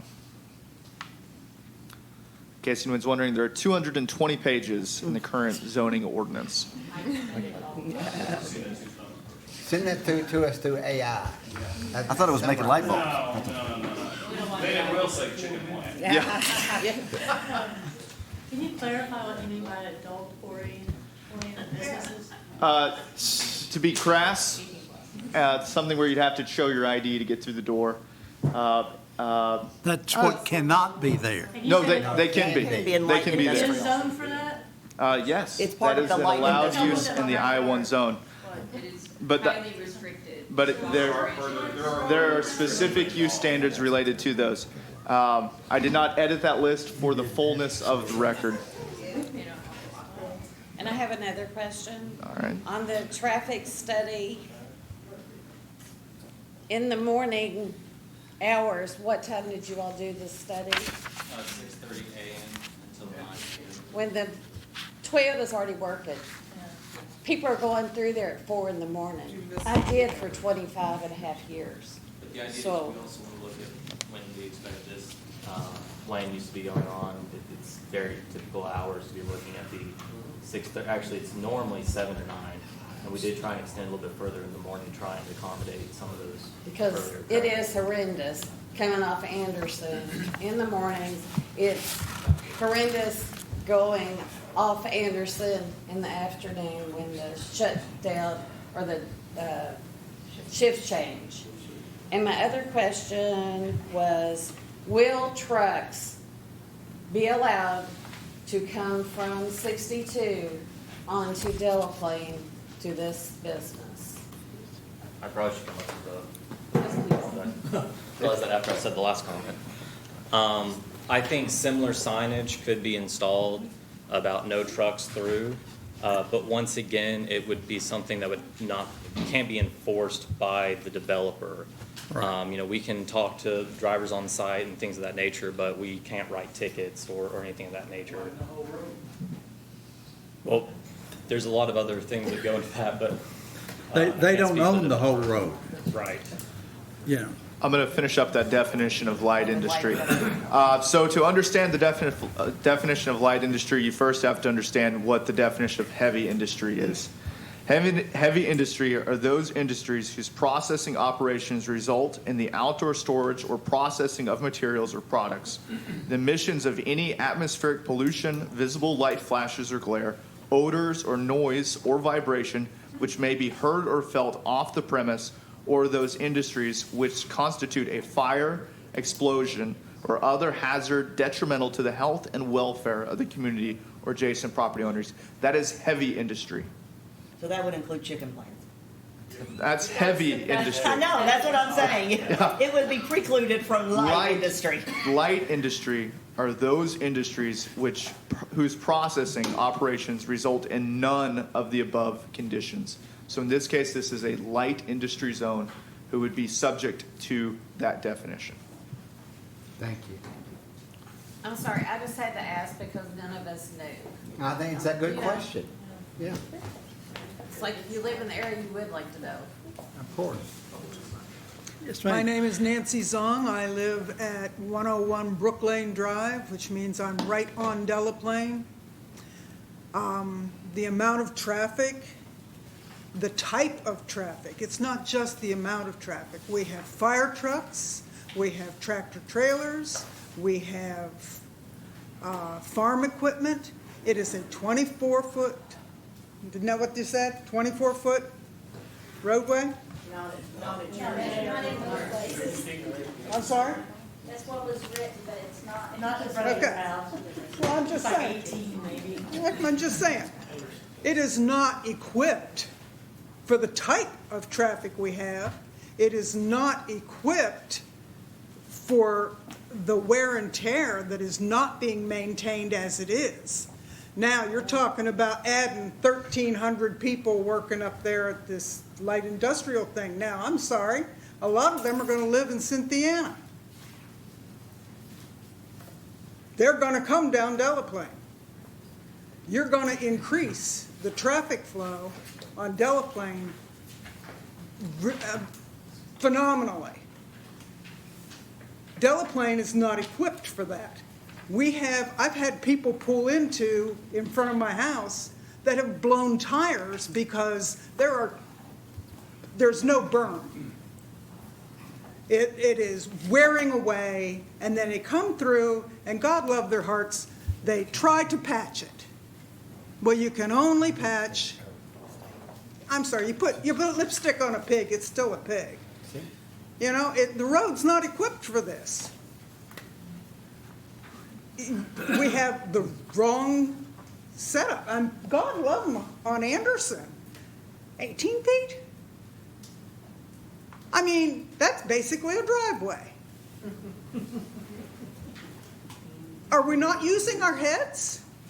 Do you not drive? Do you not get frustrated when you're sitting behind 20 other cars and they're all trying to turn left to go to Cynthiana and you just want to go to Walmart? And you're sitting there for 20 minutes. And now they're putting an elementary school in? I mean, seriously? We're not even considering the type. Yes, God love your heart. You understand the number of cars.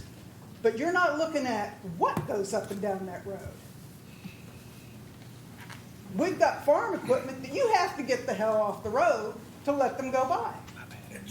You got fire trucks, you got school buses, and don't turn left. Bullshit. You're not going to make them not turn left. 1 minute, please. And then there are going to be people who work up there who are going to be using that road too. So you've just increased it by 1,300 people. Minimum. There's my minute. Answer it. Thank you. You're welcome. Oh, and by the way, I don't want a whorehouse out there.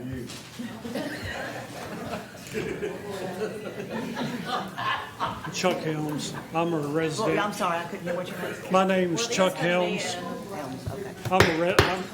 Please. I'm a resident of Anderson Road, and I spoke last time here. And everybody's not going to agree with what I have to say, but I've been around here a long time. I've seen this community explode, okay? Anderson Road is not the answer. We have a lot of seniors that live on that road. And I applaud the developer about his signage. And this is not a knock against him, but we know what signage means because nobody knows what 55 mile an hour means or 25 mile an hour means. Okay? So I guess all I want to say is I'm not against the development because, hey, it's zoned for it, and something's going to build out there. We all know that. But I guess what I would like to ask is why can the entry and exit points not be tied to the biggest road in Scott County?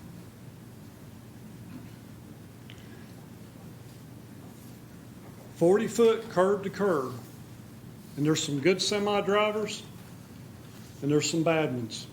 I drove fire apparatus for 30-some years, and I've drove the big ones, and I've drove the small ones. 53-foot trailers, not counting the cab, you're looking at 60, 65 feet. Now, I know they can make that turn, but like you said, you make that one left turn onto Anderson, and catastrophe happens because the bridge at the bottom of the hill is going to let go. Actually, it's a culvert. It's not a bridge.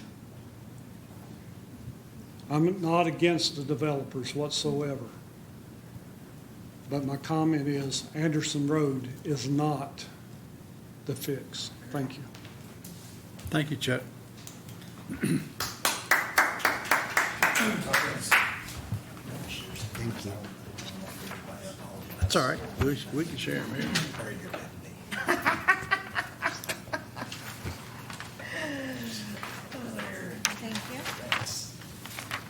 All right. My name is Bobby Shrout. I live at 111 Brook Lane, and so I'm here to obviously formally object to the proposal. So the copies that I gave you, please take a look and see what you think. Property was annexed into the city of Georgetown last year, but no city zoning has been adopted. Under the KRS 100.127 and KRS 100.211, county zoning does not carry over after annexation. So the city must hold a public hearing and adopt its own zoning ordinance before development can proceed. Based on public records, this request has not happened.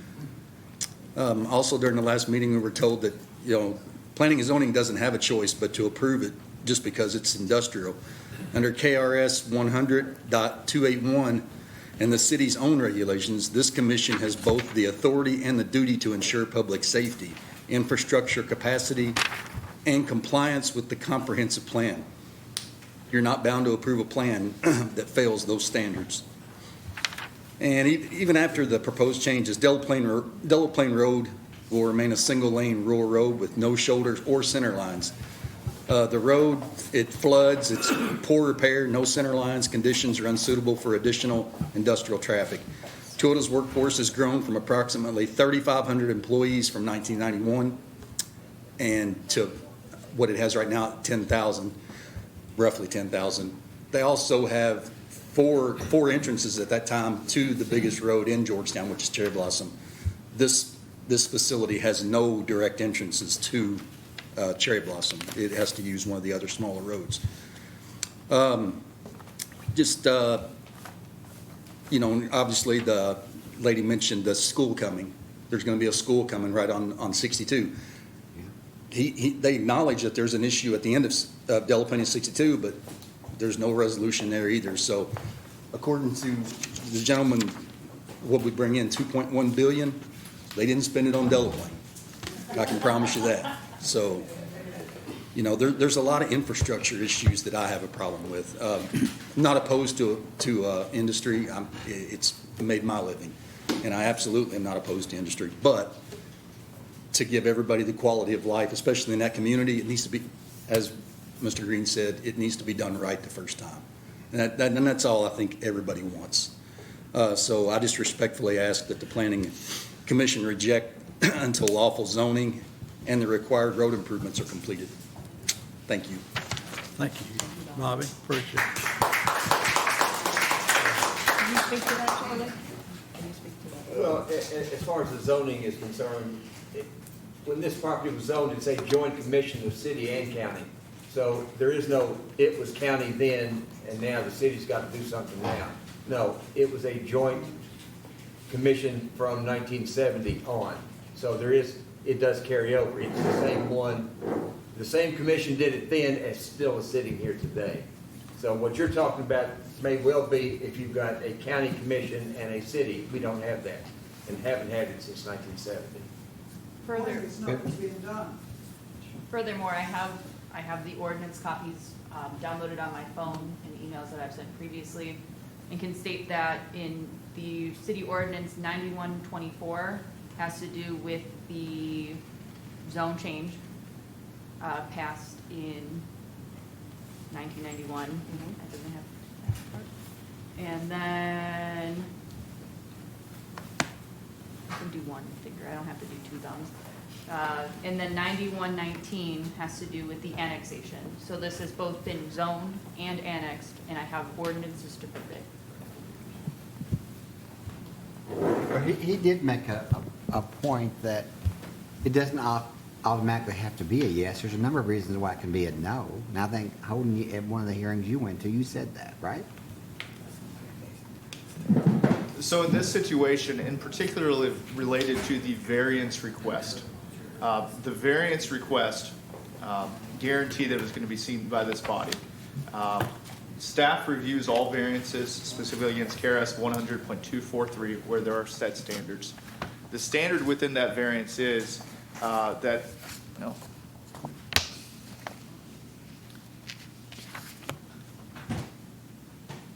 the standard of that variance is dependent on, before any variance is granted, the board must find that the granting of the variance will not adversely affect the public health, safety, or welfare, will not alter the essential character of the general vicinity, will not cause a hazard or nuisance to the public, will not allow for the unreasonable circumvention of the requirements of the zoning regulation. In this circumstance, staff reviewed the specific request for the variance from the stream, the waters of Scott County, for that, and found that we should allow for that variance. Past that, and to your point, there is a distinction between the role of this commission at time of zone change versus at time of development plan. This commission is given broad authority and discretion at time of zone change, as was exercised by that creation of that certificate of land use restrictions. which is not something that's required, if I'm correct. Back in 1991. Back in 1991. And so that was additional discretion that was exercised by this commission. At time of development, I do believe it is a more narrow band of discretion that is allowed. Last month, when a similar but distinct application for this property was made, this commission made the determination that based on external infrastructure, specifically the lack of that external infrastructure, that it would be inappropriate to approve it as proposed. Obviously, staff has received a new application. There have been modifications. There's been updated traffic studies. There's been new information presented. That same discretion to make that decision based on that particular factor would still be made available to this council, in line, of course, with state statutes and our own zoning ordinance. That's a long way of saying you have the authority to make decisions based on the totality of the information that's been presented to you. Staff makes a recommendation based on the totality of that information as well, and we hope to guide this process. Mr. Perkins, did I mess that up in any way? No. Feel good about that one. Yes, sir. Good. My name's Craig Owings. I live right on the northeast of that property right there across the road from Anderson. So I know there's some numbers talked about earlier on the amount of truck traffic that would be in there daily, but I didn't write them down. Does anybody remember what they were? 195 trucks. It was a lot of trucks, right? So I was under the understanding that there'd be a lot of warehousing and things going in there, a lot of heavy truck traffic. So I'm in a buffer zone where they sent me in the mail. I was one of the ones that got a thing in the mail. So my house is right there across the street. So I'm really concerned about what that's going to do to my property. I mean, what are you going to build over there? Nobody even knows. I mean, you could build a chemical plant, as long as it wasn't heavy chemicals. Build a battery plant. What kind of pollution? The prevailing winds come from southwest, so they're all blowing on a whole bunch of people's property straight across that industrial thing to our residents. So you can't tell us what's going to happen there. What about our value? What about the noise? You know, that's like taking my house and setting it 200 feet from Toyota. Would you want to do that with your house? I don't think anybody would. So there's a lot of unanswered questions. And I'm like Chuck, I don't have a problem with, the progress. It's good, but the quality of life that everybody's talking about everybody needs to think about that. That's all I got. Thank you, Craig.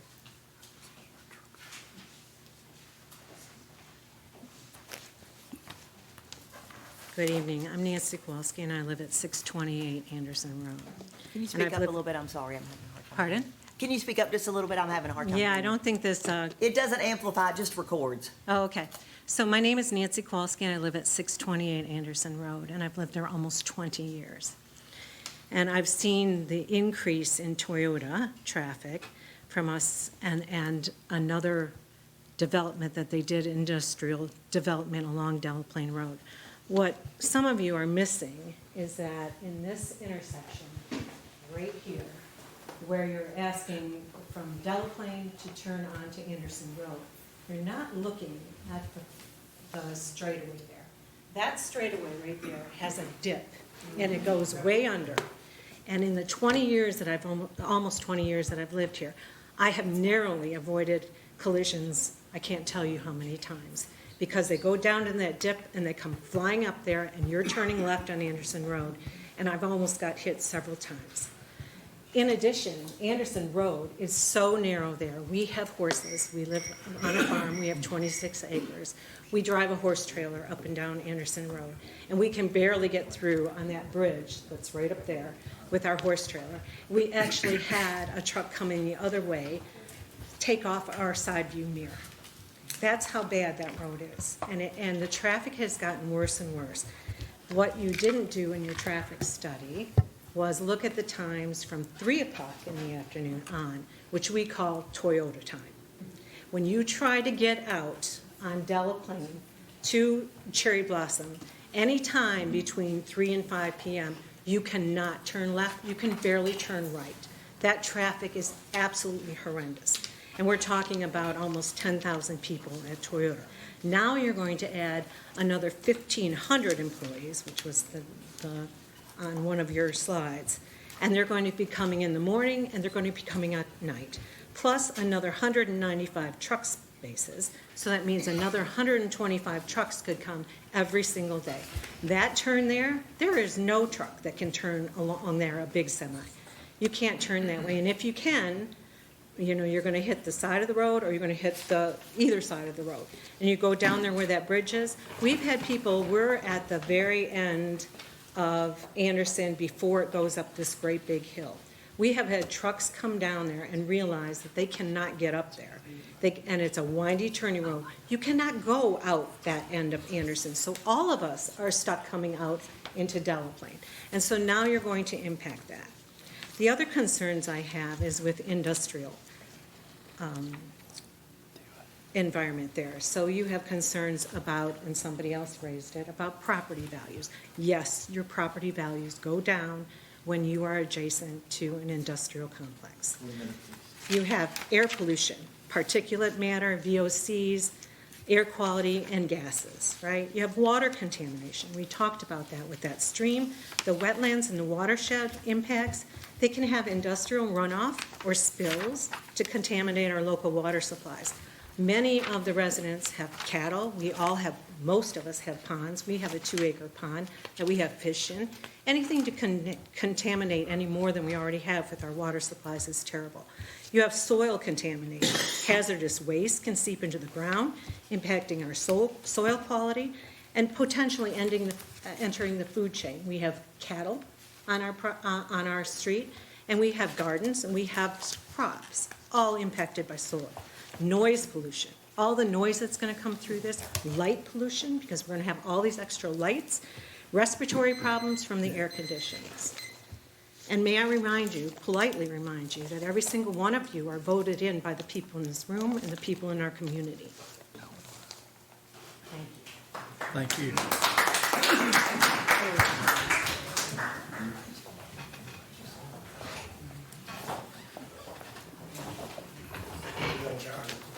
Oh, Norris. My name's Norris Stacy. Were you sworn in? Well, you want to swear me in? Yeah, I think you better. Okay. All right. Do you swear or affirm? Sit down. Yeah. I got a question for you. I'm trying to figure this out. Does this lie in the city limits or is it in the county? In the city. It's in the city. Okay. When was it annexed In in? 91, did you say? 91. Yeah, 91. Okay. Did the city do the zoning on it? Yeah. Okay. All right. That's all I needed. Thank you. That was easy. He's never been that quick. Never stopped in his life. My name's Michelle Adams, and I live at 695 Anderson. You want to swear me in? Yes, ma'am. I couldn't get in the room. I swear firm. Really, it comes down to safety for me and my family. Delaplane is a dangerous road. It narrows, and like she said, it comes down, there's hills. So you're not looking, when you're looking at that, if you've been on it, every place is a blind spot. And I had to teach my daughter when she comes to Anderson before she pulls onto Delaplane.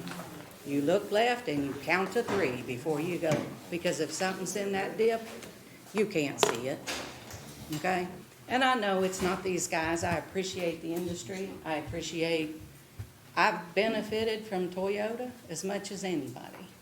But they're talking about how many millions they bring in tax dollars.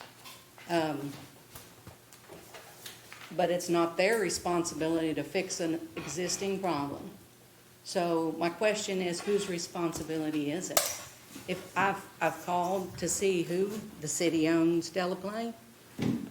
So my request to you all is, can you make it your responsibility? This is a joint city and county commission.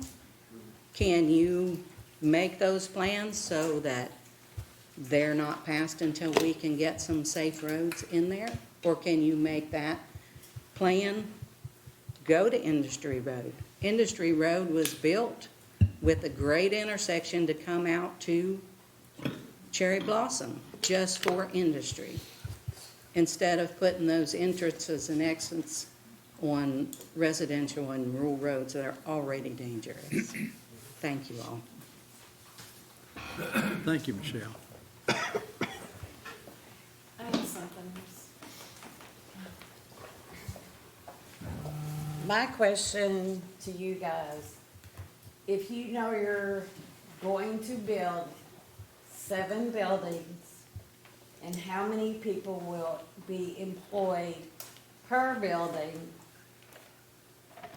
it's hard to believe you don't know what you're building. I just want the truth. We all want the truth. Ma'am, here's Well, the truth is- This property is located across the street from an automotive plant. Very likely, the uses that will predominate there, the users that will come to that site, probably have something to do with that auto plant or a similar supplier. Am I wrong, CJ? And does he know exactly who they are? No, but they have a planning workshop here every Monday. It's part of the process. And we talked a little bit about this and how with a site like this, what we're trying to do is get in a position to be shovel-ready or close to it with this development plan. And then once we have that, and you can show that to these potential users, there's been a lot of interest in the site, then things start to solidify. So nobody can tell you today, yes, it's gonna be A user or B user. We can only say that it will only be somebody that fits within the I-1 category. It can't be a chicken plant or a chemical plant or anything like that. So it's. Well, that was just my question because. And it's a good question. I mean, how can, that was the things like, we looked at all this today. My husband has sat at the table forever. And I was like, well, they're gonna know how many parking spots, how many employees per building. What the heck is it? That was my question. It's a good It's- question, but it's- that's how the process works. Just something that I think we all would like to know. Thank you. And Thank I know you. folks have expressed their frustration about the roads, and it's, we're citizens of Scott County too. We face the same frustrations with roads in general. Unfortunately, we have little purview outside of what we can force a developer to do, which is the frontage within their property. And putting requests in, talking to our magistrates and representatives like everybody else, trying to get attention on those areas. Unfortunately, even though we're joint city-county, somebody asked that earlier, did we have the authority to do anything with the roads? And the answer is no. We don't have any tax dollars to allocate towards anything. But can I add to that, Commissioner Singer, having this development and this developer at this site. Absolutely. What it does is it drives the improvements, not just the improvements that they're going to make as part of the plan, but as Commissioner Green, we talked about at the workshop, about the bridge. Because they're there and because you now have that team member at the table. Why? Well, because to make those improvements, to get those things made, to get that, that money from wherever it comes from, it helps the development as a whole. So absolutely they're motivated to do that. I thought somebody saw made the it. comment earlier about Delaplane specifically with this development, if we approve it, that development, as backwards as it sounds, just like questioning, folks think it's backwards that you have a development plan but you don't have tenants, right? Right. It's backwards as it sounds. Development does bring focus and improvement on the roads in the area. It's no Even different. though that is, When we have an area that floods a lot, or in Lexington, we have a problem with areas that the storm backs up into the sanitary. And so the argument comes, well, how can you put a development in over here when I have this problem here? Well, use that development and the fact that it's being created to fix your problem. Yes. Because now you have the attention of the people that can fix your problem. And that's just how it works. Right. My That's when the question. judge executive is sitting there. I wasn't gonna call him out, but since you did. It's not his road. That's not his road. I'm still Nancy. My question would be, why can't these exits and entrances be on Cherry Blossom, which is already equipped to handle more traffic than these little The rural property's roads? not on Cherry Blossom. I mean, The road's not, but the property's not on, directly on Cherry Blossom. well, I mean, it's a corner lot. I mean, you could, I don't know. I'm just saying, you want to have these I mean, if you look at entrances- the map up there, here's Cherry Blossom that takes that big turn down there. Their property that's outlined in red isn't on Cherry Blossom. Agreed. But, But you're asking for an entrance on Cherry Blossom. well, I'm saying, why not have your exits and entrances right up here at this end instead of down here where you've got 8 Well, feet? they do have And we're one up, talking about, making it 40 feet, but really, is that adequate? they do have one up there, but you need more than one entrance and exit to that size of piece of property. I just think it's poorly laid out. You're talking about possible blinky light? Why not put a little red and yellow flag up there and just let it go according to however the wind's blowing? Because let's face it, who pays any attention to a blinky light? The hope, like I said, our recommendation is for a full zone signal. The discussion will have to be, sorry. But it's along with the sign that says don't turn left. Our recommendation is a signal. KYTC, because Cherry Blossom is a state-owned road, has to approve that recommendation. We can't have that conversation with KYTC until we get through this process and get the local, essentially get to the next step of the phase. And we have that discussion with them. Our recommendation is going to be going to the table. KYTC is going to see those level service apps. They're not going to be okay with that. There will be a discussion of how can we improve this intersection in order to address. Well, I just think it's that interesting issue. that this is a city piece of land, but it's negatively impacting rural roads. And yes, okay, you're gonna widen it 40 feet, berm to berm. That's still not gonna accommodate the traffic. So the widening will help in safety and traffic, but going back to the access situation, maybe one of the best ways I can describe it is on a grander scale, because it's a larger development, but imagine if Toyota had put all their access points really close together just on Cherry Blossom, no accesses to the back. But none and of everyone them, none of flooded in those and out. accesses are on a little country rural road. Well, they have a lot of accesses on their back piece of their property, and the reason they split their access points up that way onto that outer ring road that they have in the back was to not flood any one particular location of the road. So that's why on these types of developments, you want to try and space it. But they didn't have that in the beginning. But they've grown, and that's But what they grew. right, and they also learn from their mistakes, they learn that. Yes, so I think the thing that Please, We gotta be. we can't have everyone speaking at the same time. I think we have covered most everything, sometime multiple times. Roy, please. Real quick, quote Rhett, he said, I need to get a bit different hobby. What? Rhett said this a while ago, I need to find a different hobby than showing people. I don't know why you want to. Along that same vein, I want to say, you guys are doing a thankless job being here, and I appreciate you all being on this committee.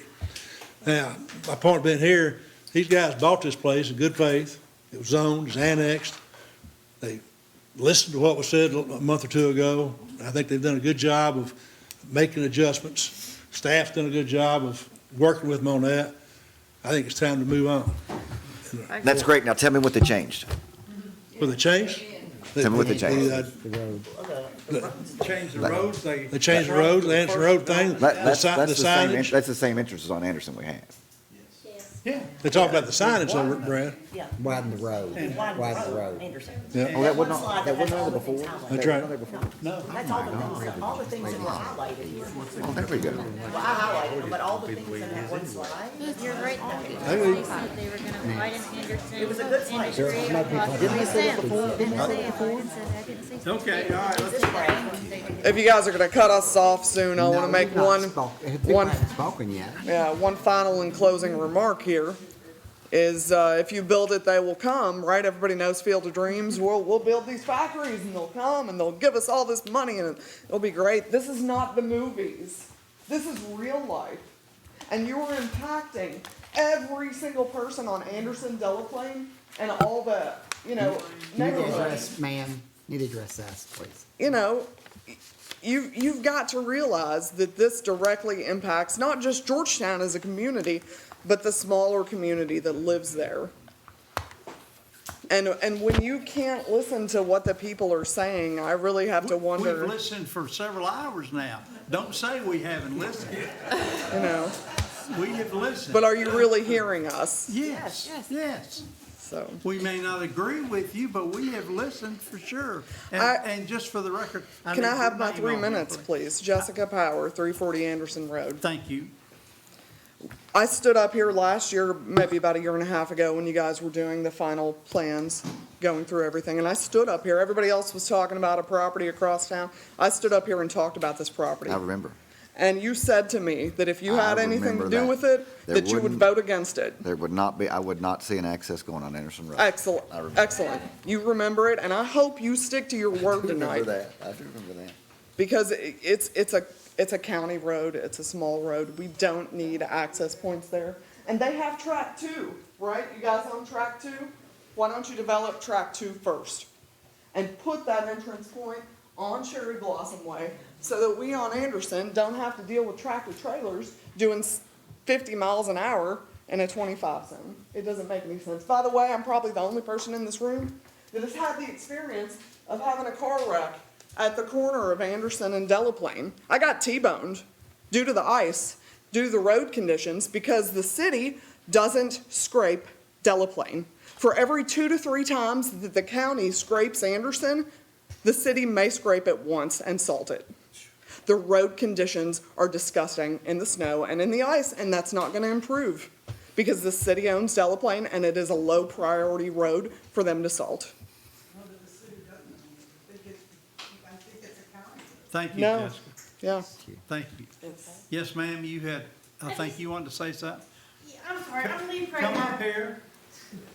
I'm Lee Prater. I live on Anderson. I'm farther down, so I'm not too stressed of, and it looks good. I mean, I came here really anxious and negative feeling, and you guys have made me feel really good. But like everything else, I have young girls, so, other people were saying that there were elderly people on our road. I've got young kids, and we've got other ones, you're looking at 15-year-olds and 60-year-olds driving, which, that's anywhere, but again, on a small road that I've already wrecked on, it makes you kind of wonder when, things are going on. So my question just would be, if you put the entrances on Anderson, will we be able to see it so we know what the flow is going to be? Because you're saying 40 feet, but I can't picture the lanes and who's turning where. And I mean, right now, I'm just comparing that to the Scott County High School. I got 2 kids at Scott County High, and they have really fudged up the exits over there. And if they would have had people that actually drove through and said, hey, I'm leaving out Anderson, I'm leaving out the Scott County High School, I'm going on the bypass, I'm turning left, I can't get out because everybody in front of me is turning right, and they're taking all the lanes to turn right, and I can't get the 15 feet I need to get past those people to turn my left. I'm sorry, left, where, anyway, opposite, I'm dyslexic, sorry. But I would love to be able to see it. I think some of us would feel more comfortable if we had a picture of where the lanes went. Like if you're on Delaplane and you're turning on to Anderson, will you be able to have 3 lanes there? So you have a lane coming from, going to Cherry Blossom, you have the turn lane and then one to go straight? Will you be able to Thank you, Mr. Kraft, you're making me feel good, okay. I have one more question, I'm sorry, And folks, I think we have covered most everything multiple times. And if you've got something new, go ahead, but let's not say the same thing over and over again. This is about the stoplight that you're wanting to install in the sharpest point on Delaplane in the curve. I mean, on Cherry Blossom, yes, right through there. And it's a dangerous intersection. How far will that stoplight be on Delaplane? Where it is, or is it on Cherry Blossom? It's at the intersection. So the stoplight will be at the intersection, and because of the curvature of that intersection, I can't speak for KYTC. I would anticipate that they would do those, you probably seen before, the flashing that essentially says, be prepared to stop. Yes. And it is coordinated with the signal, so when the signal says, I'm about to turn red, those start flashing so that people on Cherry Blossom know, oh, I need to get ready to stop. Now, like I said, I can't speak for KYTC, but that would be something that would potentially occur. Our son is a police officer, and that was one of the questions that he asked. All of those things would address You know, during just design about the with light. KYTC. Thank you, I'm sorry. No, I'm happy. I just had to ask for him. No, I'm very happy to answer. All right, I've just got one quick thing. So what if, and I don't even know if they're allowed to do this, what if they obviously move the exits from Anderson, which would be great, and just cut Delaplane at that point, and Anderson use Delaplane this way, and then the other traffic go that way? I don't know if that can even be done due to emergency exits and Like we stuff. said earlier, this is a preliminary development plan. They have to come back to us for a final development plan. And I'm sure they have listened to everything you all have said, and one of the things is entrance and exits from this property. And so they may come back to us with our final development plan saying, we're changing these roads around. I'm saying stop the traffic at that point. Don't let Delaplane be a through road anymore. Yeah. We can't. That's never been brought up. That's why I was That asking. is not their call to make or our call to make. It is. I'm we just have giving no it as an control. option. Can they look at something like that? No, they can't, because they don't control that road. They can't put a bar across that road and say you can't travel it. Nobody controls That's it a right city now. or county road. You need to talk with the mayor or the fiscal court about that. I mean, it's like, saying your neighbor could stop you from driving on your driveway there. It's not gonna happen. Mr. May? I didn't even sign up to talk, and I didn't plan on talking, so. You swear firm. I swear. Thank you. Okay. John had referenced the exit 127. Let me tell you how that was funded. When our project fell victim to the 2008 recession, we got through Palmer Engineering, we got the interchange justification study done through the Federal Highway Department in Washington. And we got that interchange approved. It was a very complicated interchange. If you notice, if you're going north, you have to exit, go through a tunnel to get to the rest area. But we had to push it 1.1 miles north of the 126 interchange. They have to be a mile apart in an urban setting, okay?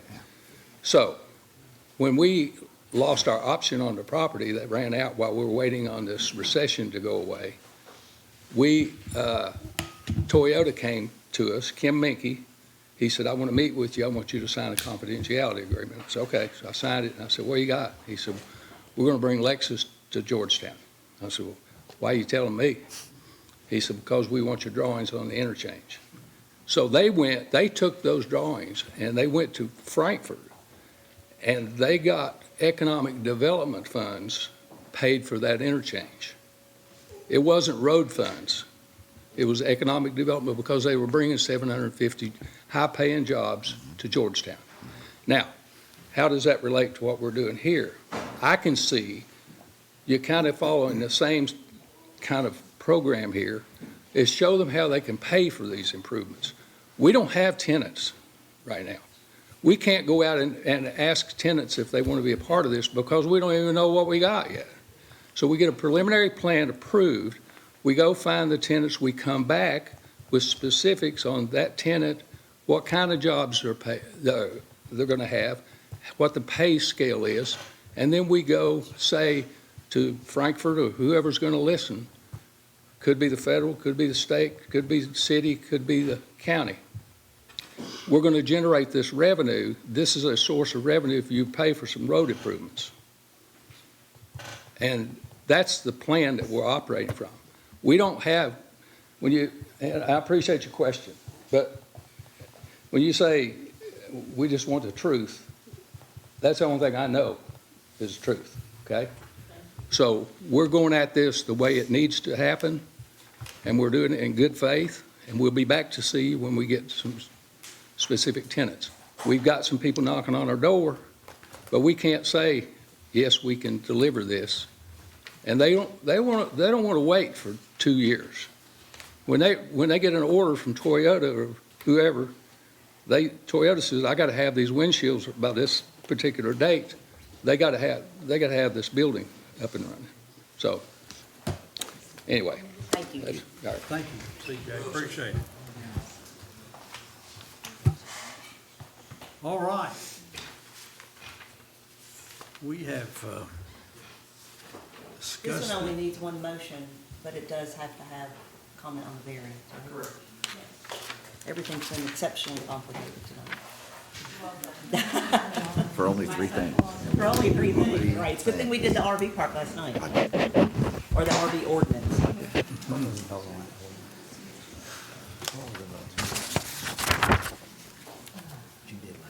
All right. To go forward from here, I would need a motion of some sort. I will make a motion for approval of PDP 2025-49 with the variance aligning with the staff recommendation of number 1, which was providing an enhanced stormwater management plan. Is that enough? I have a motion. Do I hear a second? I'll second I have a second by Mr. Stone. Ms. Singer, Yes. Ms. Canfield, Yes. Mr. Jesse, Ask me again later. Mr. Vest, Yes. Mr. Stone, Yes. Mr. Garrett, Yes. Mr. Green, No. Ms. Adair, No. Mr. Jesse, No. and the chair votes yes. And it passes 6-3. All right. Motion to adjourn? Do we need anything else? I actually have one small update. Oh, Lord. Super duper small. It is that time of the year to begin working on a fiscal audit for the prior year. In response to the request of the Planning Commission, we will be going out to bid for that. As soon as we have collected the bids for said audit, we will bring that to the commission for decision. Thank you. Consider us adjourned.